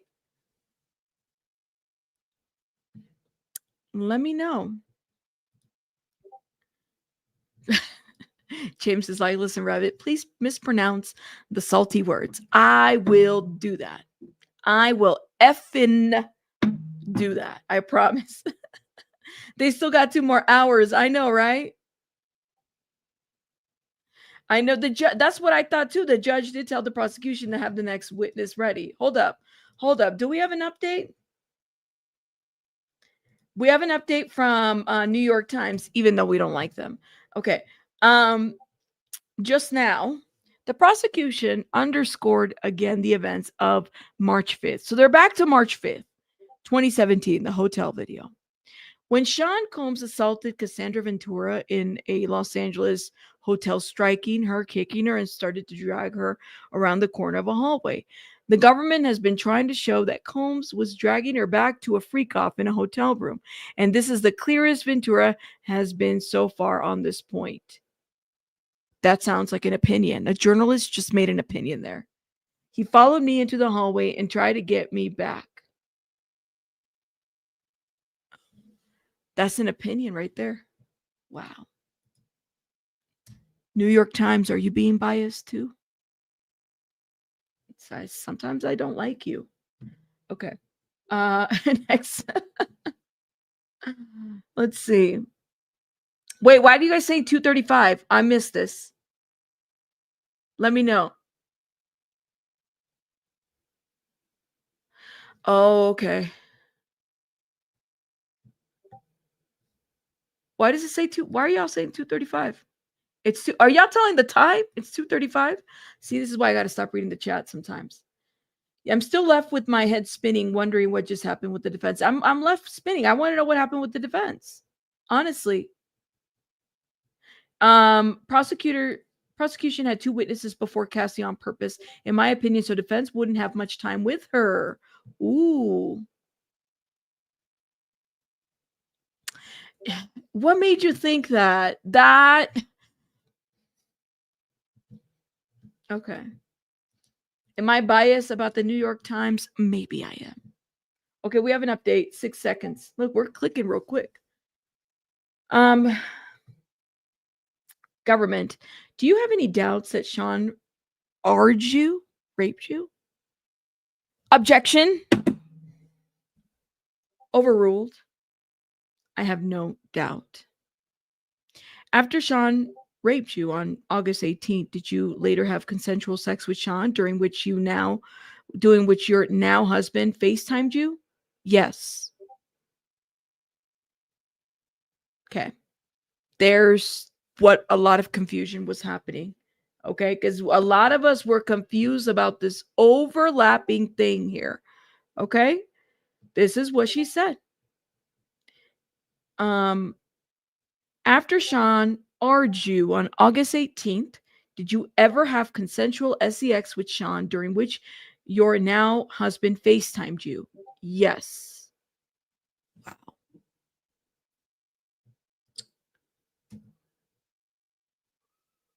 Yes, yes. Ooh, ... I don't foresee a gain for the prosecution with the redirect because there is indeed proof that Cassie was a willing participant. If something's okay, I'm reading a comment. I'm not going to read that. Why did they cancel the tour? Hold up. I mean, maybe I don't know. It's a long comment. People need to make shorter comments on Twitter. Okay. Sean, give me 1 second, guys.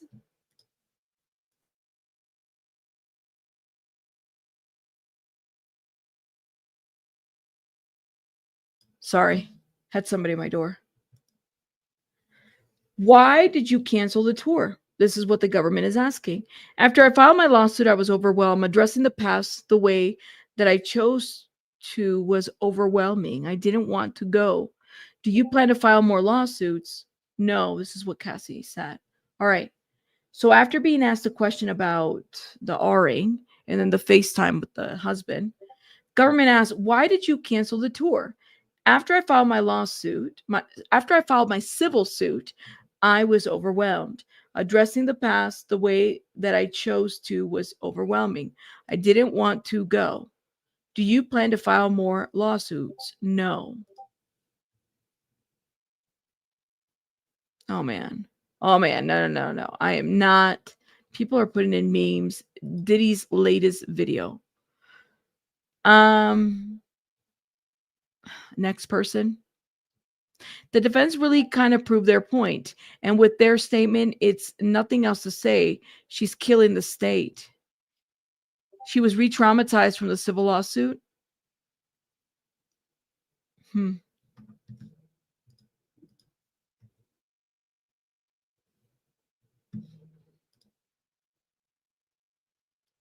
you plan to file more lawsuits? That was the government. Cassie said no.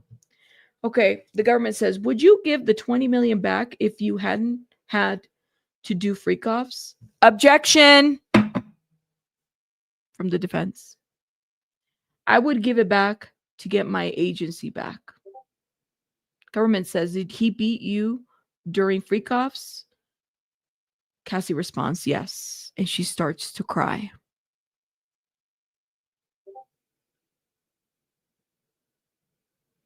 Wow. Whew. She is crying on the stand right now. He would beat her during freak-offs. This is what she's saying, okay?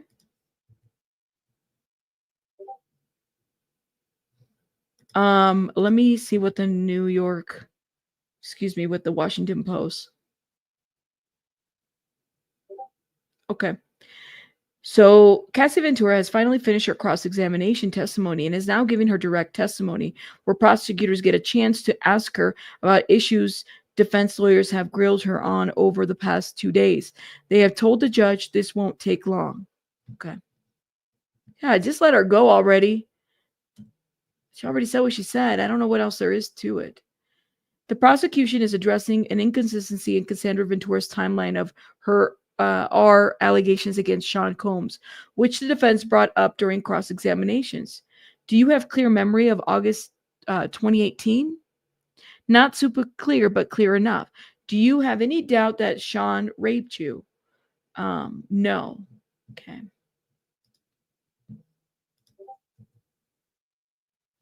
Okay, there's more. Government says, were you open to freak-offs at the beginning? At the beginning, Ventura answers. Did you tell him when you no longer wanted to do them? Yes, more than once, Cassie says. What concerns did you have about saying no to freak-offs? Safety, career, love?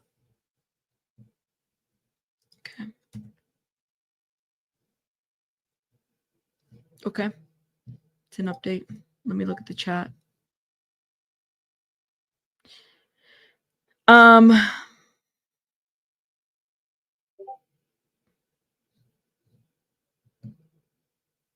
Ooh-wee.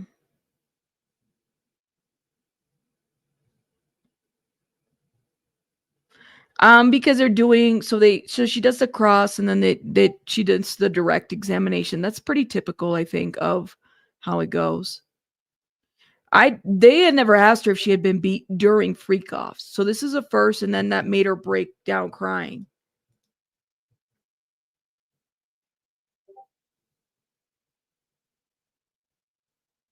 Somebody said she feared for her life and safety. She did what she needed to do. She survived the nightmare.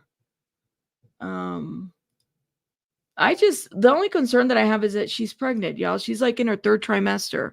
Like anything can go wrong. So they need to be careful. Cassandra Ventura testified that she canceled a music tour after she settled her lawsuit against Sean Combs because she was overwhelmed and did not want to be away from her children. This is her 3rd child. She would be expecting her 3rd. The defense has tried to suggest that it was because she had secured a $20 million settlement and no longer had financial concerns. I don't know about that. She has babies too. I mean, I don't know. And she's pregnant. New pregnancy.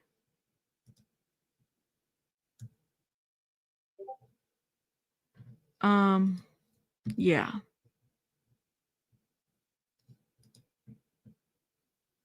Thank you, Peter. Yeah, and don't promote no thong business. No thong businesses in my chat, please and thank you. If you want to promote a business, you got to hit me up on my email. I have an email, and let me know what you're trying to promote. But don't be promoting no Diddy thong businesses. What the fuck? That was a first. I've never seen that in my chat. I've seen people promote things in my chat, but never a thong business. Yeah. Okay. No update. Let me see what CNN is saying.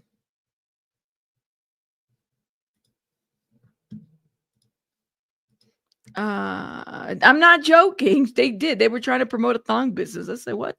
I remember I had to put them on timeout. They came back and apologized, but still, come on now. Don't promote no thong businesses in my chat. Okay, hold on. No update. Ooh, I hope they break here or something because I'm just like, yeah, are we just going to repeat the same thing or is there more to this point that they're trying to drive? Are they just repeating at this point? Like even did she even cry during cross-examination? I don't even think she cried during cross-examination. Hold up. We have an update from New York Times. Would you give that money back if it meant you never had to freak off? This is what the prosecutor asked. And they're referring to the $20 million settlement. If I've never had to freak off, I would have agency and autonomy. Cassie testified. I would have had to work so hard to get it back. I wouldn't have had to work so hard to get it back. Wow. I don't know, man.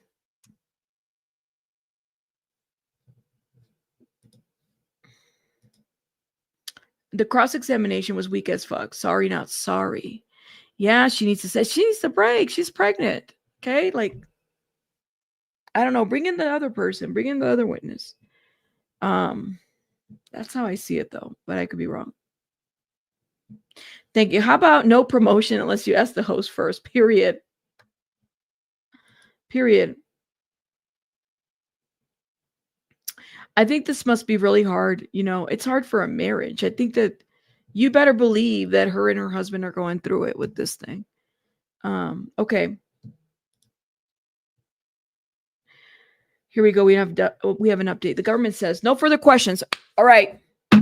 Done with Cassie. The judge looks at the defense. Ms. Estevao. The defense. We knew Mr. Combs' sexual preference was these freak-offs, right? Oh, wait. We're not done. I thought we were done with Cassie. Oh, man. They're going to cross-examine her again. Okay, here we go. You knew Mr. Combs' sexual preferences were these freak-offs, right? I learned. It was part of being his girlfriend. Yeah. You kept your old devices. Yes. Oh, shit. Here we go.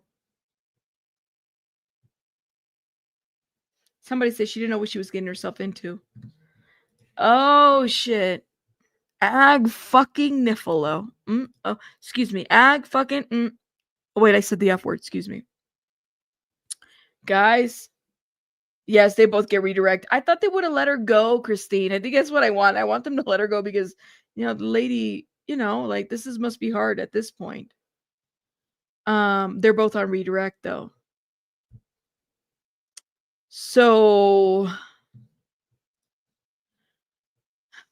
you knew Mr. Combs' sexual preference was these freak-offs, right? I learned. It was part of being his girlfriend. Yeah. You kept your old devices. Yeah. You know what? You know how they had Jonathan Oddie do a NDA? I wonder if with all these videos, they probably had paperwork specifically drawn out for freak-offs for these escorts so they wouldn't talk, right? Okay, I'm just curious. The defense is back up with new questions. Prosecutor Emily Johnson is finished with redirect, and defense attorney, the same one, is here to cross. Cassie's still on the stand. Oh, man. The government is focused on Ventura's testimony that she feared Combs would leave her if she refused the freak-offs. Defense asked her to confirm that she understood that part of being Combs' girlfriend meant having to do freak-offs. Ventura says, I would say I learned over time. Oh, man. Oh, man. I think they're going to be done after this break. I'm telling you, that's what it seems like it's going to get done. With her, at least. Oh, man.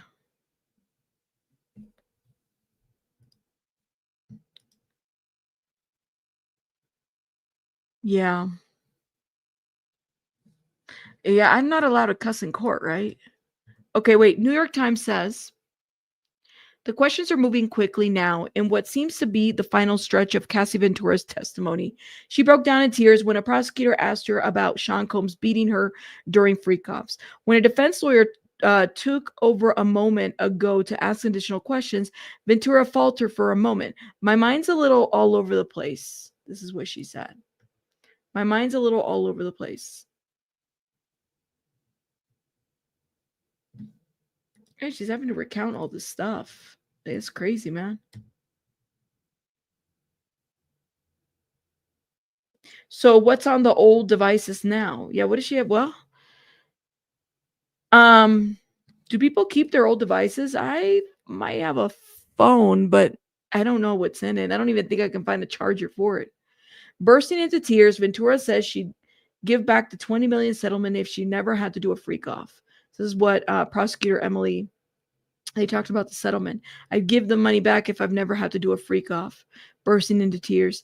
If I've never had to have freak-offs, I would have had agency and autonomy. And then Cassie says, and I wouldn't have had to work so hard to get it back. Damn. Tasha, I think there needs to be consideration for that. You know what I mean? Just crazy to think that the workers are being sat down to go over legal paperwork and then moments later be slathered in baby oil. The debauchery of the sick lifestyle. Yeah, imagine. And it wasn't even that, Sasha P. Remember that kiddie pool? She said that there was a kiddie pool with like, and then they would heat up the baby oil. Hot baby oil on you? Okay. All right. So when she's asked, you kept your old devices? Yes. And freak off videos in this case, they were all on those devices you kept from 2012 to 2014.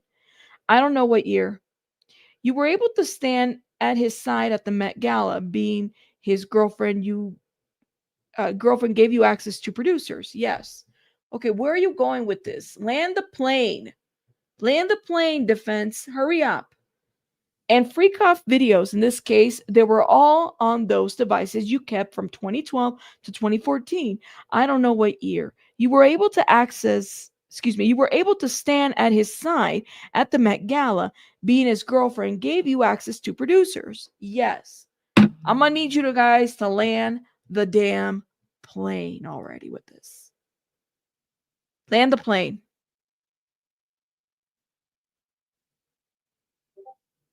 We need to land the plane. You still have your old phones? I had the I remember the phones that I used to have. I just don't think I have them anymore. Pretty sure. I had a Sidekick. Had many flip phones. Samsungs with the little lights on them. Those were cute. Those were cute. I used to like my Samsung. I miss the flip phones. I really do. But I can never go back to it because my mind wouldn't be able to handle it anymore. You have most of your old phones? I know enough from watching these trials that your data is never truly erased. It's really the getting that data though, beautiful messy ball.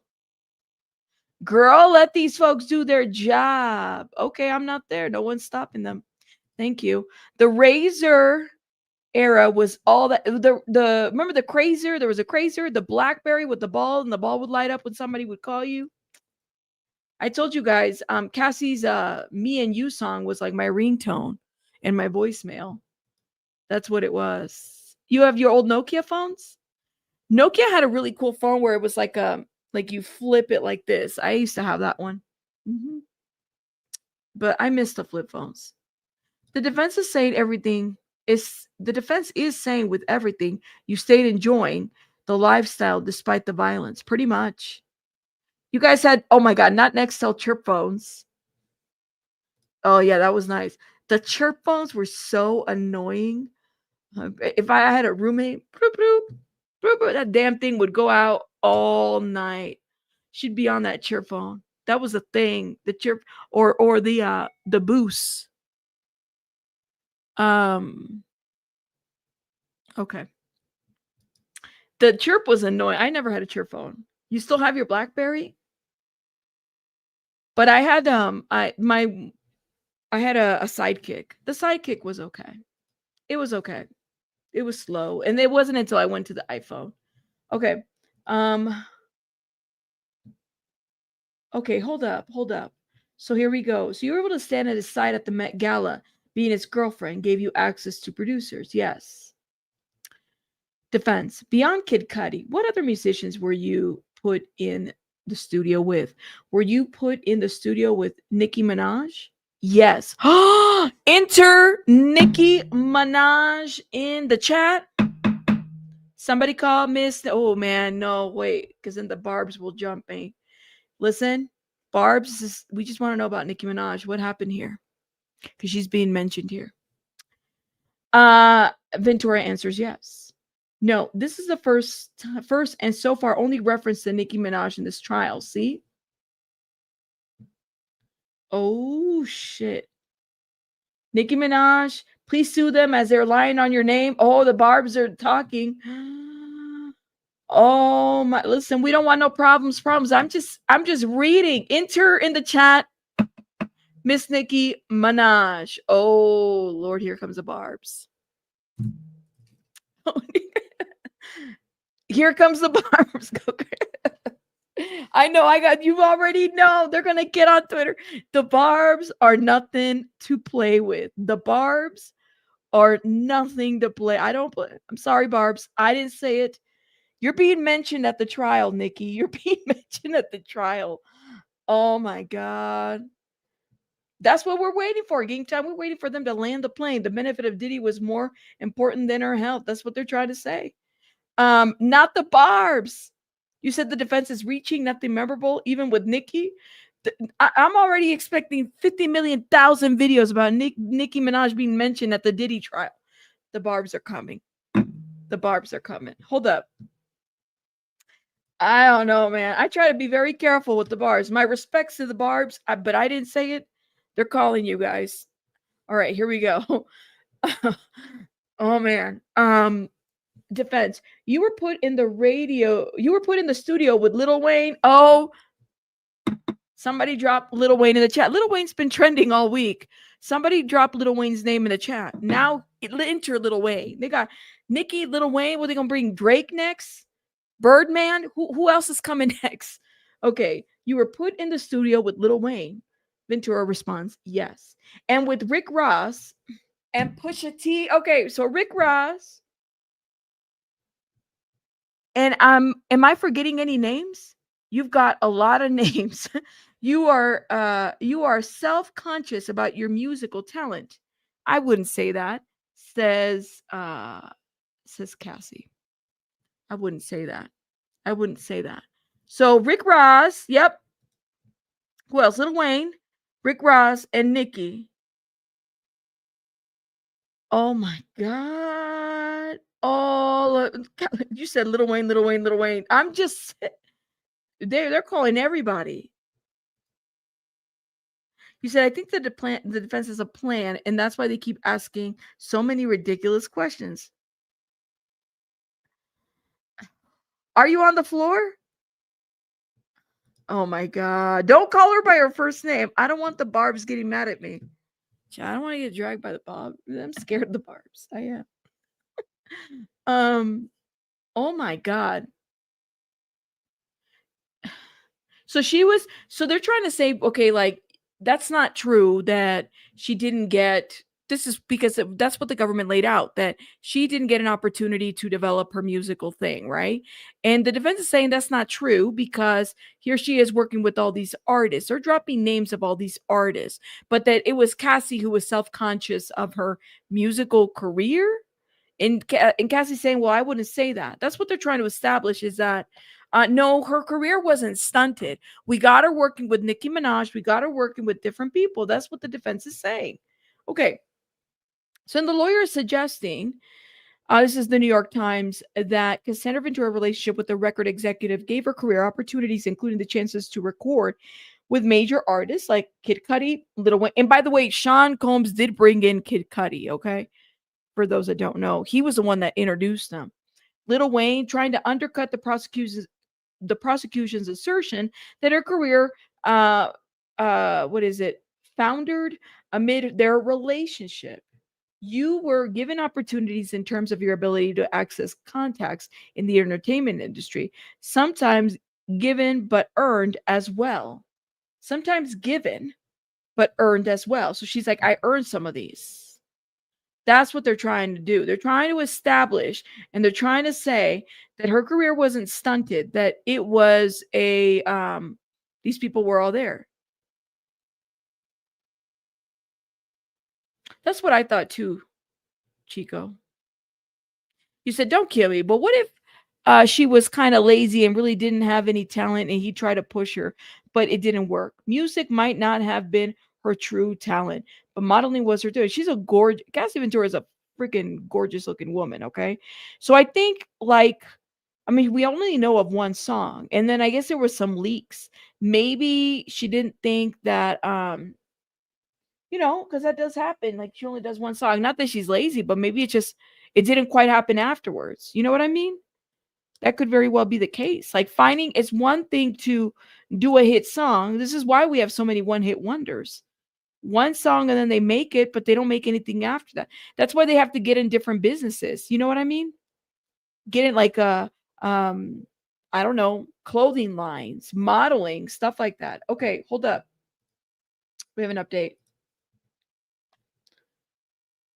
Okay, so she says she wouldn't say that she was self-conscious about her music career. Combs says, defense says, you had a bad performance on 106 in Park. Early in my career, Cassie says, you did music videos. Were they successful? May we have a sidebar? The judge says. They have a sidebar. Yes, yes. Go ahead, judge. I agree. I think we need to have a sidebar or a candy bar or something because, it's given that time of the day and it is Friday. We definitely need to have a sidebar. Yeah, she made over 100 songs but didn't release them. No. Mm-mm. But I tell you, her song was like my ringtone. I've been waiting. Think I want to make a move now. A Snickers bar. We need a Snickers bar, not a sidebar. We need a Snickers bar. That's right. You think they're trying to shit on her? Yeah, yeah, I definitely think. You think it's repetitive? It's become a bit repetitive for sure. I will say that. Just have a bar. Ooh, a bar. Drop me some bars. That's right. I doubt he put the effort into promoting her like he did with J-Lo. Bingo. That, my friend, I do concur. I do agree with you on that, Belen. I don't think he put enough energy on Cassie the way in which he put on J-Lo. Why? Like, yes. Drop a rabbit in the chat if you agree with this statement right here. But then this statement right here is everything. I completely agree. I don't know. He didn't put a lot of effort on Cassie. Cassie only had one song. And Cassie, I think, was talented. I'm sure he could have hired people. He could have done different things. That's how I feel. You say they're trying to rattle her cage? Probably. Pushy T. Thank you. Yes, like, subscribe. Thank you. I appreciate it. Thank you. Make sure you guys are hitting the like button. Support the channel. I would appreciate if somebody supports the channel. Please and thank you. We are on the long stretch. The stretch is longing. It's very stretchful. Wasn't J-Lo a name before Diddy, though? She was Selena. She wasn't J-Lo. She did Selena and she was Jennifer Lopez. But she already had an established career and she had an opening with the Latino community. So I would say yes. But but Diddy introduced her to the hip hop community. That's what Diddy did. If J-Lo, the name, would not be J-Lo if it wasn't for Diddy. And yes, she was a fly girl, but she wasn't J-Lo then. She was just Jennifer Lopez, the fly girl.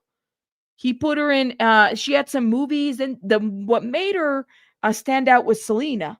All of us knew her from there. I'll speak for my Latinos, at least for myself.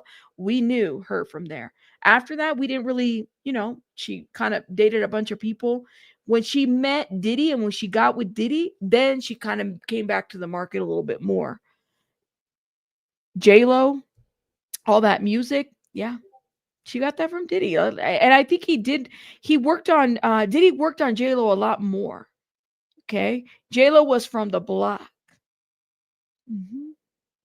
Yeah. If it wasn't for Motola, if it wasn't for, especially Diddy, if it wasn't for Diddy, she wouldn't be. People wouldn't recognize her. And then she stole music from, allegedly, in my opinion, although I believe my opinion is correct, but it's still my opinion and it's allegedly. I truly believe she stole music from people. She stole people's vocals. That's what she did. She did it with the one girl. I did a video and I talked about it. She did a TikTok video and we gave commentary about it. Jenny from the block. Jenny's not really from a block. She's in a private school.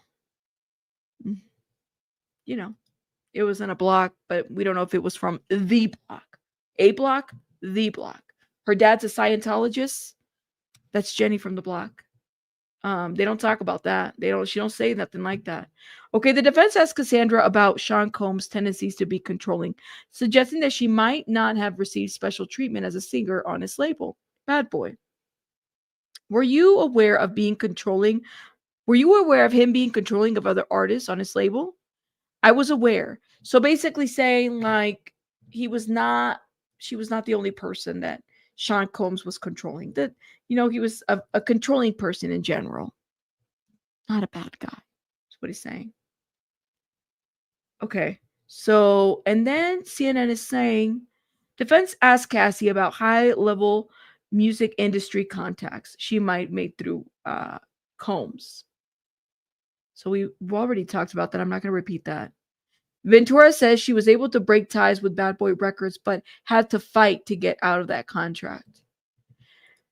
Okay, remind me, didn't they just, the artists just did he release like their musical what did he do? I want to say it was 2 years before this and the lawsuit.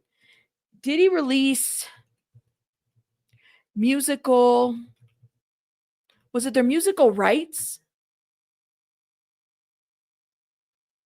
Their catalogs. Like he was releasing people's catalogs.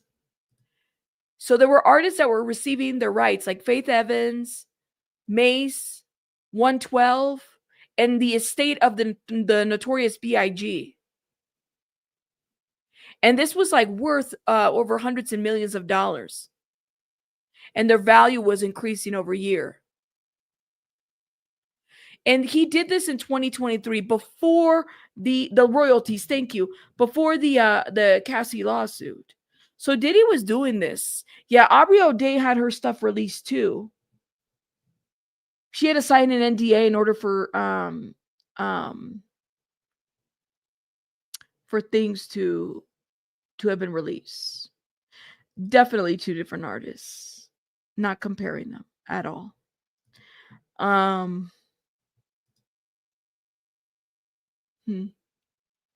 Yeah, J-Lo can't sing to save her life. At all. No update.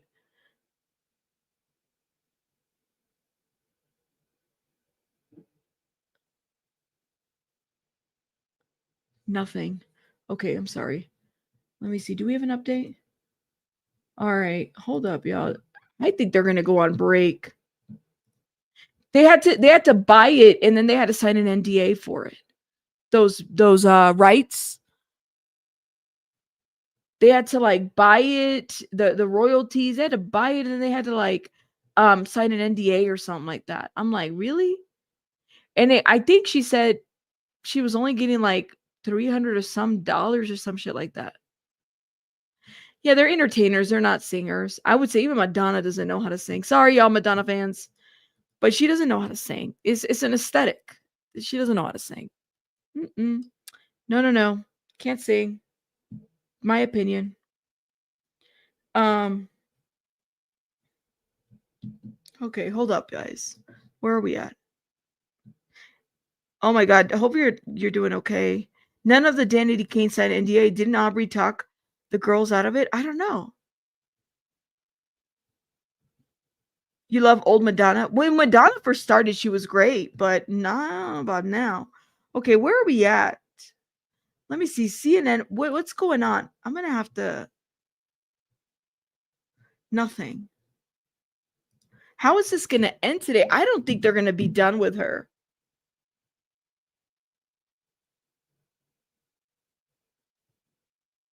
Okay.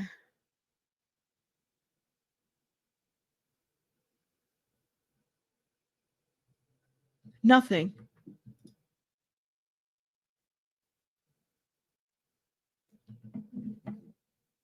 Okay, hold up. What did I just get?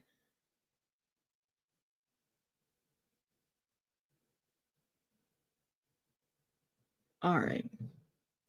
Guys, we're waiting for an update. I'm sorry. I'm waiting to see.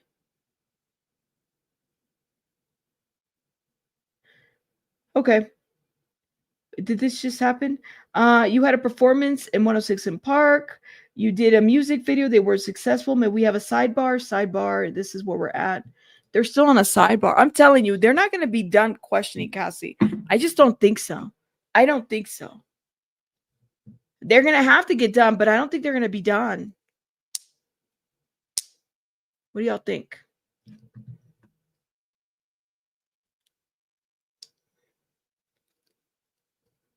Yes, they are. They should be, at least my understanding.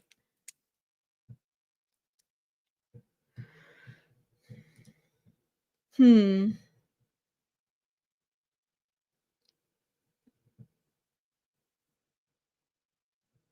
won't. I think the judge is telling them to wrap it up. I think so too, Virgo. Y'all, I have to hurry up here. Come on. Okay, here we go. 19 seconds. Okay, so they had the sidebar and then defense. D-Rock was like a member of your family. Yes, like a brother. The assistant Mia, you also had a friendship with. Yes. Okay, here you begin with an explicit message and you respond with 1. You are actively sexting. Oh, they're going back to the messages. Oh my God. We back to the messages.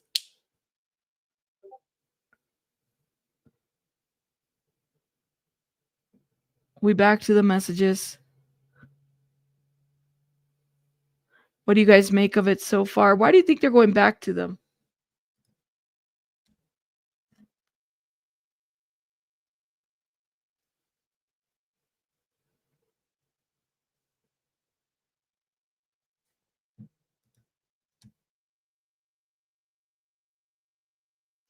They're all asking, why are they going back to the messages? That's the question. They're looking for holes. See, let me see what Washington is saying. 4 minutes. Inner City Press. Let's see. New York Times. Hurry up. No minute. No update. Excuse me. Y'all. You think D-Rock will testify? Oh, you think they're stalling? They're trying to shake her. They're passing his attorney notes to ask those questions, just like Tisa said. She's going like this. Ag fucking Niffalo. That's don't you forget. Ag fucking Niffalo. That's it. That's how the defense wins the case, by stalling holes. I don't know. Definitely stalling. Listen, like I said, I talked to a lawyer and he said he thinks it's going to go on a mistrial. I said, wow. In a sex trafficking or victim initial witnesses to engage in commercial sex act is not relevant, where perpetrators subsequently use force, fraud, and coercion.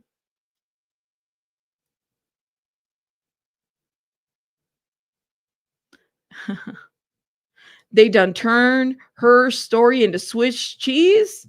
Oh my God. They're going in there. They're going in there. I mean, I think a lot of us are just being patient. Come on now. Is D-Rock going to be a witness? That's the question that I have. Did you guys hit the like button, please? And thank you. Guys, let's see. Are they going to end here pretty soon? At least go on a break? They have to give a break at some point. But they've been doing so many sidebars. Oh my God. Prosecutors direct Cassie Ventura's attention to text messages shortly after 2018 incident in which she claims Combs arred her. I know I look bad to you, Combs texted. I couldn't tell. I didn't turn you on yesterday. Okay, they're back to those messages. I feel like I've read those messages like 20 minutes. I can't. Again? All right. Guys, I do have to go and head out because I got stuff that I got to do. And it's like time for me to be done here. Keep an eye out because I'm going to be doing those videos. I'm definitely not going to be doing a live this weekend or anything because I got to recuperate my voice and everything. So I'm going to do that. So I have to stop here. Make sure you guys check out BJ Investigates or That Surprise Witness. She's live on this right now. So she'll be breaking this down. A lot of us are like really into what is going on. Consider supporting the channel. This is my Cash App right here. Or my Venmo, whatever works for you. I have to be done because I got to tend to a child, and I got to go do that, or do all those great things to support the channel. I want to thank everybody for being here. Y'all are amazing, and if I don't see you this weekend, I hope on a replay or something, I'll see you guys later on. Hit the like button. Bye, guys. I gotta go. Bye, guys.